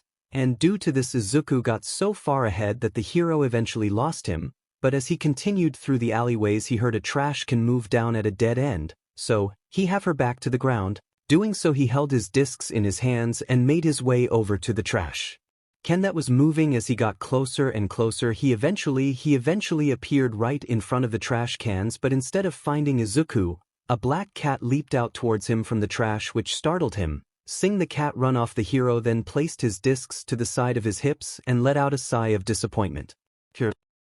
How could that kid get away from me? I nearly had him. Well there's no point of whining about it now, I should contact the other nearby heroes and tell them that kid is in the area. As the hero reached out grab his phone, he was suddenly covered by Izuku's hoodie that fell on top of him from above. As the hero struggled to take it off his head, Izuku dropped down behind the hero. Doing so he pulled out his knife and began charging the hero. As he got close because you took off the hoodie from his head and quickly turned around to see Izuku, but before he could even grab onto his discs, Izuku immediately stabbed him in the stomach and tackled him to the ground. As the hero laid back onto the ground, Izuku pulled out his knife from his stomach and placed his knee onto his chest as he then pressed the blade of his knife against the hero's neck. As this were laid on the ground the hero noticed a fire escape digging up the wall and found out that Izuku must have climbed up there and jumped down to ambush him. Izuku, tell me, how many heroes are in this city right now? There's 6 which also includes me. Izuku.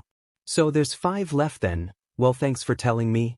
As Izuku pressed his knife down against the hero's neck, Izuku suddenly saw tears running down his eyes, which made him stop from going any further.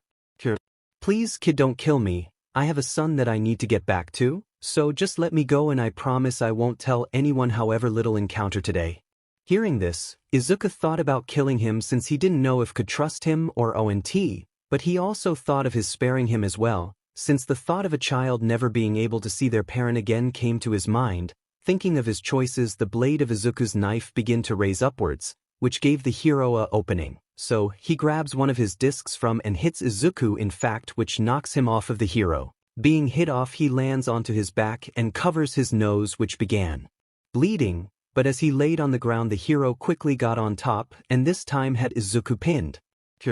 I can't believe you believed what I told you. Izuku.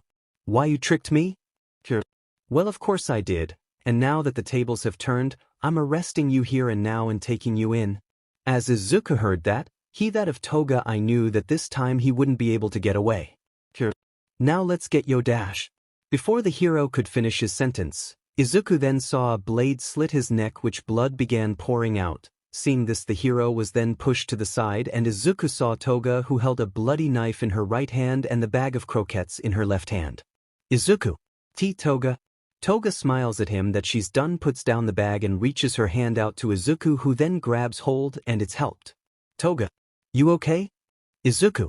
Why As Toga looked at Izuku, she let go of his hand and reached into her pocket to pull up a hanky which she used to spin the blood off of his nose. After doing so, she put the hanky back in her pocket and grabbed his hoodie that was on the floor and handed it over to him, which he then took and began to put on. Afterwards, Toga put her knife away and then went over to the hero, where she then searched his pockets and found his wallet and took all the money inside. Afterwards, she then picked up the bag and grabbed Izuku's hand and began to make their way out of the alleyway. Izuku. Toga, how did you know where to find me? Toga. Well, when I read your little note you left me, thing that you were going to get breakfast for us, I decided to go meet you halfway, but on my way I found these bag of croquettes, has strange feeling that they were the ones you bought. And I also heard people saying that there was a hero who flew into an alleyway, hearing that I just had to look for, and it's a good thing I did. Izuku. Yeah, it is. Thank you for coming. Toga. You're welcome, Izuku, but I should be thanking you as well for getting us some breakfast. Izuku. Oh, well, you're welcome. As Toga held onto Izuku's hand, she began pulling him along through the alleyways. Toga. Come on, let's get out of here and find a way more nicer place to enjoy our breakfast. Izuku. Right? So the two run through the alleyway until eventually they then run out to the street and began getting farther away from this place. After a couple minutes, it didn't take long for the heroes in the area to notice that one of the heroes in their group has now reported back. So they search for him throughout the city until eventually they found his corpse in the alleyways. After finding it, they immediately reported his body, which paramedics, police officers, and some heroes heard about and began making their way to their location. During their arrival, they closed off the area to the public so they wouldn't see what was happening. So once the streets and sidewalks were completely empty, some heroes and detectives went into the alleyways and began searching for clues. During their search, the pro-hero Present Mike stepped into the crime scene and began searching for clues as well. While searching, he didn't see any clues left behind by the murderer, so he went over to the corpse and began analyzing it without laying a finger upon it. As he carefully looked, he noticed that his throat has been slit open and noticed that there is a pool of blood which has dried up under his stomach. Present Mix. I'm guessing that he must have died by having his throat slit open. Seeing that there is some dry blood under his stomach, I'm guessing he must have been stabbed before he got his throat slit. As he analyzed further on, he noticed that the hero was missing one of his discs, which was one of his main support items. Looking around, he soon discovers it just a few feet away from him, so he goes over to the disc and squats down as he looks at it. Doing so, he spots a bit of blood on one side of the rim. Present Mix mind. It looks like he must have injured his attacker, and with that we can analyze the blood to see who might have attacked him. After saying that in his head, he then felt a hand tapped onto his left shoulder, so he looked up towards his left and saw one of the detectives. Seeing the detective, Present Mike stands right back up and faces the detective. Present Mike. What's up, detective? Detective. Sorry to disturb you, but I just got a radio call saying that you have a buddy here waiting in front of the alleyway. Present Mike. A buddy? Detective. Yeah, he goes by the name Eraserhead. Hearing that, Present Mike let out a sigh as he then began to walk away and pat the detective on the back. Present Mike. Thanks for telling me this. Detective. You're welcome. Present Mike then began leave the crime scene and walk through the alleyways until eventually he walked back out to the streets. Looking around the area, he quickly spots Aizawa leaning against the hood of Present Mike's car. So as he made his way over to him, Aizawa heard him coming and looked over at him. Present Mike. Hey Eraser, what are you doing here? Hearing that, Aizawa pulled up a pen and pad which he then began writing in. After you finished, he showed Present Mike what he wrote down. Aizawa note. Isn't it obvious? I came here for the investigation. Present Mike. Sigh, I had a feeling that was the reason why you were here. Listen here, Eraser. I told you that I'll be the one taking charge of your investigation due to your injury. Aizawa flipped through the next piece of paper on his notepad and began writing. Afterwards, he then showed Present Mike what he wrote down. Aizawa note. Yeah, I know that, but I also know that you need me here, since this is usually my line of work after all, and as long as I can see, hear, walk, touch, and all that other stuff, that I'm still useful. Present Mike. Yeah, you are still useful, but I still think you should head back to UA. Your students must be missing you after all. Hearing that, Aizawa clips to another piece of paper and begins writing down what he wants to say. Doing so, he then shows Present Mike once more. Aizawa's note.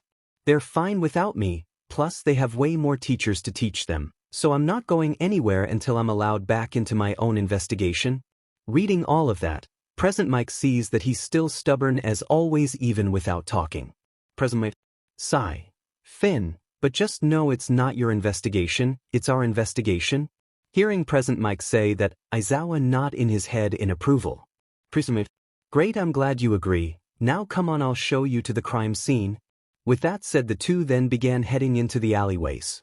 But at UA High, class has already ended, which had all the students begin to leave campus. Amongst those students who are leaving were Uraraka and Bakugo, who is stepping out of the front gate of UA and talking about their own little investigation about Izuku.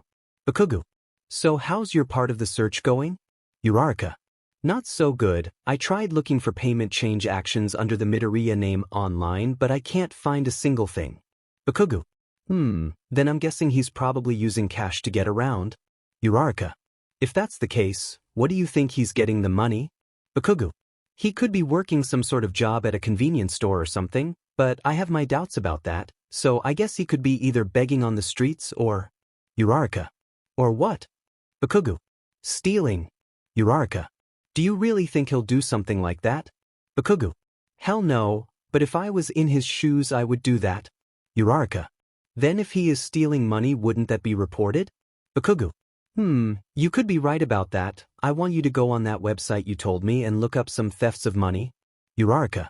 All right, I'll get on that once I go to the library, but what are you going to do? Bakugo. Same thing I've been doing since we started. I'm going now searching for him. Uraraka. Well, all right, but make sure to contact me once you find him. I'm worried about him. Bakugo. You're not the only one. With that said, Bakugo began walking towards the direction of the train station. As he was walking away, Uraraka just looked at him and knew that he was also worried about Izuku. While Bakugo was out in the city looking for Izuku, Uraraka was at the library on the computer where she was strolling through the website of unreported crimes. While on the site she looked up recent pickpocketing that has been happening around certain areas, but in her search there was nothing new, old reports that dated weeks ago be Izuku's disappearance. Uraraka. Sigh. I guess there's nothing here after all. Well, if that's the case, then I guess I should just leave and head back home. With that said, Uraraka began getting up from the chair and grabbing her backpack. All right, when she was putting on her backpack, she suddenly heard a ding from the computer which grabbed her attention and made her look back at the screen of the computer. Looking at the screen, she sees that there has been a recent upload of a murder, so with curiosity she placed her backpack down and took a seat back on the chair. As she clicked on the recent report, she began reading what was posted. Report. A few hours ago, a corpse of a pro hero was found in the alleyways. Once the hero's corpse was discovered, the heroes and police officers closed off the streets to prevent the public to see the corpse of the hero, but luckily, due to a handful of people who would not be named, managed to discover some things about the dead hero. The hero was a local around the area and was in the search of a certain person who the police and heroes did not refrain from saying who. Paramedics mentioned that the hero died of blood loss due to a slit throat, but also mentioned that there was a stab wound on his stomach. After these discoveries, there was nothing new to report, but throughout the small details it is speculated that this hero was murdered by the person he was searching for. Reading that, Uraraka couldn't help but to wonder who was responsible of this hero's death. City. Meanwhile, as Bakugo was in the city, he searched for Izuku in places that he thinks he will be in, but in his disappointment he was not. He even asked some people about Izuku, but was soon told that they never seen or heard of Izuku in their area. But even so, he still didn't give up his search, and eventually his search continued that night. But after some hours passed by, he ended up taking a break on a bench in a park. But while he sat there, he kept thinking of Izuku and where he could be. Bakugo's mind. Inanit Deku, where the hell are you? As Bakugo sat there for a couple of minutes, he then heard his phone ringing in his pocket. So used inside and pulled out his phone. Doing so, he saw that his mom was calling him, which made him roll his eyes as he let out a sigh. After doing so, he didn't answer the phone and put it up to his ear. Bakugo. What is it? Mitsuki. Where are you? Bakugo. None of your business, that's where I am. Mitsuki.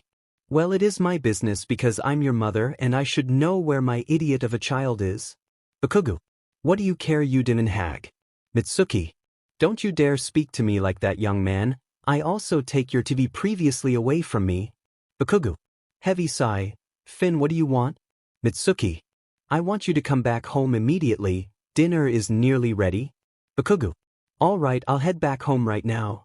Mitsuki. Well good, see you soon sweetie. Bakugo. Yeah whatever. With that said, Bakugo ended the call and got up from bench where he then began to leave the park and make his way over to the sidewalk of the street. As Bakugo was walking in the direction of the train station, he soon heard a familiar voice go past him. Izuku. Yeah, I'm almost there. From hearing that, Bakugo swiftly turned his head around and saw a person wearing a hoodie. Looking at that person, he hears Izuku's voice. Izuku. All right, I'll see you then, Toga. As Izuku ended the car, he began to put his phone in his pocket. After doing so, he soon from a hand grab on two shoulder and spun him around. What he then saw Bakugo, which he was surprised to see. Izuku. Kaken? Bakugo. I found you. Still feeling a bit surprised to see Bakugo, Izuku soon shook that feeling off and took Bakugo's hands off of him as he then stepped back. Seeing Izuku do this, Bakugo thought it was strange I came from doing this. Izuku. What are you doing here, Kaken? Bakugo. Isn't it obvious? I came here looking for you. Now come on, I'm taking you back to your mom. As Bakugo reached out to grab Izuku's wrist, he soon thought of what will happen if he is taken back to his. Thinking of those things, he smacked Bakugo's hand away, which was something you never expected to see. Izuku. I'm sorry, Kaken, but I'm not going with you anyway, especially not back home. Bakugo. Then if that's the case, then I guess I'm just going to have to take you by force. Hearing Bakugo say that, Izuku knew he meant it, so he began backing away slowly until eventually turning around and running. Doing so, Bakugo followed behind him as they both ran through the crowd of people. Izuku made sure not to push or bump into anyone as he ran, but Bakugo wasn't the same. He pushed and bumped anyone that got in his way in his chase for Izuku. While running, Izuku looked behind him and saw that Bakugo was catching up. Seeing this, he looked back ahead and noticed an alleyway just up ahead, so as soon as he reached the entrance of the alleyway, he ran inside. Bakugo sees this and runs inside afternoon, but as soon as he entered inside, he didn't see Izuku anywhere, but he still knew that he was somewhere hiding, so he carefully made his way through the alleyway. As you walked past some trash cans next to a dumpster, Izuku peeked his head out and noticed him walking past. Seeing this, he saw his opportunity to run. So as Izuku quietly moved the trash aside, he then stood up and started to make his way towards the entrance of the alleyway. But as he did this, he was seeing red by his hood and pulled back what he was then slammed to the ground. Bakugo. You really thought sneaking past me will work? Bakugo kneeled down and tried to restrain Izuku, but he began fighting back against Bakugo by flailing his arms at him. Izuku. Don't touch me.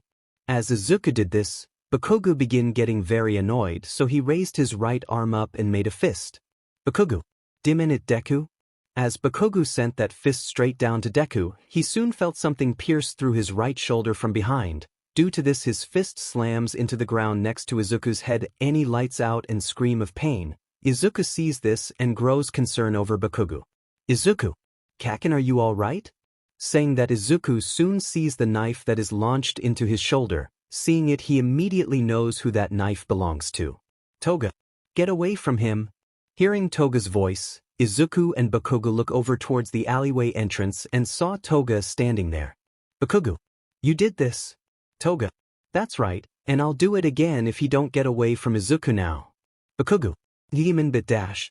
Before Bakugo could finish his sentence, he was then pulled down to the ground by Izuku, who then picked himself up and stepped away from Bakugo. After he did this, Bakugo began to pick himself up but stopped once he saw Izuku standing in front of Toga. Izuku. Kaken, just stay down and you won't get hurt? Bakugo. Hurt? You really think you can hurt me, you damn nerd? As Bakugo said that, Toga soon walked over to Izuku and stood right next to him. Toga. I wouldn't be talking so big if I were you. Bakugo. The hell did you say? Toga. You heard me, and plus I don't think someone like you will be able to take Izuku here down. Bakugo. The hell you talking about? Toga. Hee. Well, it's simple, he'll kill you in a heartbeat. Bakugo. Kill? What the hell is she talking about, Deku? As Bakugo said that to Izuku, he noticed that he was looking away from him, which was something he does when he is trying to hide something. Bakugo. Deku, look at me right now. Izuku refrains from looking at Bakugo. Bakugo. Deku, I said look at me. Hearing him yell that out, Izuku finally looks over at Bakugo, who is looking at him with anger. Bakugo. Deku, tell me what she means that you'll kill me. Izuku. It's like she said. I will kill you if you get in the way. Toga. Hee, just like the rest? Hearing that, Bakugo just couldn't believe it, and the thought of Izuku killing someone with something unimaginable. Bakugo. It's not true, you don't have the guts to kill anyone. Toga. Oh yes he does, and it's all thanks to me. As Bakugo looked at Toga, he grew angry towards her. Bakugo. You demon brat, I'll kill you. From him saying this, something snaps within Izuku, which causes him to grasp a metal pipe that is in a box, which he then uses a charge towards Bakugo and hit him across the head with it. From doing so he knocks them out, but that didn't stop him from hitting Bakugo, so he hits him countless times. Toga comes up from behind it and wraps her arms around him, causing him to stop and drop the pipe. Once he was calm, Toga let go of Izuku and went over to Bakugo, where she then pulled out her knife from his shoulder. After doing so, she went back to Izuku and grabbed him by the hand and began leaving the alleyway together. After a few minutes passed since Izuku and Toga left, Bakugo began to wake up from being unconscious. As he began to pick himself up from the ground, he felt his head spinning as he was aching pain due to being hit in the head and from being stabbed, but eventually he managed to get back on his feet and lean against the wall of the alleyway. As you slowly making his way towards the entrance of the alleyway, he began thinking of Izuku. Bakugo. DMN it Izuku. What the hell have you gotten yourself into?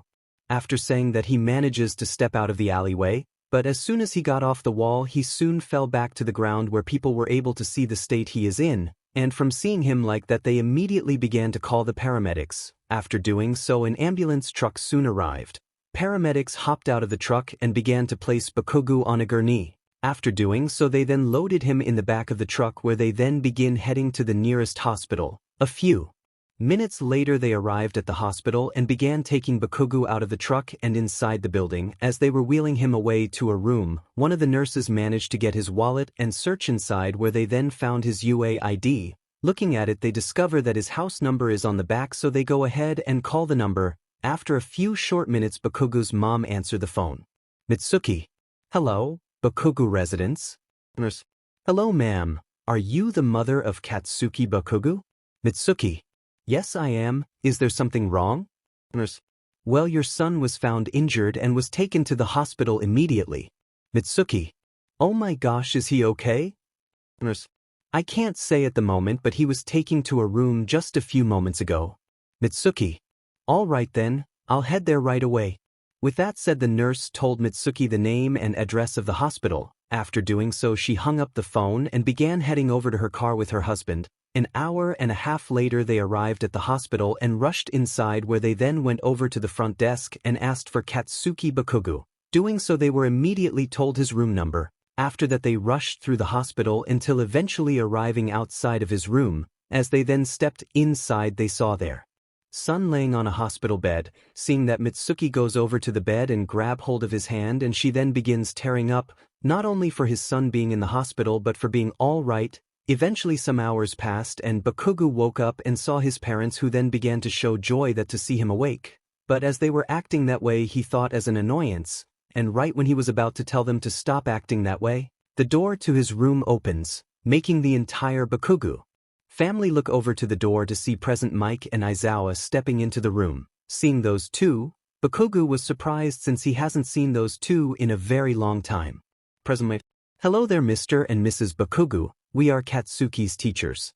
Mitsuki. His teachers? Present Mike. That's right, we heard what happened and rushed over here as quickly as we can. Hearing that, both of his parents went over to present Mike and Aizawa, where they that shook their hands and introduced themselves personally, but as they were doing so, Bakugo couldn't help but to notice that Aizawa was more quiet than usual. Present Mike.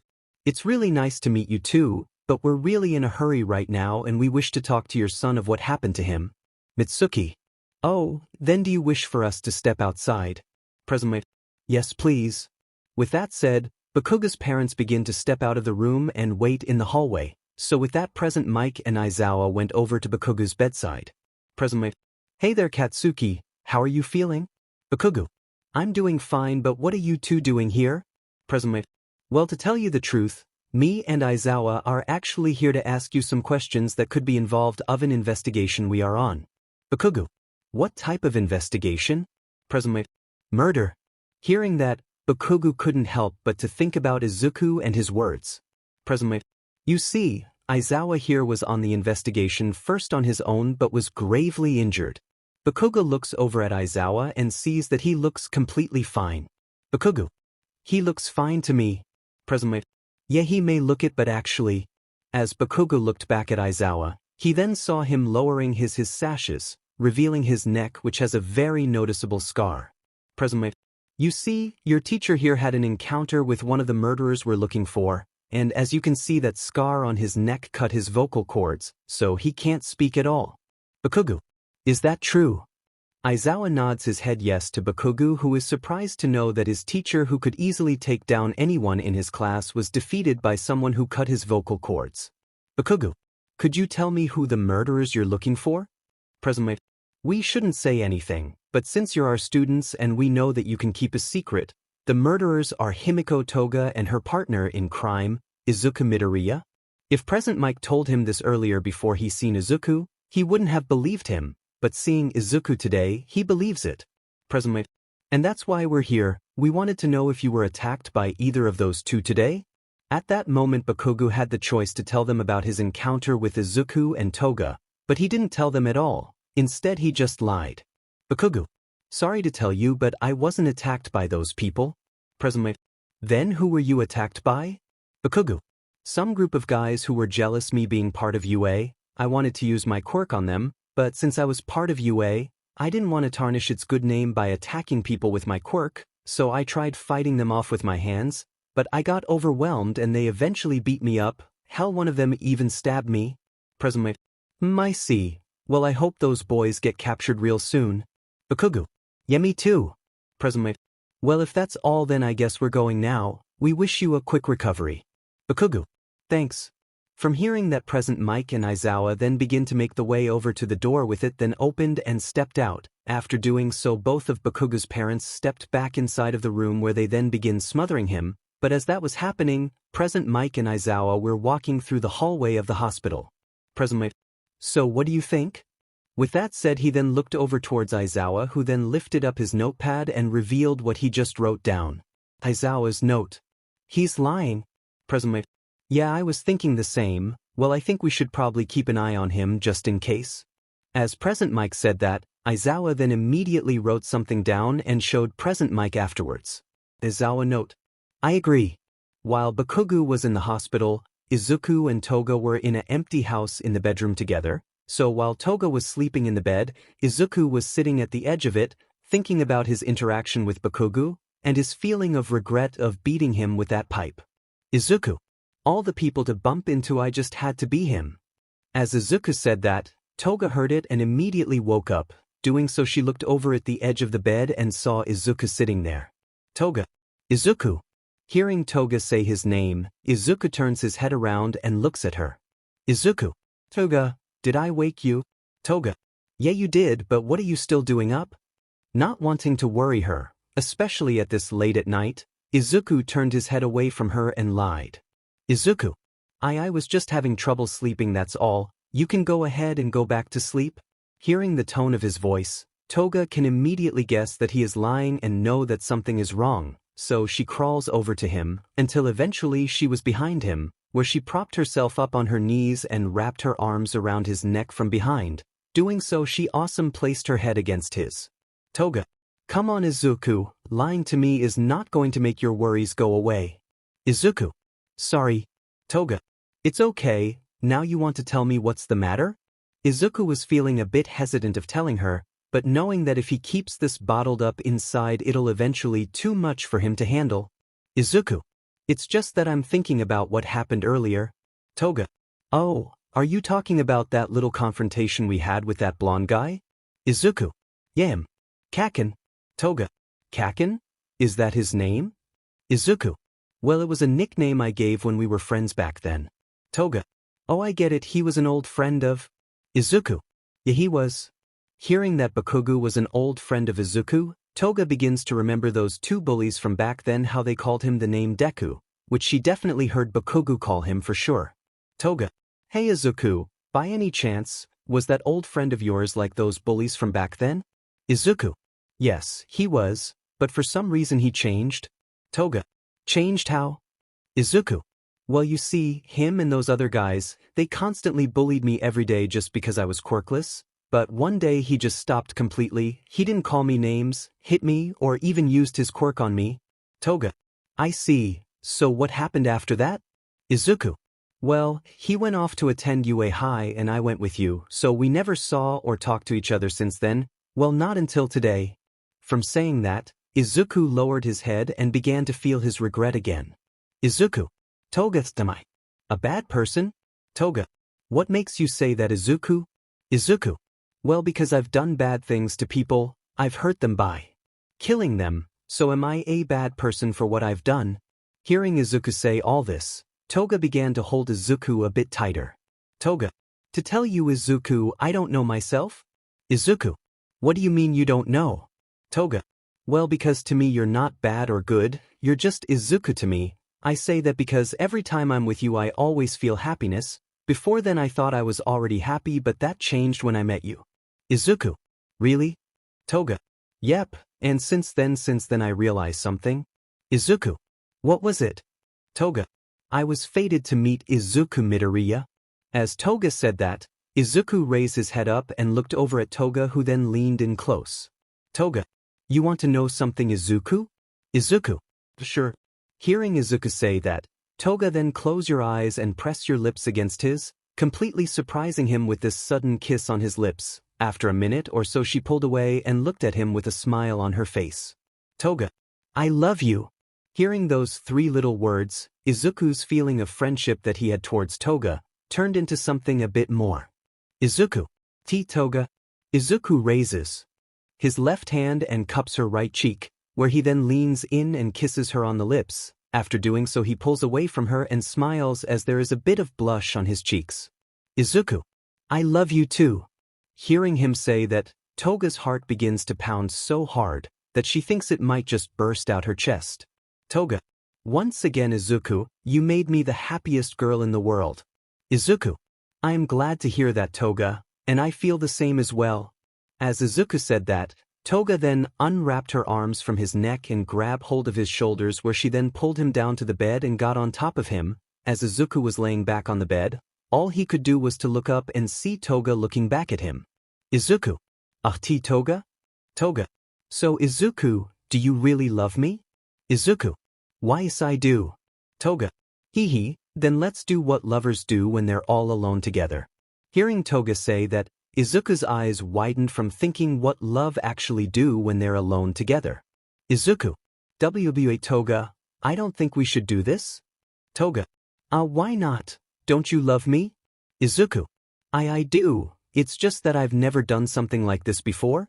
Toga. Well, if that's the case, then I guess you'll be happy to know that I have not done this type of stuff either. Izuku. Really? Toga.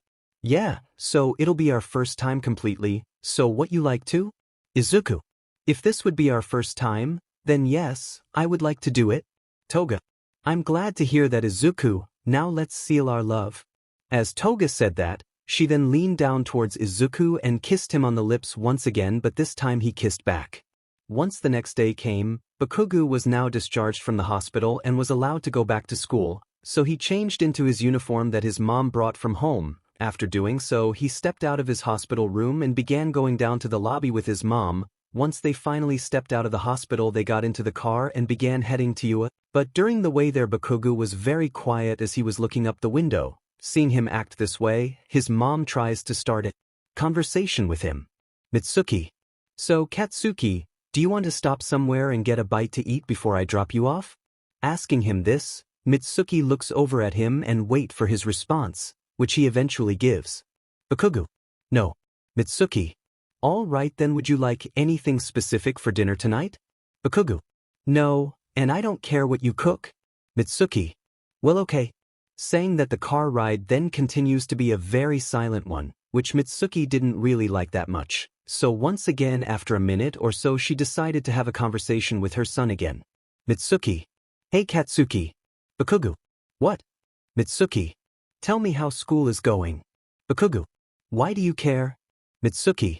Can't a mother ask her son about school? Bakugo. Sigh. It's fine, I guess. Mitsuki.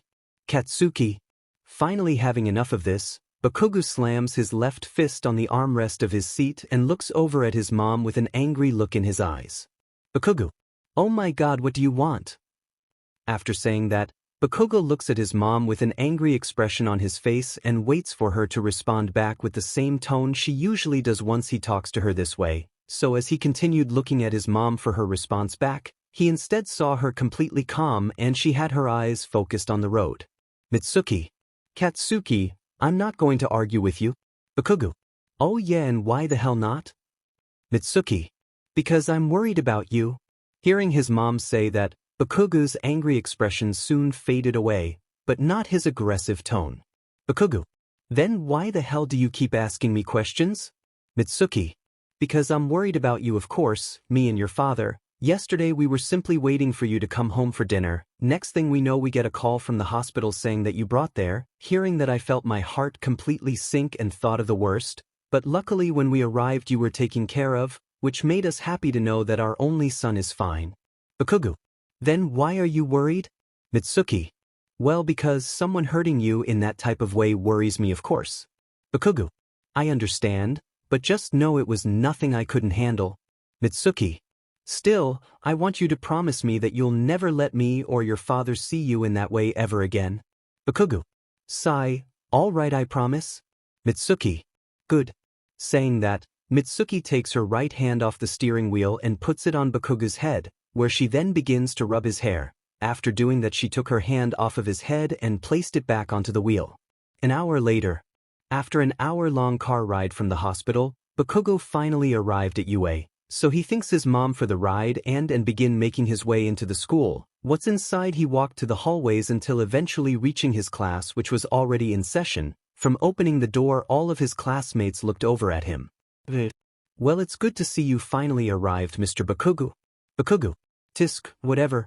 Without a second word he walked into the classroom and made his way over to his seat. After taking a seat class soon resumed.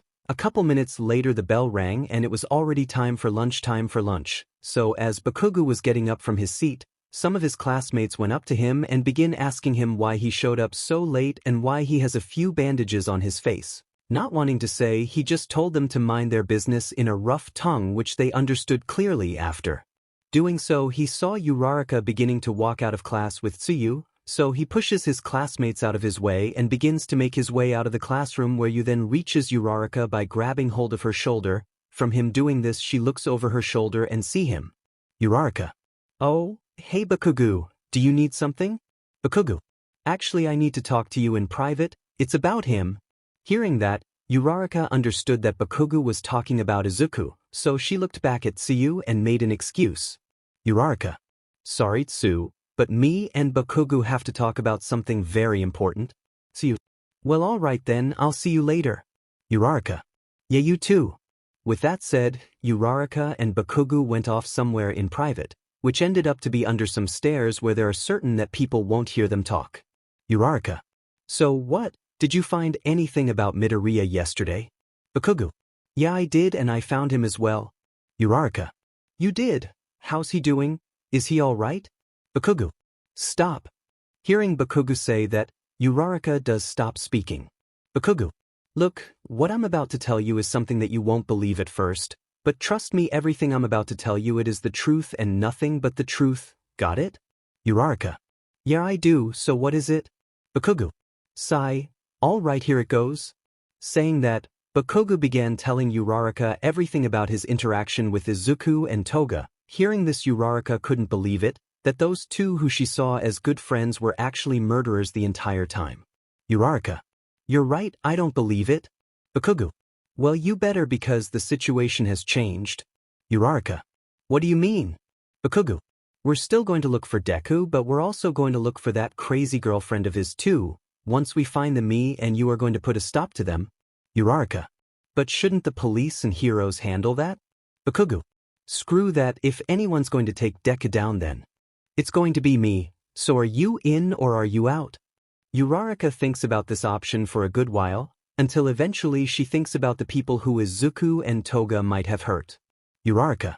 Fine, I'm in, but once we find them we're not going to hurt them, we're simply going to capture them and hand them over to the pros and police, that's it? Bakugo. Alright, but if things go wrong then dash. Uraraka. Yeah, I know, I just hope that doesn't happen. Bakugu. Well then, we better get to searching. A few days have passed since Bakugu and Uraraka started their own search for Izuku and Toga. Over those days Uraraka did some deep searching on Toga and found out all that she has done, which was quite horrifying to discover since Uraraka thought that she was a simple schoolgirl with a cheerful attitude at first. She shared this discovery with Bakugu, who took this into consideration. So every day after school Bakugu and Uraraka will head to a certain part of the city and split up where they then look for Izuku and Toga. But over those days there was no luck, at which really annoyed Bakugu. So on the next day during school Uraraka and Bakugu met under the stairs, where they usually do when you need to talk about something very important. Bakugu. This search isn't going anywhere. Uraraka. Well, of course it isn't. Looking for two people in the city is like looking for a needle and a haystack. Bakugu. You don't think I know that? Bakugu shout that out as he slams his fist against the wall he is leaning against. Uraraka. I know this search is a bit frustrating for you, but I think you just need to calm down. Bakugu. Calm down? How the hell am I supposed to calm down when those two psychos are out there probably killing someone? As Bakugu shouted that out, Uraraka quickly stepped up to lower his voice before anyone else can hear him. Uraraka. You've got to keep it down, Bakugu. If anyone hears you then our search will be over. Hearing Uraraka say that, begins slowly calming down. Bakugu. Sigh. All right, I'm calm. Now do you have any ideas what we should do? Uraraka. Well, actually nothing comes to mind at the moment. Bakugu. Well, if not the case then we're going to continue what we've been doing, got it? Uraraka. All right then. With that said they then heard the bell ring, so they began heading back to class and continued their school day like normal. Eventually once school ended, Bakugu was already out of class first, so he could head to the front gates where he will wait for Uraraka. While he did this, Uraraka was in the middle of packing her school supplies back into her backpack, but during this her friend, Tsuyu, comes up to her. Tsuyu. Hey Ochako. Hearing her name, Uraraka looked up and saw Tsuyu standing right in front of red desk. Uraraka. Oh hey Tsu, what's up? Tsuyu. Well, me and the other girls decided we should hang out after school, so would you like to come, Ribbit? Hearing that all the girls in her class were deciding to hang out after school, she will be more than thrilled to join them, but unfortunately she's something else to take care of. Uraraka. That sounds nice Tsu, but I have something important to do. Tsuyu. Oh I see, then maybe next time? Uraraka. Yeah maybe. Saying that, Uraraka finished packing and zipped up her backpack as she then placed it onto her back and went over to the doorway, where she then turned back to Tsuyu and waved at her. Uraraka. See you tomorrow. Tsuyu. Yeah, you too. So Tsuyu watches Uraraka turn around and step out of the classroom on the left. After that Tsuyu went over to her desk and grabbed her bag and walked over to the door, where she then stepped out and met up with the girls who were waiting by the other stairway. Mina. Hey Tsu, so how did it go with Ochako? Tsu. Yeah, is she coming? Tsuyu. No, she said she had something important to do. Mina. Aw man, I really thought she'll come out with us this time. Tsu. Yeah, she hasn't been hanging out with us these past few days. As Toru said that, one of their other female classmates, Kyoka Jiro, stepped up to say something. Tsu. Maybe whatever is so important to her has to take a huge amount of her time? Mina. Yeah, that could be it, but she could still spend a little time with us. Suddenly Mina felt a hand be placed on her right, which made her look back to see her other classmate Momo Yayorozu. Ashido is right about that. Uraraka should spend a bit of time with us, but if it's important to Uraraka then it's best we don't poke our noses into this, so let us go enjoy yourself like we planned. See you. Yeah, I agree. Ribbit? Mina. Well, alright then, let's get going. So with that said, all 5 girls begin heading out of the school together. After finally stepping out of the gate to the school, then went into the city, where they then headed to the mall, did a bit of shopping. After they finished shopping they noticed a crepe stand, which they then went ahead and bought themselves their own crepes. But before they started eating their crepes, Mina went ahead and gathered them together to take one big picture. After the picture was taken they begin eating their crepes and enjoying them. They continued hanging around the mall for at least a couple of hours until eventually they all decided to head back home. So while Momo was getting a ride back to her house by her chauffeur, the other girls went to the train station instead. As they boarded the train and took their seats they began talking to one another to pass the time. Eventually one by one the girls began getting off the train once they reached their stop, and in the end the last one on the train was Tsuyu. So after at least 40 minutes on the train it soon arrived at her stop. She gets her bag and proceeds to make her way off the train and even leaves the train station as well. Doing so she began walking home, but once she reached her neighborhood the sun has already went down and the street lights were the only thing shining her way to her house. Tsuyu. It really got dark quick. Well, no matter, I'm almost home. While walking a bit further on, she was reaching a corner where she would have to turn, but once you reached that corner and turned she bumped into something making her fall to the ground on her butt. So as Tsuyu sat on the ground she then heard a boy's voice. Izuku, are you okay? Hearing that, Tsuyu looks up and sees Izuku lending a hand out to her. Tsuyu, yes. Tsuyu says that as she grabs hold of Izuku's hand who then pulls her up back to her feet. Izuku, I'm really sorry for bumping into you like that. Tsuyu, you don't have to apologize, plus I was the one to bump into you. While Tsuyu looked at Izuku she had a feeling deep inside that she's seen him somewhere but not knowing where. Izuku, well I am sorry though, and if you excuse me I have to go. As Izuku was about to walk past her, Tsuyu quickly stopped him by grabbing hold of his arm. Tsuyu, wait. From this happening Izuku looks back at Tsuyu who is looking back at him. Izuku, is there something you need? Tsuyu, no I don't, but I have a feeling that I've seen you somewhere before. By any chance have we met before? Izuku, I don't think so. Hearing that Tsuyu thinks she mistaking him for someone else, so she takes her hand off of his arm. Tsuyu, oh, I must have mistaken you for someone else. Izuku, that's all right, things like that happen, so don't sweat it. Tsuyu, okay, then goodbye and my apologies. Izuku, yeah don't worry about it. With that said, Izuku went ahead and began leaving. While Tsuyu watched him, but she still looked at him she had a feeling that she seen him but couldn't figure out where. As the next day rolled around Uraraka came to school a bit tired due to the search and having to finish up her homework late at night, so as she sat her desk she put her head down to try to get a few minutes of sleep before class starts. All right, when Uraraka was about to try to go to sleep, she then felt someone tap onto her shoulder. Feeling this she raised her head up and saw Tsuyu standing right in front of her desk. Uraraka. Oh good morning Tsu. Tsuyu. Good morning Ochako. As Tsuyu looked at Uraraka, she could clearly tell that she must be exhausted. Tsuyu. Are you feeling okay? Uraraka. Yeah I'm fine, I'm just a bit tired that's all, nothing for you to worry about. Tsuyu. I don't know, you look more than tired, have you been sleeping well? Ribbit. Uraraka. Why yeah, I just had a long night yesterday. Tsuyu. Well if you're exhausted and I suggest you should go to the nurse's office? Uraraka. I appreciate your concern Tsu, but I'll be fine. Hearing Uraraka say that, Tsuyu was still a bit worried about her, but knowing she couldn't convince her if she tried even harder, she decided to leave her be for now. Tsuyu. Well if you say so. With that said, Tsuyu went back to her desk and took her seat. Once seated she looked over her shoulder and back at Uraraka who already had her head down trying to sleep. Minutes later all the other students of Class 1A were seated at their desk and Midnight stepped into the class and began her teaching. But during class Tsuyu would look over her shoulder to look at Uraraka who still had her head down. But while she was looking over at Uraraka, she quickly noticed Midnight walking over to her. Seeing this Tsuyu had a choice to make, either stay seated and let Uraraka get in trouble for sleeping in class, or to go over to her and handle the situation herself. With those options, Tsuyu already knew what the right option was, so as Midnight's was already standing next to Uraraka's desk, she opened her mouth to say something but will soon cut off once Tsuyu got in front of he. Tsuyu. I'm sorry Mississippi Midnight, could you please not wake her? Ribbit. As Tsuyu said that very quietly, Midnight understood clearly, so she leaned towards Tsuyu to say something. All right, I won't wake her, but I suggest she should go to the nurse's office to sleep more comfortably. Tsuyu. All right then.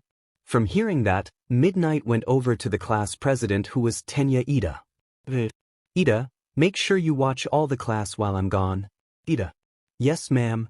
Tsuyu hears Midnight says that as she then goes over to Uraraka and begins gently taking her out of her seat and in her arms where she carried her. Now carrying her she turned towards Tsuyu. Let's go. Tsuyu. Alright. With that they then left the classroom. A few minutes later they arrived at the nurse's office where they were greeted by the kind, fine hero Recovery Girl. Recovery Girl. Hello you there, what seems to be the problem? Well, the student in my arms, it's just here to rest up. Recovery girl. Ah, I see, well you can just set her down on one of the beds. Will do. So Midnight and Tsuyu go over to the bed where Midnight then places Uraraka down. After doing so she turned towards Tsuyu, who then looked back at her. Well, since Uraraka is here now, I suggest we should go back to class. Tsuyu. Okay, and thank you. Don't mention it, now let's get going. With that said, the two of them begin walking towards the door, but right when Midnight was about to slide the door open, Recovery Girl doing opposed them. Recovery Girl. Hold on you two, I need one of you to stay here to watch over her, since I have something very important to do. Oh, I see, but I have a class to teach at the moment. Tsuyu. Then I'll stay. Hearing that, Midnight looked over at Tsuyu. Are you sure? You still have some work to do back in class? Tsuyu. I know, but I did want my friend to sleep, so it's only fair if I'm the one to watch over her. Well, if that's what you want, then I'll allow it. Tsuyu. Thank you, Mississippi Midnight. Ribbit? So with that, Midnight and Recovery Girl stepped out of the room. So Tsuyu then went over to Uraraka and pulled up a chair where she's then sat next to Uraraka's bedside. While sitting there, she suddenly began to hear a vibrating sound. So she shortly looks around until finally realizing the vibrating sound is coming from the pocket of Uraraka's jacket, which Tsuyu decided to reach into her pocket and pull out her phone so it wouldn't disturb her sleeping. She noticed that there is a picture of an envelope on the small screen of her flip phone which representing the message. So she opens Uraraka's phone and immediately she sees two things that catches her eye. One is the picture of an envelope that is on the right top side corner of the screen, and the second thing was the biggest thing that she noticed, and it was the picture of Uraraka, Toga, and Izuku, who she finally realized where she seen him from and even remembered what his name was. Tsuyu. Now I remember him, this is Izuku Midoriya. I must have forgotten that Ochako showed me this picture a while back. Looking at the picture, she also noticed Toga and remembers her as well. Tsuyu. Oh, and this right here is Himiko Toga, another friend of Ochako's. As she continued looking at the picture, she began wondering whatever happened to these two since Uraraka hasn't talked about them since she showed her this picture, but while Tsuyu was thinking this, she then heard Uraraka groan in her sleep, which made Tsuyu stop looking on Uraraka's phone and place it on the counter next to bed. After doing so, she smiled at Uraraka, who she thinks will be happy to hear that she met Izuku yesterday night. Around the time lunch began, Uraraka finally woke up from her sleep and began sitting up on the bed as she then began to rub her eyes. Tsuyu. Sleep well? Hearing Tsuyu's voice, Uraraka looks over to her left to see her sitting on a stool by her bedside. Uraraka. Tsu? As Uraraka said that, she looked around and noticed that she was not in class. Uraraka. Where are we? Tsuyu. We're in the nurse's office. You fell asleep in class so Midnight and I brought you here to rest up, and the reason why I'm here with you is because Recovery Girl had something to do, so I chose to stay here to watch over you. Uraraka. Oh, I see now, well thanks. Tsuyu. You're welcome. So how are you feeling? Uraraka. Well rested actually. Tsuyu. That's great. Ribbit. Uraraka. So how long have I been asleep? Tsuyu. Well, we missed a couple class PRDS and it's lunch now. So you've been asleep for at least a few hours? Uraraka. Really? Oh man, that means I've missed so much work. Tsuyu. So did I, but I'm sure it's nothing for you to worry about. Uraraka. Well, if you say so. Uraraka lowers her head for feeling a bit bad for Tsuyu to miss class because of her. Tsuyu sees this and knows that she must be feeling bad, so she scooches her stool up closer to the bed to tell her the news that she's been holding in. Tsuyu. Hey Ochako. Guess who I met yesterday? Uraraka. Who? Saying that she looked over at Tsuyu to see what she would say. Tsuyu. Your friend, Izuku Midoriya? Uraraka's eyes widened from hearing that name and that Tsuyu met him yesterday. Uraraka. Why you did? Uraraka does her best to remain calm and tries not to worry or give suspicion to. Tsuyu. Yeah, at first I didn't remember him in our first meeting, but when I saw the wallpaper on your phone I remembered now. Uraraka. Oh, I see. By any chance was that girl in the picture also with him? Tsuyu. You must mean that Toga girl. No, she wasn't. Hearing that, Uraraka felt relief knowing that she didn't meet Toga. Uraraka. Well, that's too bad. So do you know where he must have gone after you met him? Tsuyu. No, but he did look like he was in a rush. Uraraka. A rush? Tsuyu. Yeah, he looked like he needed to be somewhere. Uraraka's mind. Was it somewhere? Or to meet someone? As Uraraka said this to herself in her mind, she looked back at Tsuyu. Uraraka. So tell me, Tsu, is he doing well? Tsuyu. Yeah, he is, but why ask me that? Uraraka. Well, you see, me and Izuka haven't talked for quite a while and I've tried getting in touch with him over the phone, but it seems that his phone is no longer a usage, so I've been wondering how he's been. Tsuyu. I get it. Well, I hope the two of you talk to each other again. Uraraka. Yeah, me too. As Uraraka said that, her stomach suddenly began to rumble, which made her blush as she then wrapped her arms around her stomach as she then giggled while looking at Tsuyu. Tsuyu. Well, it looks like I can go for some lunch. Tsuyu. Well, let's go to the cafeteria then. Uraraka. Sounds good. With that said, Uraraka got up from the bed and proceeded to leave the nurse's office with Tsuyu so they can go to the cafeteria have something to eat. Once they arrived at the cafeteria, they got their food and went over to the table where all the other girls of Class 1A were sitting. When they sat down, the rest of the girls were happy to see them, especially Uraraka. With all 6 girls of Class 1A finally together, they begin enjoying each other's company by talking to one another. A few minutes later, the bell soon rang, which have the students at lunch head back to their classrooms. Once the students of 1A were back into their classroom, Midnight walked into the classroom and greeted Uraraka. After doing so, class soon begin along with the rest of the school day. After school. Once school came to its end, Bakugu was already waiting for Uraraka in the front gates. Bakugu. Damn it, what's taking her so long? Right after Bakugu said that, Uraraka then walked out of the gate and past him, where she then continued walking. Bakugu. Hey. Bakugu then proceeded to follow Uraraka, suspicious to see why she just continued walking without stopping, knowing that she saw him. Bakugu. Hey round face, I'm talking to you.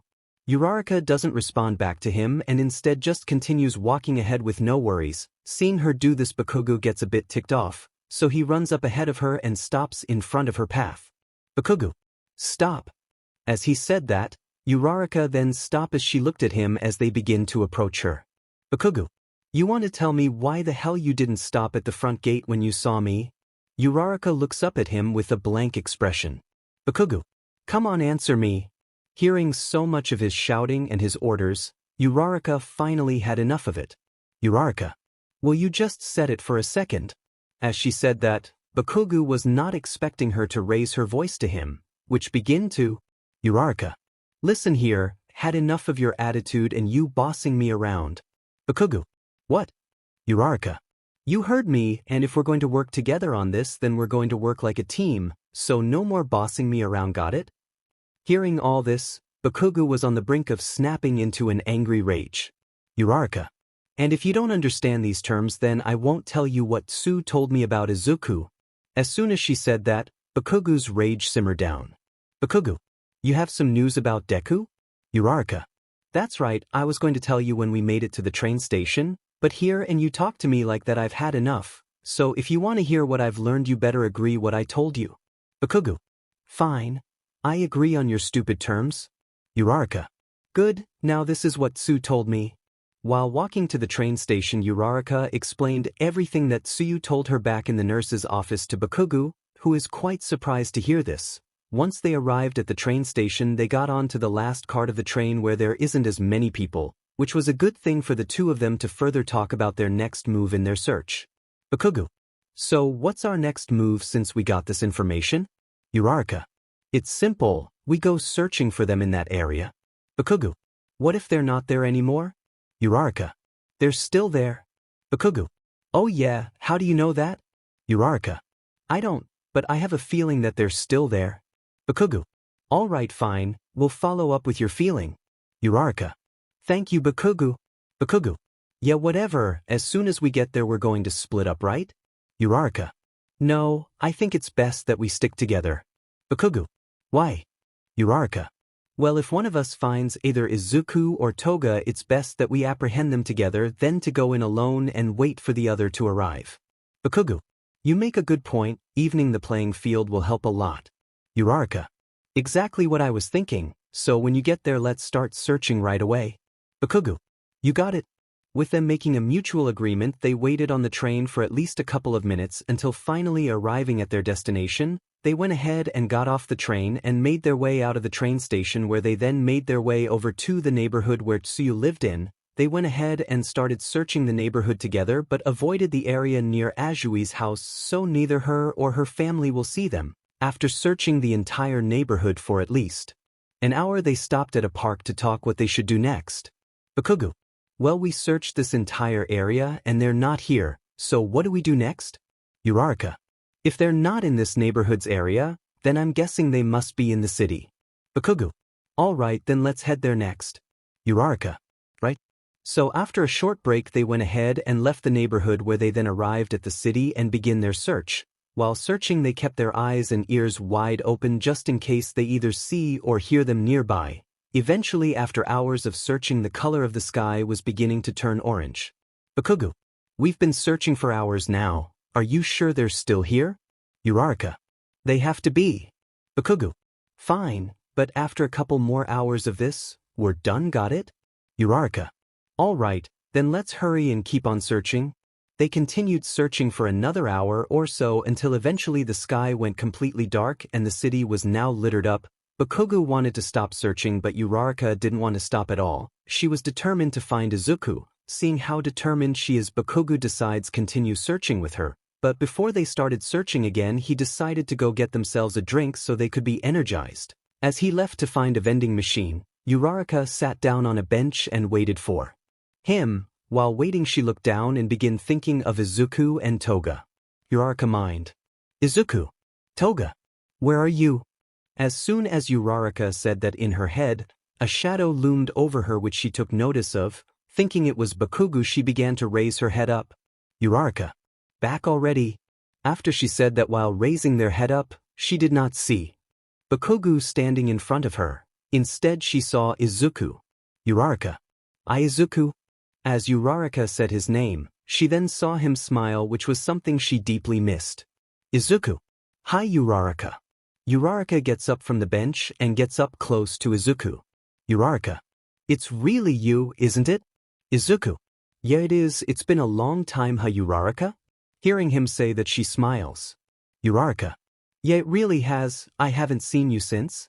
From saying that, she thinks about the last time she seen him in person and how she thought her friendship with him was over. Izuku. Since the cafe. Uraraka. Yeah, that's right. The two shortly look away from one another as they are then silent, but Uraraka quickly looks back at him to apologize to him from that day. Uraraka. Izuku, I'm dash. Izuku. I'm sorry. Izuku beats her to the punch of apologizing first. Uraraka. For what? Izuku. For the way I acted back at that cafe. I shouldn't have gotten angry, especially to you. Uraraka.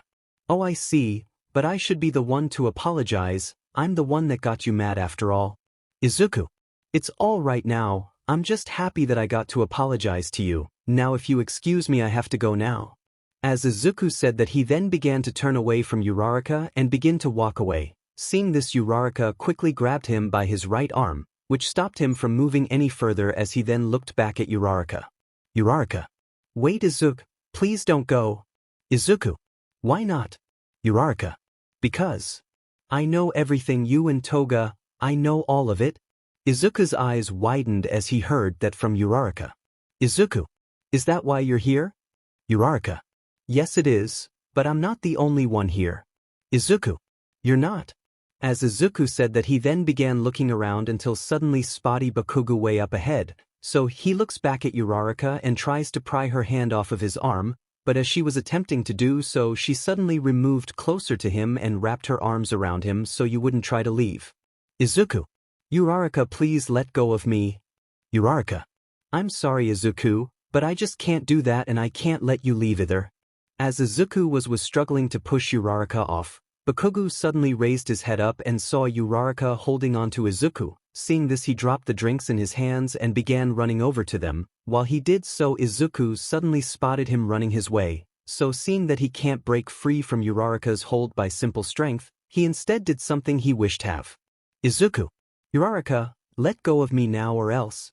From saying that, Uraraka suddenly felt something sharp poking against your stomach. Feeling this, she glanced down and saw that Izuku was holding a knife up to her stomach. She glances back up at him and stares into his eyes. Uraraka. Izuku. As Uraraka said his name, she then began to feel the knife pressing deeper on her stomach, so she quickly let go of it and backed away. From doing so, she kept looking up Izuku. Izuku. I'm sorry. With that said, he quickly turned his back away from her and began running as fast as he could. While doing so, Bakugo managed to catch up to Uraraka and began running after Izuku. Seeing this, Uraraka went ahead and also began running after Izuku as well. While running through the crowded sidewalk, Izuku looked behind him and saw Bakugo and Uraraka chasing after him. So he began to pick up the pace as fast as he could. Doing so, he quickly notices an alleyway straight up ahead, which he then turns and runs into. Entering through the alleyway, he begins running through a maze of alleyways. Doing so, he pulls out his phone Benson and sends a simple text message to Toga. Izuku's message. Help. Sending that text message, he puts his phone back into his pocket, where he then looks ahead and notices two ways. As soon as he got close, he went to the right side, where he then ran into a dead end. Seeing this, he turned around and tries to go the other way, but as soon as he attempted to do so, Bakugo and Uraraka finally caught up with him and had his back against the wall now. Bakugo. It's over, Deku. Just give up while you can. Izuku. No, I'll never give up. Uraraka. Come on, Izuku, just stop already. I know your mom wouldn't want this for you. Izuku. Mom. Uraraka. That's right, we saw your mom and she looked like she was in distress. I'm sure if you come with us she won't feel that way anymore. Thinking of his mom feeling that way made Izuku quite sad, but he knew if he went back with them, then the police will just arrest him for what he's done. Izuku. I'm sorry, Uraraka, but I can't go back even if I want to. Bakugo. Then if that's your choice, then I guess we have to bring you back by force. Hearing this, Izuku gripped onto the handle his knife tightly as he looked at the two. Izuku. I like to see you try. As Bakugo and Uraraka began approaching Izuku, they suddenly heard footsteps approaching them from behind, so the three of them looked towards that direction and saw Toga come out from the other side of the other way. Toga. Well, look how we got here. Bakugo. It's her. Uraraka. Toga. It's been quite some time, you two, but I think it's time we should end this. Don't you think so, Izuku? Toga says this as a knife slid out of her right sleeve and into her hand. Izuku. Yeah, I do. As Bakugo and Uraraka were back to back as they looking at Izuku and Toga, who had their eyes locked on them and knives gripped into their hands tightly. Bakugo. Hey, you remember what we agreed on when you joined in the search? Uraraka. Yeah, I do, and it was that we were going to capture them if you find them. Bakugo. Yeah, but it looks like that's gone on the window, which means we're going to do it my way. Take him down by force? Uraraka. Finn, if that's the only way to stop them. Bakugo. Glad you're aboard. Now you take the girl and I'll take Deku. Uraraka.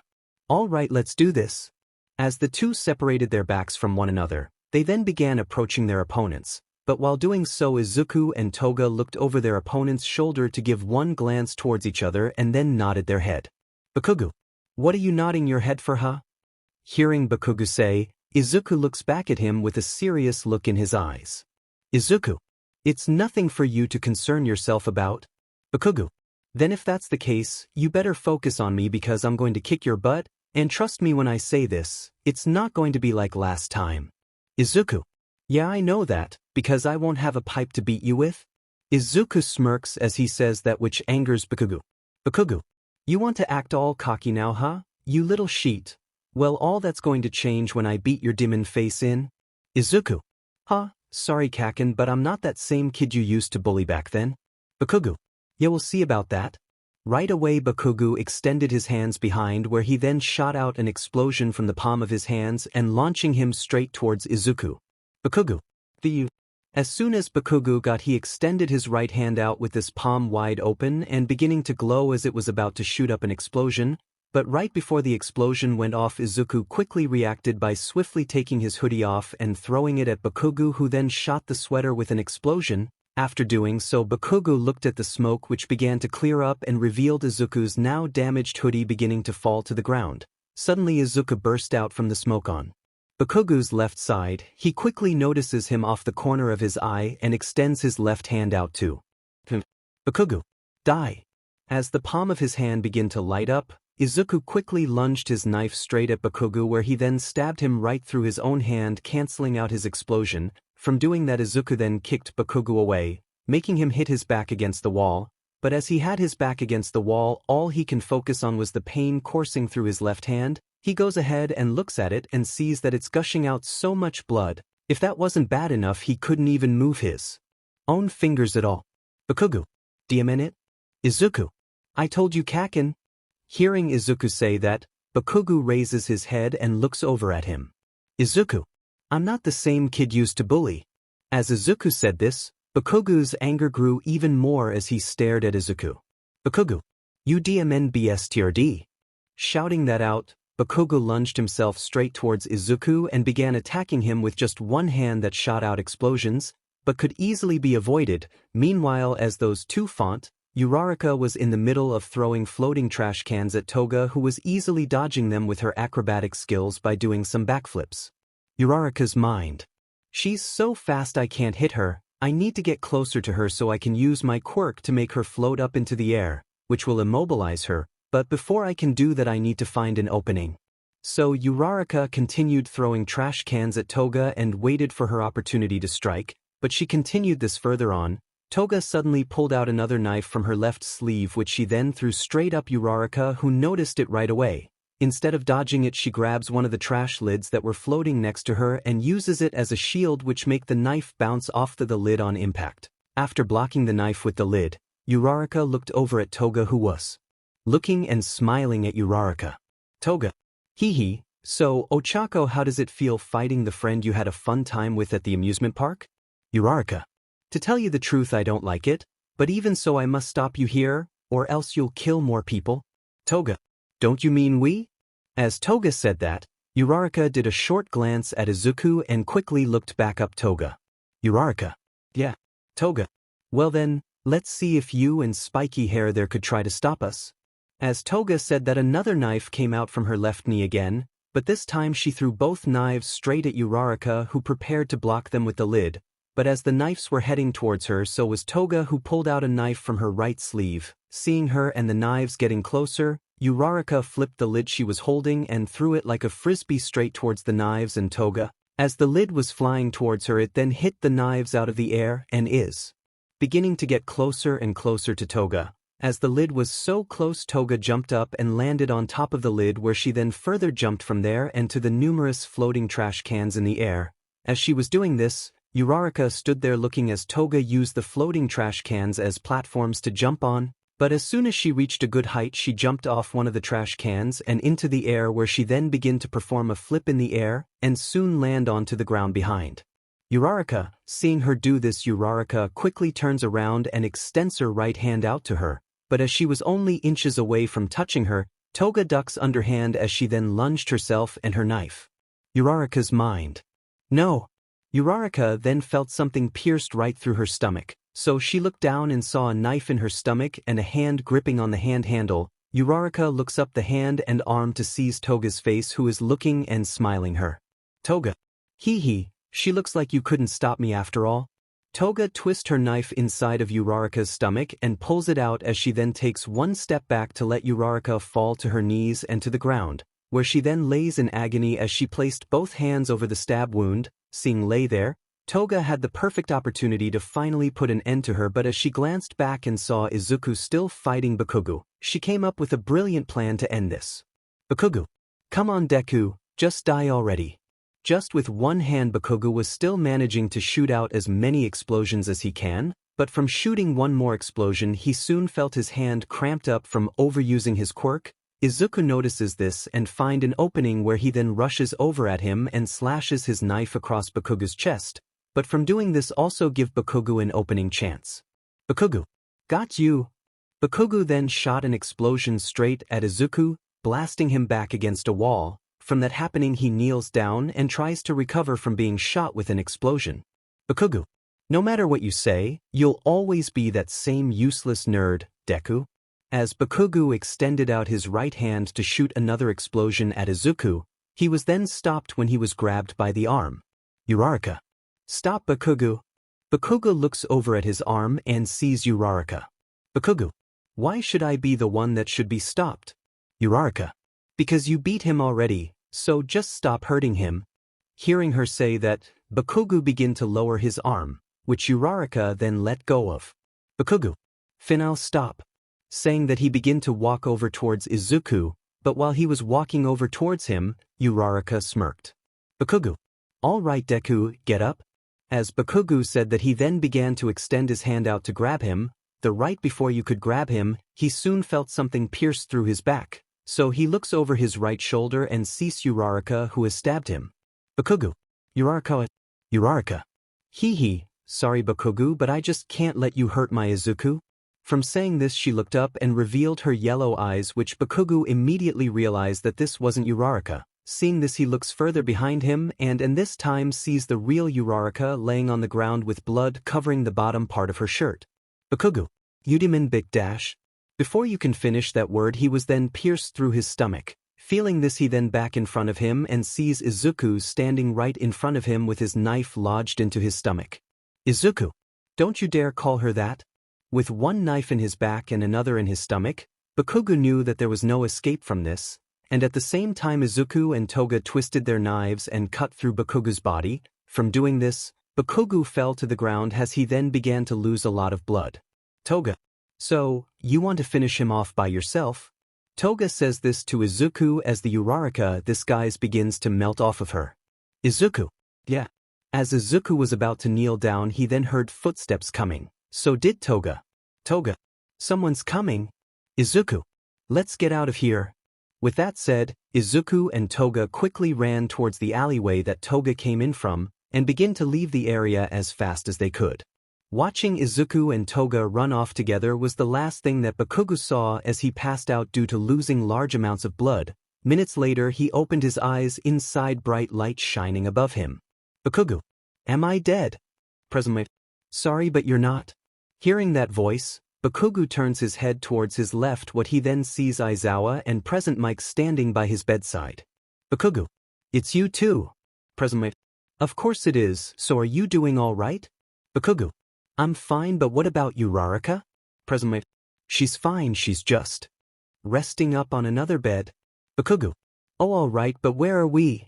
Present Mike. You're in Yue's nurse's office. We brought you here because your injuries were very severe, but thanks to Recovery Girl, she patched the both of you up right away with her quirk. Bakugo. Well that's good to hear. Present Mike.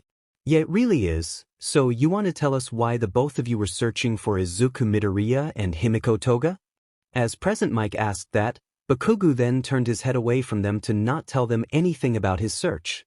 Present Mike. Come on Bakugo, we know that you were lying to us back at the hospital, so just tell us the truth. Bakugo. I don't know what you're talking about. Present Mike. Well if that's the case.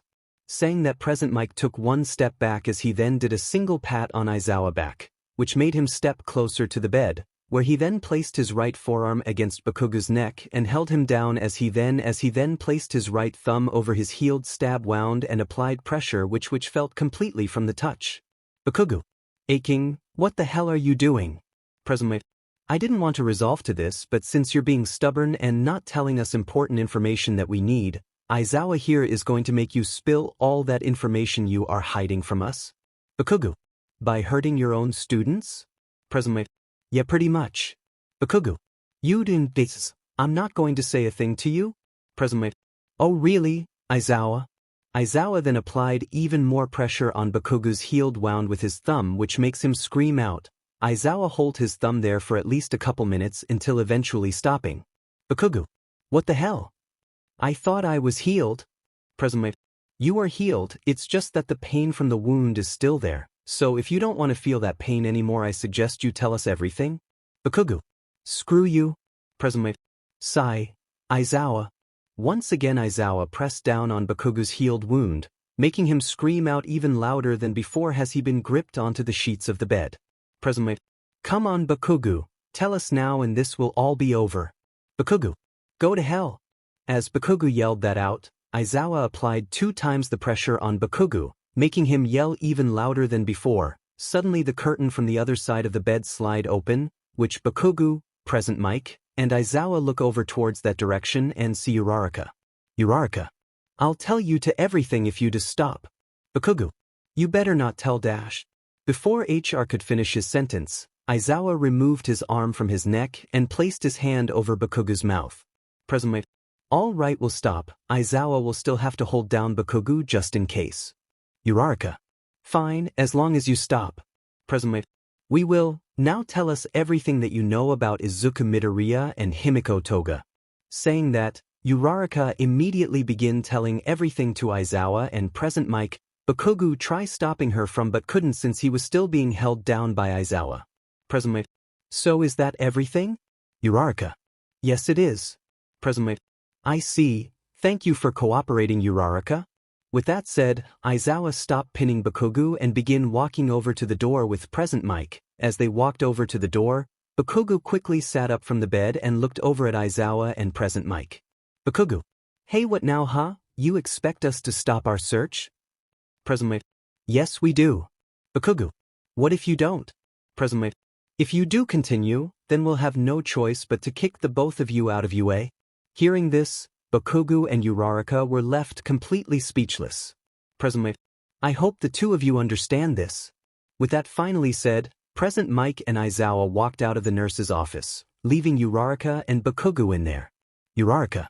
This is for the best. Uraraka walks over to her bed and grabs her jacket where she then begins to make her way back over to the door. Bakugu. Where are you going? Uraraka. Home, there's no point in this anymore, so I'm done with this little search. As Uraraka reached the door and began to extend her hand out to the handle, Bakugu had one more thing to say to her. Bakugu. So you just going to give up like that, huh? Some hero you are. Hearing this, Uraraka then turned around and looked at him with a serious look in her eyes. Uraraka. You really want to say that when we nearly die tonight? We're not heroes, Bakugu, we're just students trying to become heroes and we were way over our heads thinking that we can take them down, so just stop and leave this to the actual heroes. Saying what she wanted to say, Uraraka looked back at the door and slid it open and walked out, leaving Bakugu in the nurse's office by himself where you then placed both hands over his face. Bakugu. Sigh. Damn it, how can I just end like this? As Bakugu just sat there, he still couldn't believe that same kid he bullied beat him along with his crazy girlfriend as well. After Izuku and Toga fought against Bakugu and Uraraka, they immediately left the surrounding area and soon arrived at the red light district where they rented a room inside of a love hotel. After they cleaning themselves up, they moved over to the bed where they then had an NTMT moment with one another for at least an hour and a half. Once that moment ended, they laid on the bed with and began to fall asleep. But as Toga had her head laying on Izuku's chest and was already fast asleep, Izuku was struggling to fall asleep as he kept thinking about the fight he had with Bakugu and how he is about to end his life right there now until he was interrupted by the sounds of footsteps coming towards him and Toga. Thinking about that moment, he looks up at the ceiling and tries to think of what they should do if they ever run into a situation like this again. Izuku's mind.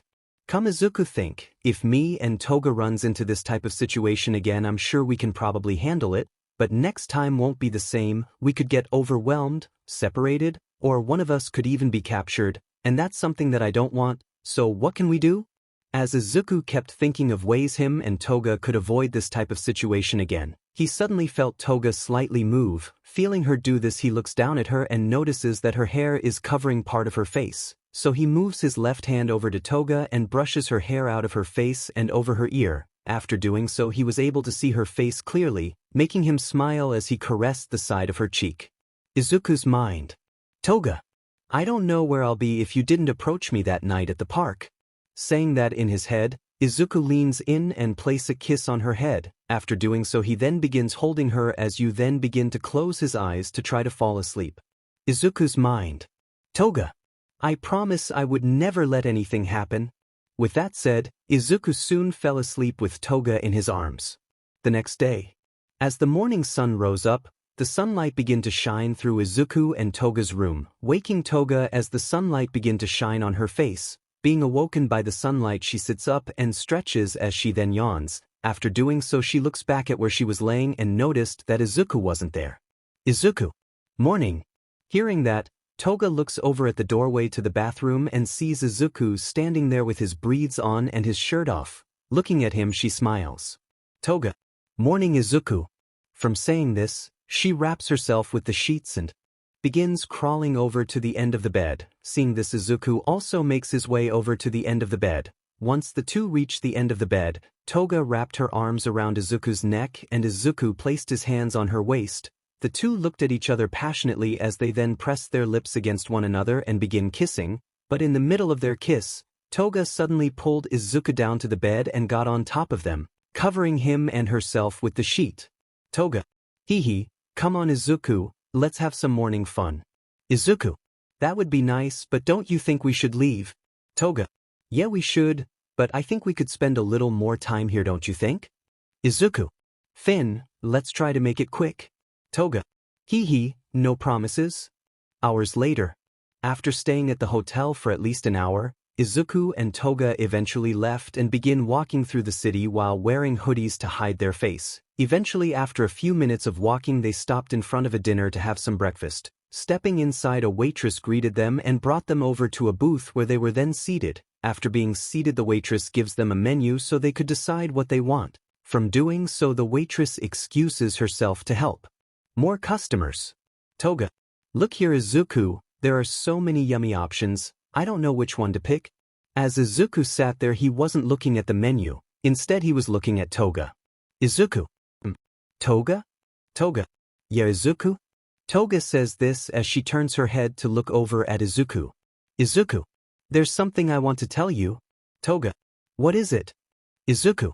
Well, I was thinking about this late at night and in the morning. And it had to do what happened yesterday. Toga. Oh, you mean about that fight? Izuku. Yeah, I put a lot of thought about this and I think we should leave this area for good. Toga. Leave? But why? Izuku. Well, I'm just worried. I know yesterday you technically won that fight, but next time we don't know what will happen, so I was thinking that we should leave, somewhere far from here that the heroes won't find us. As Izuku said this, he began to lower his head and rub the back of his neck, worried on what Toga would say, but as he was worrying, a soft and warm hand cupped the left side of his cheek, which made him look up at Toga. Toga. If you are worried about that, then we should leave because wherever you go I go too. Hearing her say this, Izuku smiled as he placed his left hand over her hand. Izuku. Thank you Toga, for being the one to stick by me. Toga. Always Izuku. Looking at Toga, Izuku just couldn't look away from her, not even for a single second. Izuku's mind. Himiko Toga, I love you. After making the decision to leave this city, Izuku and Toga knew that they needed more money than what they have now so they can get tickets for a bullet train that would definitely take them somewhere very far here. So to make that money, they decided to start pickpocketing random people who they would pretend to bump into as they slipped their hands in their pockets or purse to steal their wallet. From doing this, they also decided to save up the money they will steal so they would not rent any more rooms from love hotels and would not buy food that has a high price. Making this decision was somewhat difficult since they enjoy those things, but it was for the best. So since they would not be spending so much money, they would go back to break into empty houses and stay there the night. And for food they will either buy some stuff at a convenience store or even eat some cheap fast food. A week and a half pass by living like this and Izuku and Toga still haven't got enough money for a single ticket, so they went ahead and talked about this situation in a closed-off room inside of a warehouse. Being inside the room, they sat down on the floor and placed all the money they gathered in the center. Izuku. All right, I counted it up and it looks like that we have 217 yen, which isn't nearly enough money for our tickets. Toga. How much more do we need for the tickets?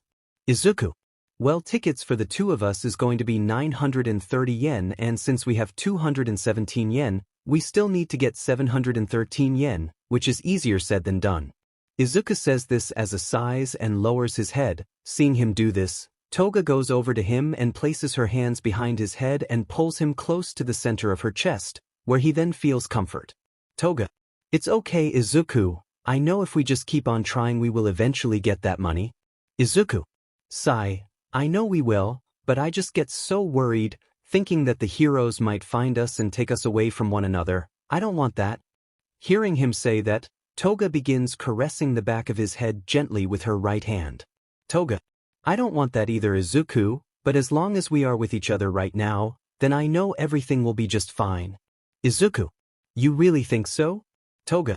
Of course I do, because when we're together, nothing could separate us. Hearing Toga say that, Izuku couldn't help but to smile. Toga. Hey Izuku, we haven't decided where we should go when we leave, so do you have any ideas? Izuku. Well, I never really thought of that place in particular, I only thought of a place that we could be safe. Izuku. Hee hee, of course you'll think of a place we could be safer in. Izuku. What about you? Where do you want to go? Toga. Well, if I had to choose, I think somewhere with a very nice beach to go to. Izuku. A beach? Toga. Yeah, I really love the beach, I haven't been to a beach since I was little. Izuku. Well, if that's the case, then we'll definitely go to a beach. Toga. Promise? As Toga said this, Izuku raised his head up and smiled right at Toga. Izuku. Yeah, it's a promise. Hearing Izuku say that, Toga leaned in and pressed her forehead against Izuku's. A few minutes later they decide to leave, so Izuku put all the money they had in a small bag and put it inside the pocket of his jacket. Afterwards him and Toga begin leaving the warehouse completely. Police station. Meanwhile at a police station, Aizawa and Present Mike were in a room filled with evidence that they've gathered about Izuku and Toga, but even with all this evidence they were still not able to find either of them. Present Mike. Sigh. All this evidence and still no sight of those two since Uraraka and Bakugo encountered them. As Present Mike said this, he turned around to face Aizawa who is sitting on a chair sipping on some tea. Present Mike. Why aren't you so worried about this like I am? Hearing him say that, Aizawa places his cup of tea down on the table as even pulls out a pen and pad from his pocket and begins writing into it and eventually finishing and showing Present Mike his response to him. Aizawa's note. The reason I'm not so worried like you is because I'm keeping myself calm. Present Mike. Well, I got some news for you, buddy. Being calm isn't going to find those two. Aizawa go ahead and flips to the next side of his pad and begins writing until finishing and showing Present Mike. Aizawa's note. And worrying is? Present Mike. At least I'm trying to take this seriously. Again Aizawa write down on his notepad. Aizawa's note. And who says that I'm not? Present Mike. Well, it looks like you're not. Hearing Present Mike say that, Aizawa gets up from his seat and gets right into Present Mike's face. Present Mike. Look here, buddy, I don't want to do something that I regret. As Present Mike said this, Aizawa went ahead and pushed him slightly back. Present Mike. Hey, calm down. Even from saying that Aizawa was still not backing down, so he slightly pushed him back once more until eventually Present Mike had enough. Present Mike. All right, that's it. Present Mike charges Aizawa and attempt to punch him, but Aizawa steps 1 inch to the side and even sticks out his right foot, where he then trips Present Mike who then begins to fall straight to the ground but will soon caught before his face could hit the floor. Present Mike looks behind him and sees Aizawa holding on to the back of his jacket. Aizawa goes ahead and pulls him back up to his feet. After doing so the two of them look at one another. Present Mike. Sorry about that, I lost my temper. Aizawa pulls up his notepad and reveals what he wrote down just now. Aizawa. Me too, now let's just forget about this and continue this search. Present Mike. You're right, now let's get back to work. To gather up more money, Izuku and Toga decided to split up so they could steal more money from people that way. Making this decision helped greatly since every theft of money got them ever so closer to their goal. But the more people they stole from, the more reports of theft began popping up, which was one of the things Izuku feared of happening since there began to be more patrols of police officers and pro-heroes. But due to Izuku's skill of hiding in plain sight and for Toga's transform quirk, they were still managing to steal money undetected but were even more careful. So as they started stealing money a bit more carefully, it began to slow down the increase of money, but they did not focus too much on that type of situation. Instead they were happy enough to at least get some money than none at all, but as soon as it began to turn late and people begin leaving the streets, Izuku and Toga will leave as well and find a place to rest up for the night. Empty house. In a neighborhood not too far from the city, Izuku and Toga were inside one of the empty houses, where they were in the MSR bedroom sitting on the bed and counting up the money that they have now. Izuku. 778, 779, 780, and 781. Saying that last number, Izuku let out a breath of relief as he then smiled. Izuku. We're almost there, just a little bit more and we'll be able to afford those tickets. Toga. Yay. As Toga says that out loud she then counts as on top of Izuku and gives him a big kiss on his right cheek. After doing so she then pulled and saw that his face was completely red, which she found adorable. Toga. Hee hee, you should look at your face, Izuku. It's all red and cute. Izuku. Ha, well I'm glad you think so. As Toga was looking at him, she moved her hand over to his head where she then began running her fingers through his green hair. As she did this, Izuku's blushed face began to fade away as it then began turn back into its natural color from feeling Toga's fingers running through his hair. Toga. Ha, I'm so glad I have such a cute and loving boyfriend. Izuku. I'm glad to have such a kind and caring girlfriend. After Izuku said that, Toga leaned in and gave him a little kiss on his lips. From doing so she then rested her head on top of Izuku's chest. Toga. Hey Izuku, do you want to know the things I love about you? Izuku. Sure. Toga. Well, it's your heart. Izuku. My heart. Toga. Yeah, to me it just has a very nice sound that I could listen to for hours. Izuku. I see. As Toga had her head against his chest for at least a couple more minutes, she eventually raised her head up and looked deep into Izuku's green eyes as he stared at her yellow eyes as well. Toga. Would you like to hear my heart, Izuku? Izuku. Why yeah, why not? With that said, Toga got off of Izuku and laid back onto the bed. After she did this, Izuku then nervously got on top of her and began lowering his head down to the center of your chest, but as he moved his head very slowly towards her chest, Toga eventually took matters in their own hands by grabbing hold of Izuku's head and pulling it downwards to the center of her chest. From being pulled down to her chest, Izuku's face blushed up once again, but as his ear was right up against her chest he began to hear a familiar beating that he hasn't heard in a very long time. Toga. Do you hear it, Izuku? Do you hear my heart? Izuku. Yes, I hear it. It sounds very appealing. Toga. You think so? Izuku. Yeah, I can't believe I forgot how your heart sounded. As Izuku remained laying on Toga's chest, he began to fall asleep to the sound of her heartbeat. Toga sees this and places her right hand can I come back on his head where she then began running her fingers in his hair once again. Toga. That it Izuku. Sleep. Izuku. Toga. As Izuku then fell asleep, Toga remained awake and she continued running her fingers through Izuku's hair. Toga. My Izuku, I'm so glad that I didn't kill you that night. Police station. As Aizawa and Present Mike were a bit exhausted trying to figure out where Izuku and Toga were, they eventually went to the break room to get a cup of coffee. Have they done arrived, they saw two other police officers sitting at a table chatting with one another, but they did not pay them any mind, so they went over to the coffee machine and began pouring themselves a cup of coffee. Once they have their coffee they drink them and let out a breath of relief, so if they continue drinking coffee, Aizawa then begin to overhear the two cops talking. Cop 1. Man, I can't believe we still haven't caught those pickpocketers yet. Yeah, same here. Cop 1. Like how many people in all of Japan have freckles and green eyes? Hearing those two details, Aizawa nearly choked on his coffee as he was sipping it, so he placed his coffee cup down and went over to the two police officers' way, then slams his hands onto the table, startling the two cops as they looked up at Aizawa, who then pulled out his pen and pad and wrote down a few words which he then showed the police officers. Aizawa's pad. Tell me everything you know about these pickpocketers. Reading that, the cops understood and began telling him everything they know of the recent pickpocketers that have been happening very recently. With the information that Aizawa and Present Mike received from those two police officers, they knew right away who were the pickpocketers. Finding that out, they went ahead and grabbed a maps of the cities that the pickpocketings have happened. Present Mike. All right, those two said that the pickpocketings were here, here, and here. Present Mike says that as he points at 3 different parts of the city. Present Mike.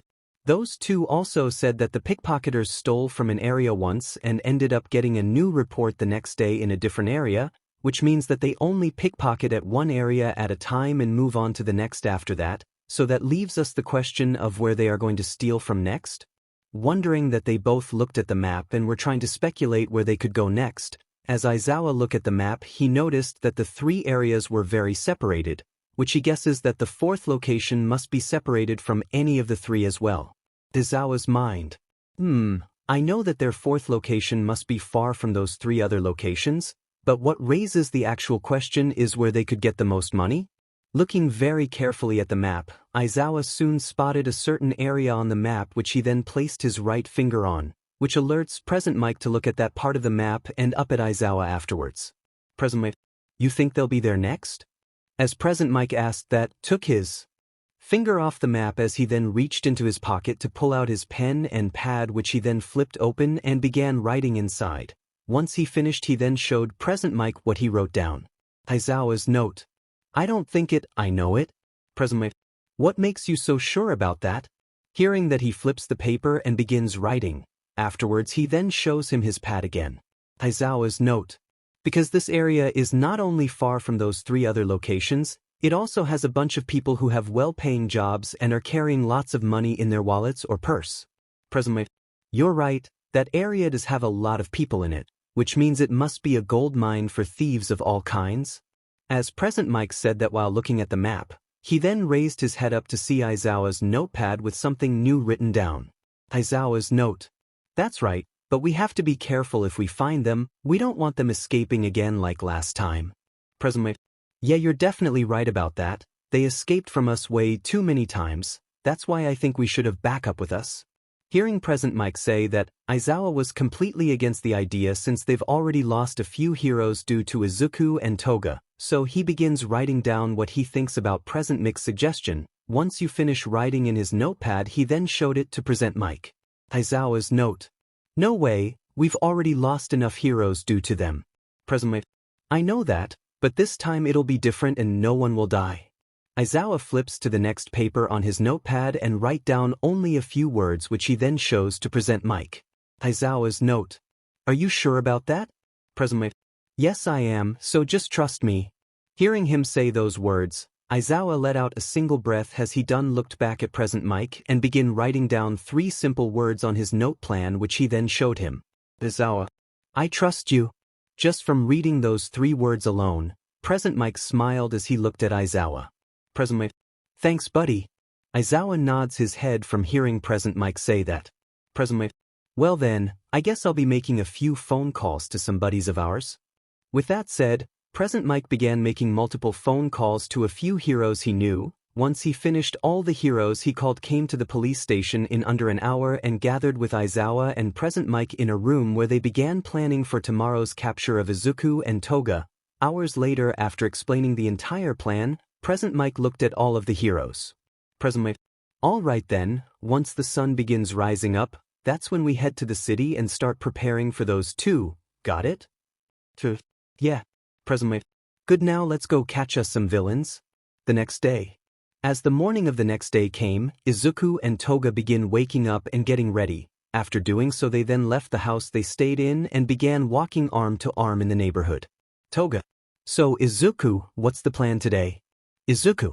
Well, if it's about getting more money, I've already thought of a place that we will for sure get enough money for the tickets. Toga.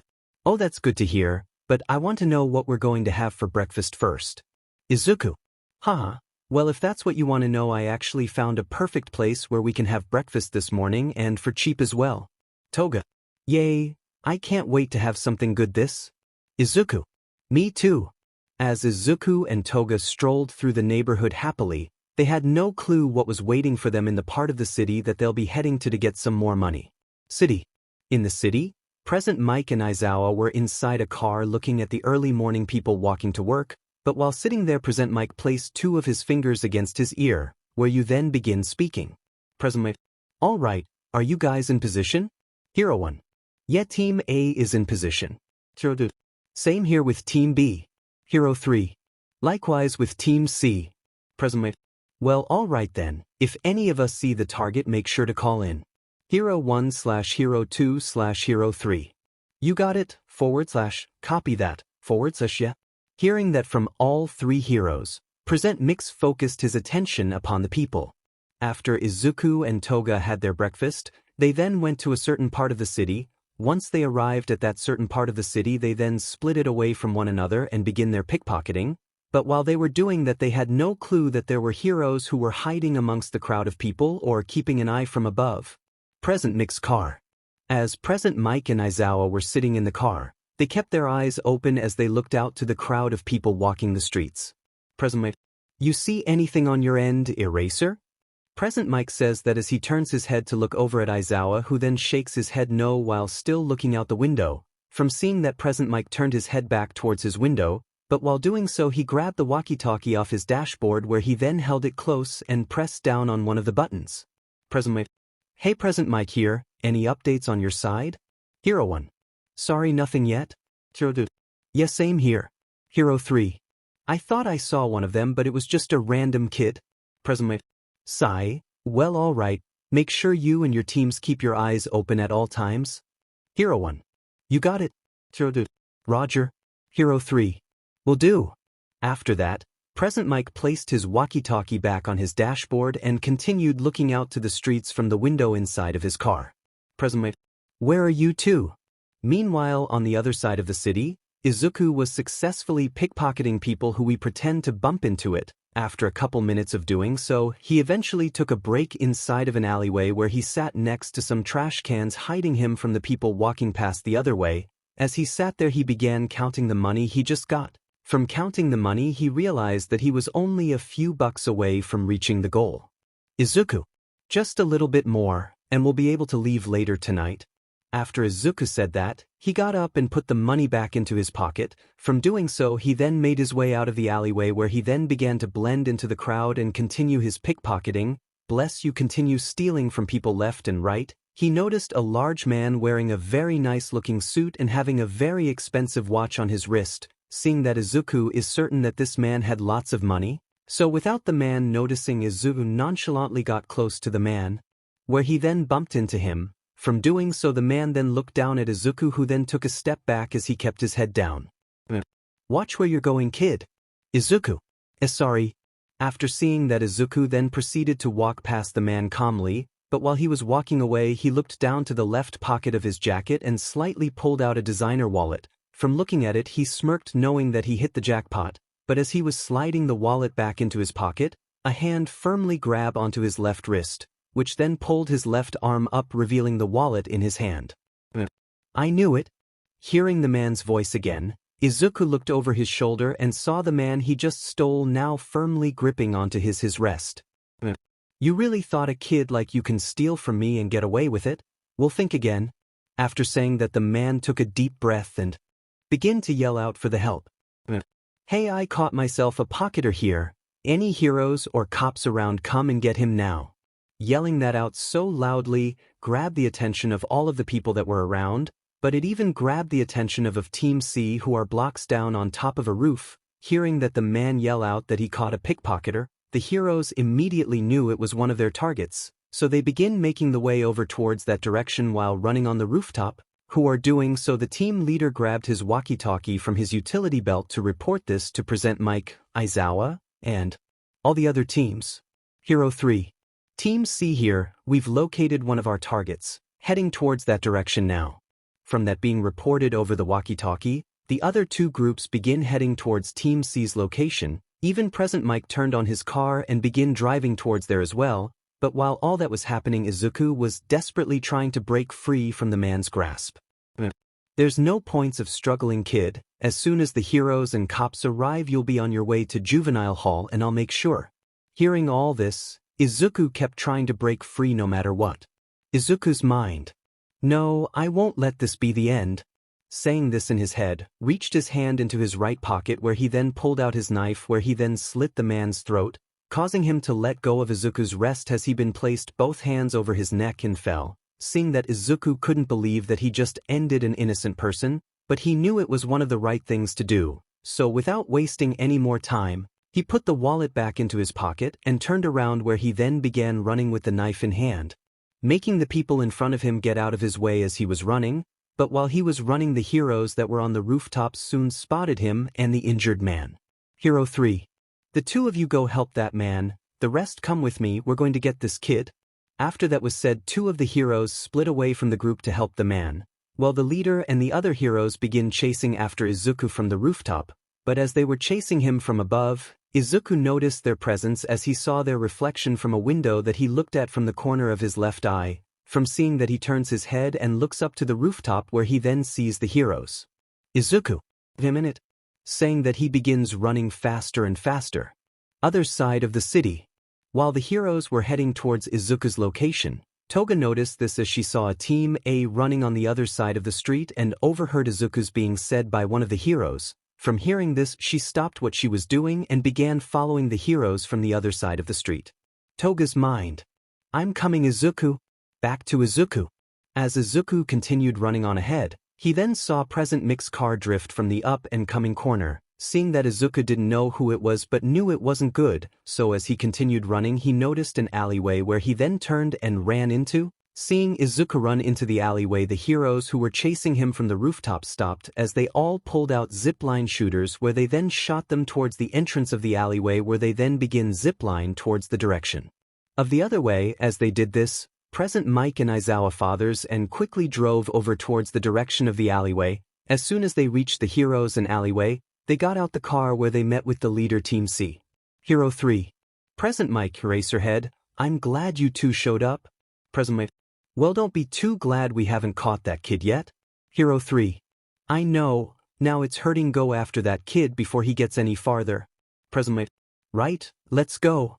As those heroes begin running into the alleyway, Izuku was already far ahead but knew that if he took one wrong turn in the heroes would surely catch up to him. So while he carefully run through the labyrinth of alleyway, he always makes sure to check behind him, but while he was looking behind him, as soon as bumped into something causing him to fall on top of it. From that happening, he begins to pick himself up while rubbing the side of his head. Izuku. Ow, that hurt. Toga. Yeah, it really did. Hearing that voice, Izuku opened his eyes and saw Toga beneath him. Izuku. Toga? Toga. Hey Izuku.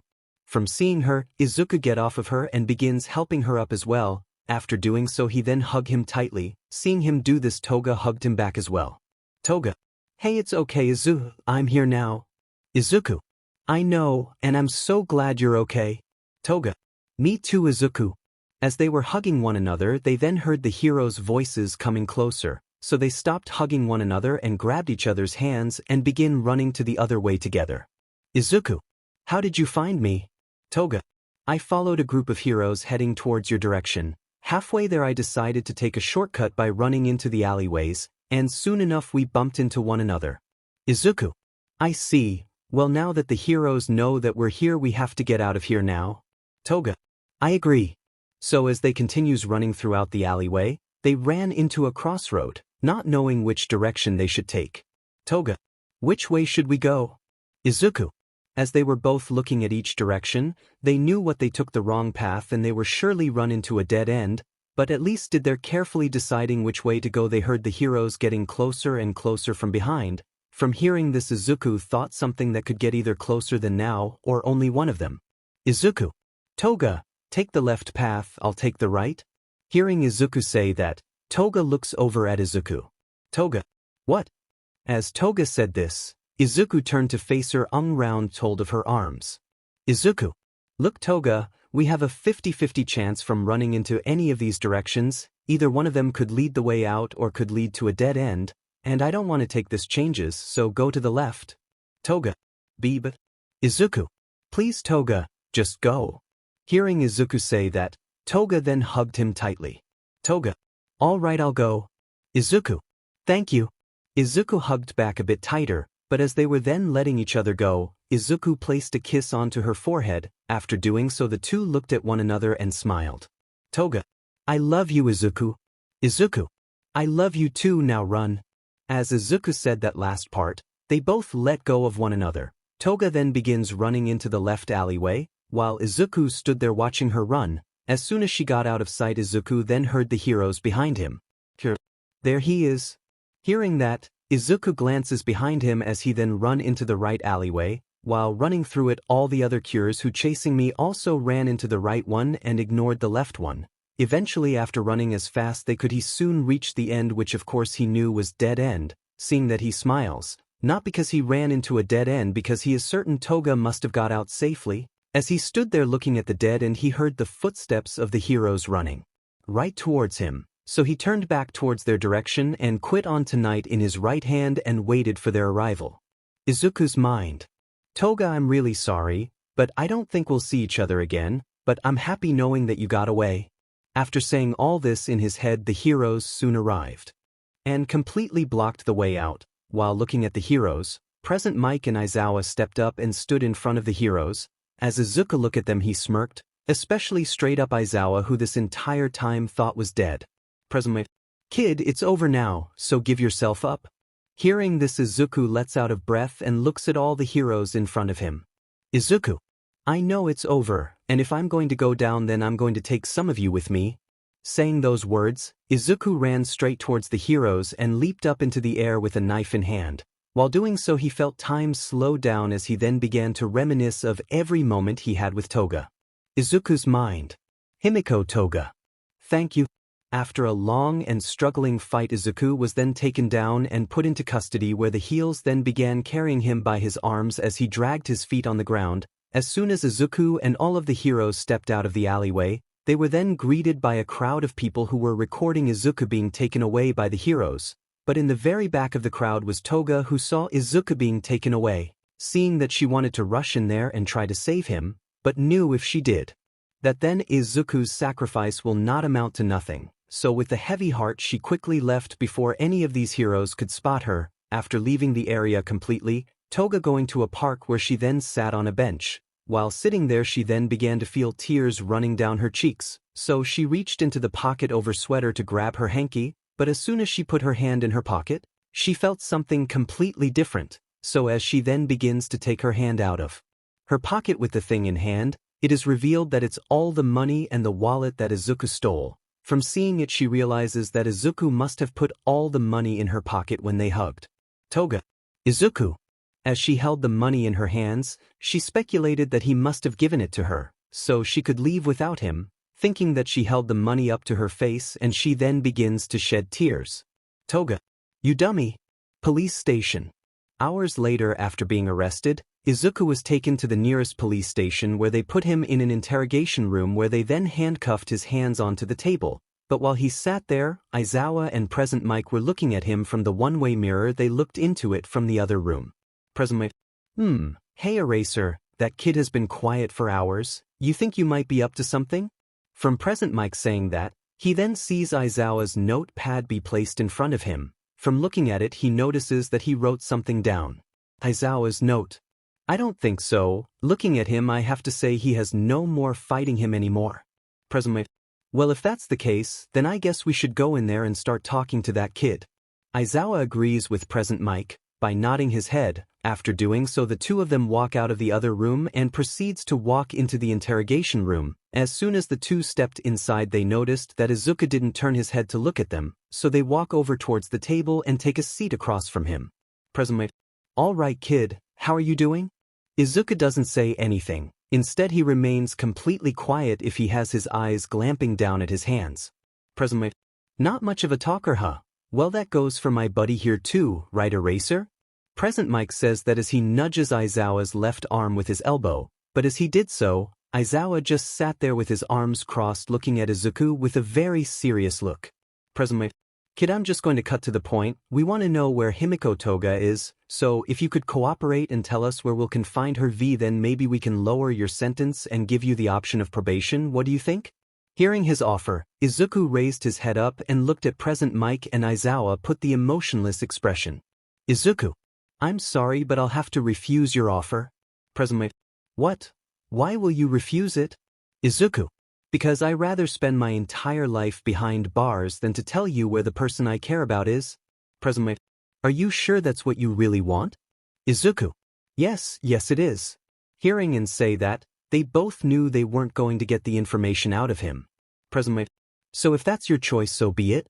So with that tracking, but you got up from the chairs and proceeded to lose the room. A few minutes after they left, two officers walked in and began taking Izuku to a cell where they will be holding him. 3 months later.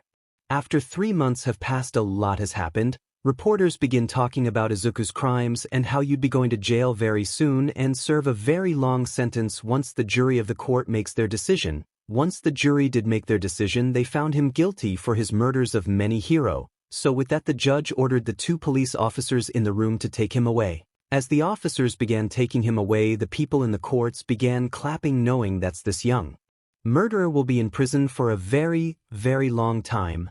After the officers brought him out of the courtroom, put them into a cell to hold him temporarily until the car that will be taking him to prison arrives. So, is he fat on the bench inside the prison cell? He looked up at the ceiling and smiled as he thought of Toga.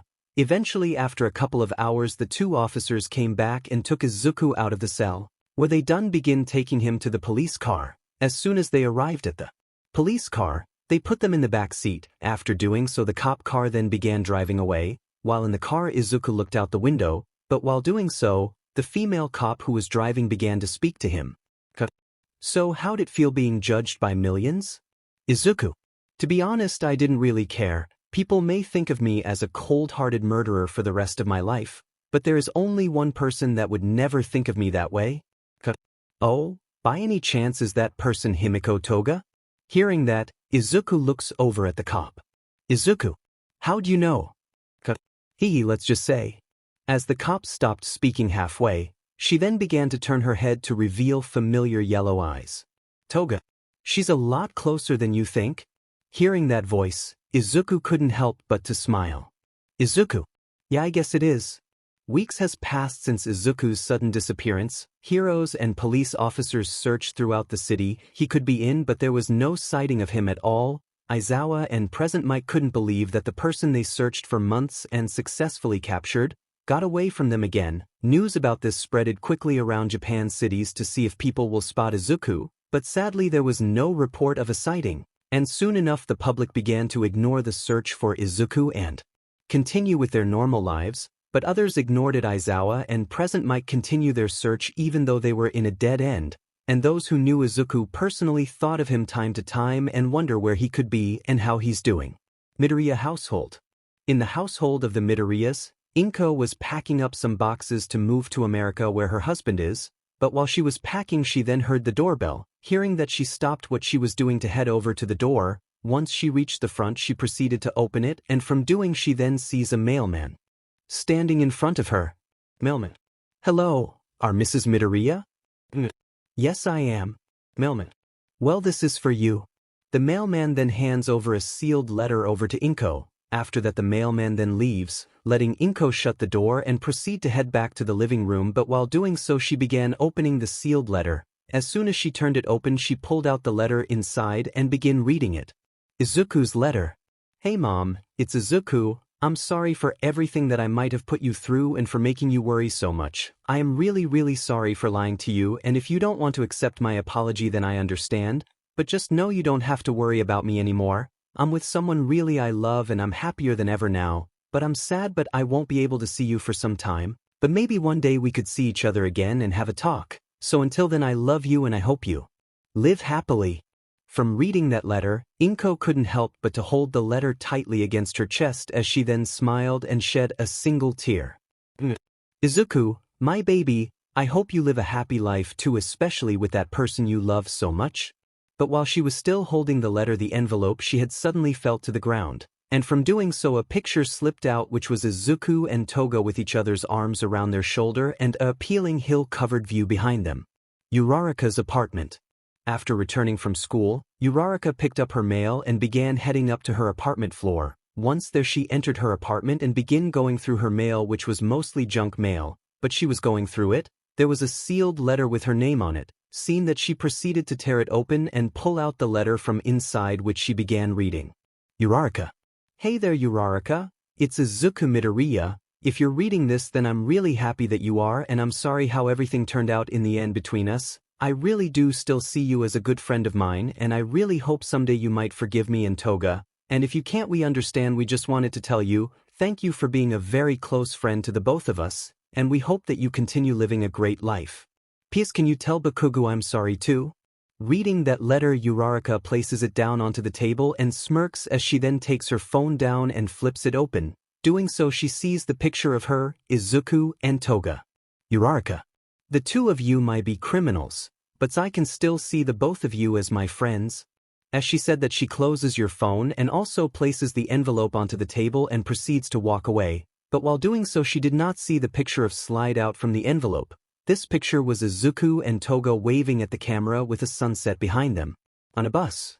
On an open road was a single bus. Inside there was no one in the front seats, but in the very back was Izuku and Toga. While sitting together, Toga was resting her head on Izuku's shoulder as she slept, and Izuku sat there peacefully looking out the window to see the open ocean come to view. From looking at the ocean, he then turns back to Toga waiting, moves his left hand over to her and brushes the hair out of her face. Doing so, he continues looking at her sleeping face, which makes him smile.